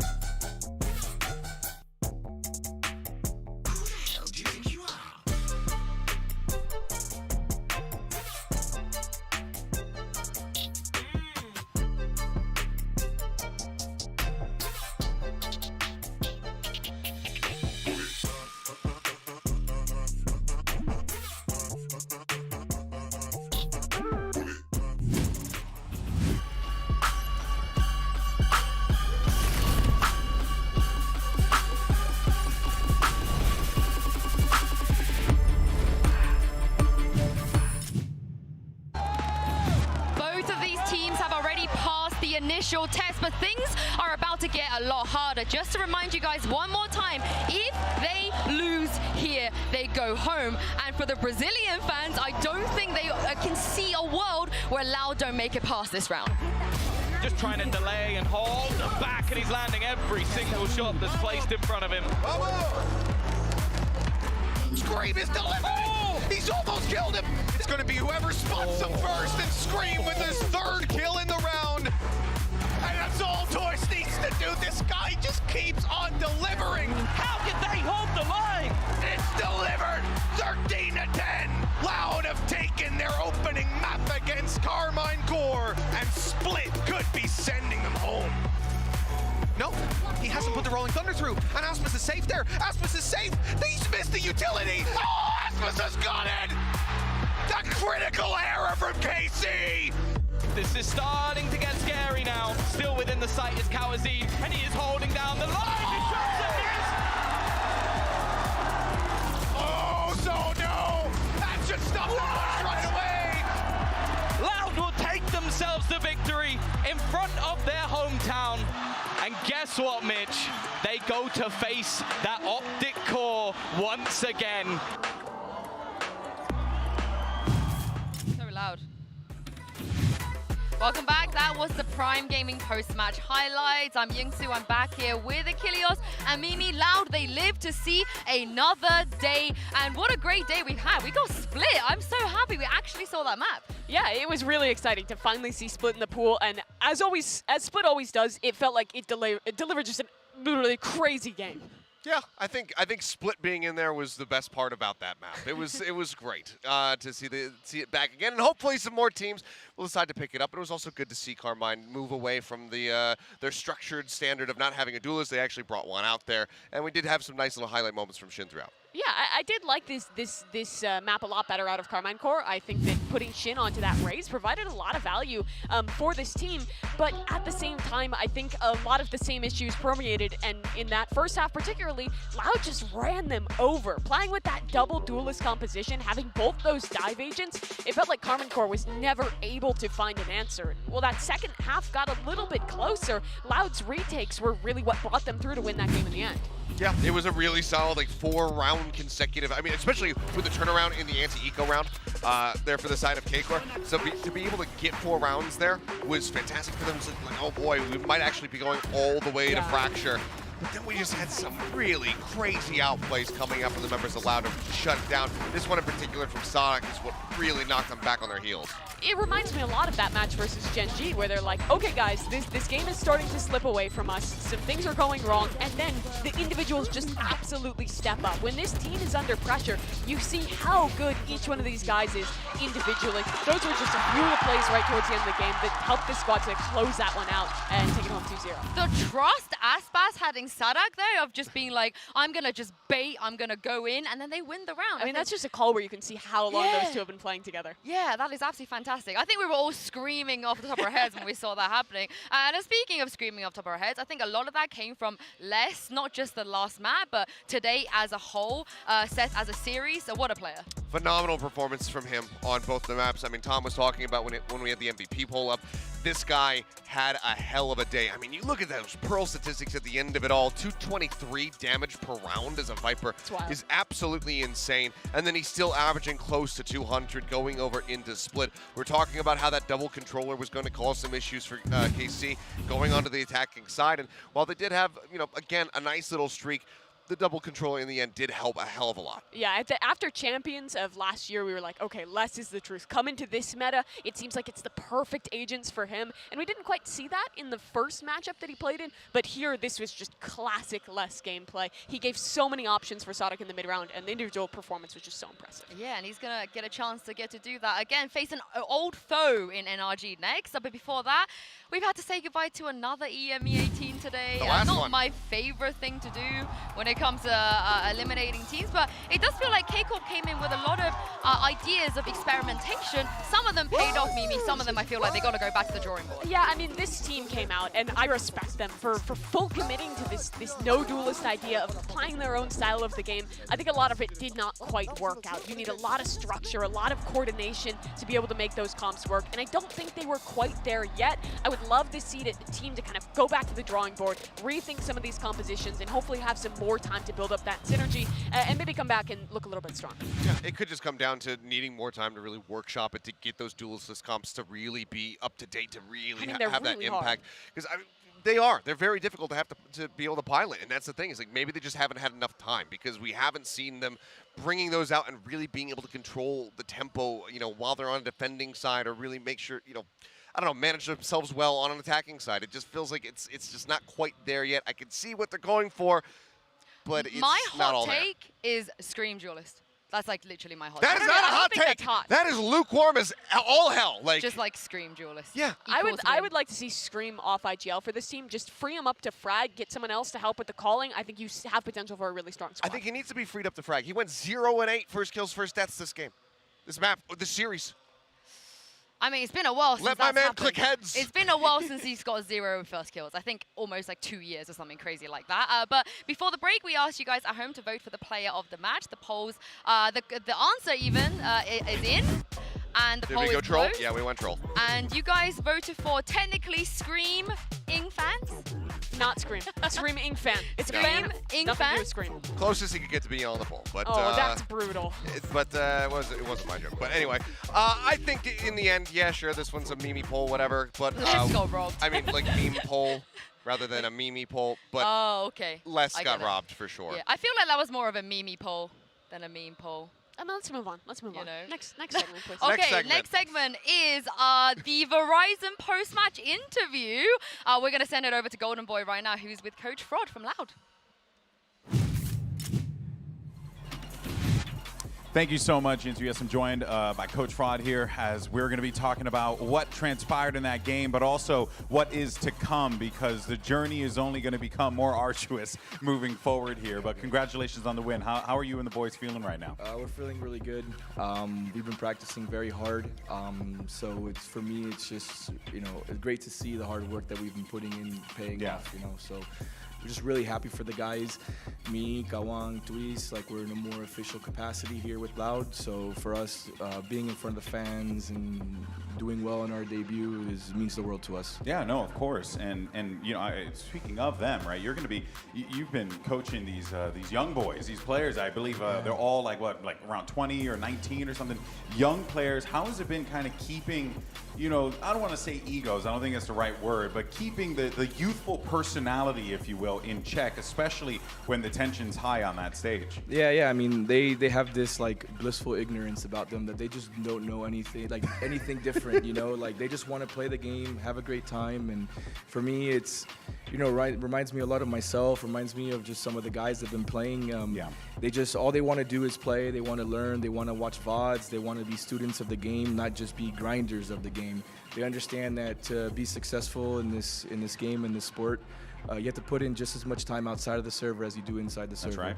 So I think that for them, they're starting to really see how being students of the game really pays off. And for me, I'm just really proud to, you know, be with them and also see the evolution in such a quick time.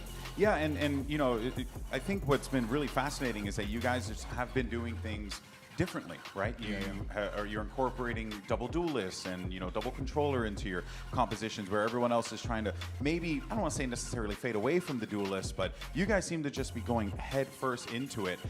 Is that like what we should be expecting more of, or is this just one layer of the beautiful onion that is Loud? I would say a little bit of both, because, you know, this game is ever changing. So for us, when this chamber meta fell off, we started realizing different things that we could do.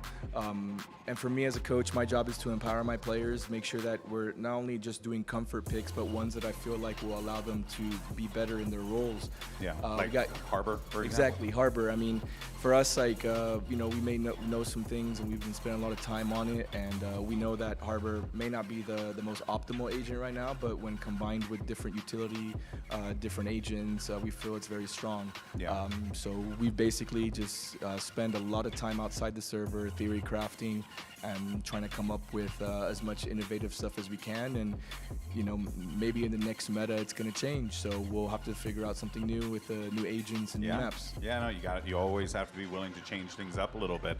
And I guess that kind of leads into what we're going to be seeing next. You know, you have a brilliant mind for the game. You're a legend of the sport. You've been in this for such a long time now. But you know, you're going to be going up against a version of Optic that I think some might even say could be a little bit better based on what we've been seeing throughout LOCKIN. You know, I guess give me your thoughts on the NRG matchup, because I know you know that is going to be a challenging one. Yeah. I mean, we definitely believe NRG is one of the best teams in the tournament. They got two fantastic players stepping in. They may play a little bit different than the previous players, but they're still just as dominant. Their core is just as good. Have a lot of respect for all those players, and the core of the team has really evolved over time. So, you know, for us, they're a new team, but that rivalry still kind of lives on a little bit. So we're definitely really excited to play against them. It's gonna be a really good match. Like I said, they're very good, and for us, you know, we just really excited to compete and hopefully qualify for the semifinals. Yeah, and also it helps that you have that 6-man out there, you know, the crowd, you know, backing you guys up the whole way through. My brother, I want to thank you so much for the time. Always a pleasure to chat with you. But yeah, that's going to do it for Coach Fraud over here. I'm going to send it back over to the desk to break it down and take us out. Thank you very much, Golden Boy and Fraud as well, who, again, we said this before, but he's got to fill the shoes of BZK. That's not an easy job, but so far, Mimi, I think he's doing great. Yeah, I've liked the ideas that Loud have brought into this tournament thus far. I think they've done a great job of getting those new players into the mix, and I'm sure that Coach Fraud has a lot of the credit due to him for that. Well, it's time for our HyperX reflex moment of the match, and this one goes out to Kawazine. This was absolutely ridiculous. Yeah, I mean, this guy, he's just basically here alone on the site, just gets jumped on the flank and just turns and instantly takes out Shin. I mean, yes, a little bit whippy, doesn't quite connect on that third shot, goes just over the shoulder, but the response time Kawazine was just absolutely phenomenal. And we've seen so many times, especially here on Split, where he was just flicking like a madman and coming up with these headshots. That play over towards B Heaven comes to mind. And you got to say, what a pickup for this team, because you know, they had a really tough time. You know, people looking at the people who left this roster saying, how are you going to replace them now that they've moved over to Sentinels? He's clearly a very strong pickup, and right now it's looking like Loud, especially with some more time, with Fraud guiding them, they can absolutely become a deadly force in Americas. Well, you guys are going to have another chance to watch Loud, of course, but two teams have been eliminated today. The bracket, the circle, it is filling in. We're getting closer, Mimi, and closer. Yeah, that we are. America's looking good right now. Two teams already through. I believe that means we have a guaranteed America's team into that top 4. We get NRG versus Loud. That Optic Loud rivalry from last year again with 2 new players on each team should be so exciting. It's great, and I just have to feel for the rookies who have stepped into these roles and now need to play under these circumstances. Obviously, Artis is there, so he was not going to be feeling too bad about it, but now you're suddenly dragged into this long-standing rivalry against this team, and it's going to be adding a lot of pressure on their shoulders. I think the level of Valorant is just going to rise from here as well, because tomorrow we're going to bring you DRX versus Cloud9 and Evil Geniuses versus Talon as well. You don't want to miss this one. Make sure you guys have a nice sleep, be well rested, and we'll catch you here tomorrow.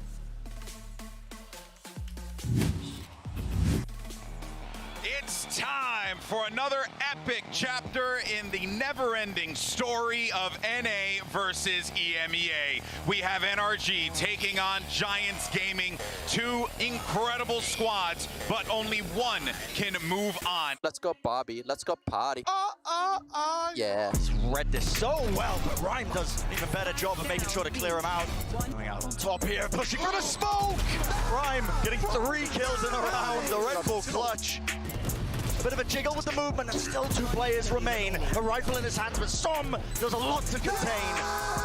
Ooh, that's a squeaky one though, isn't it, Bren? That is a squeaky one. But just the duel's being taken. Fatinho though, Nuki backing him up, and now it's down to Artis. Baiting the angle once more, and it's found the fight. Nuki takes it. And NRG really pushed them, but Giants say, we gotta win in OT? All right, fine. Have it your way. I don't like these rounds very often. These are really, really awkward. Oh, right down to the 1v1. Spam angle found, and the swing is good at the end of the day. Not quite, actually. Not opting for it, but there we go. FNS, still the players remaining. They just did not know that Trashes was there. A really, really strong answer back from NRG. We're going to be going to that map number 3. You can't be calling that out, Victor. Not again. But he rips it around. Someone check his PC. He's got a horseshoe stuck up his ass. Yes! For him, Artis, this angle. Oh my goodness! An ace from Artis. There's the dart, and there we go. Easy pickings. Nice! Come on, bro! So I'm still cleaning them up and doing the most for them. Hoodie dropped down to 1 HP. And Hoodie falls in the end. Som cleans it up, but an ace to finish. 13-7 will be the scoreline. And NRG, what an answer back after that map 1. Incredible performance from NRG. Both of these teams have already passed the initial test, but things are about to get a lot harder. Just to remind you guys one more time, if they lose here, they go home. And for the Brazilian fans, I don't think they can see a world where Loud don't make it past this round. Just trying to delay and hold back, and he's landing every single shot that's placed in front of him. Scream is delivered! Oh, he's almost killed him! It's going to be whoever spots him first, and Scream with his 3rd kill in the round. And that's all Torch needs to do. This guy just keeps on delivering. How did they hold the line? It's delivered! 13-10. Loud have taken their opening map against Carmine Corp, and Split could be sending them home. No, he hasn't put the Rolling Thunder through, and Aspis is safe there. Aspis is safe. He's missed the utility. Oh, Aspis has got it. The critical error from KC. This is starting to get scary now. Still within the sight is Kawazine, and he is holding down the line. His shots are missed. Oh, so no! That just stopped the push right away! Loud will take themselves the victory in front of their hometown. And guess what, Mitch? They go to face that Optic Core once again.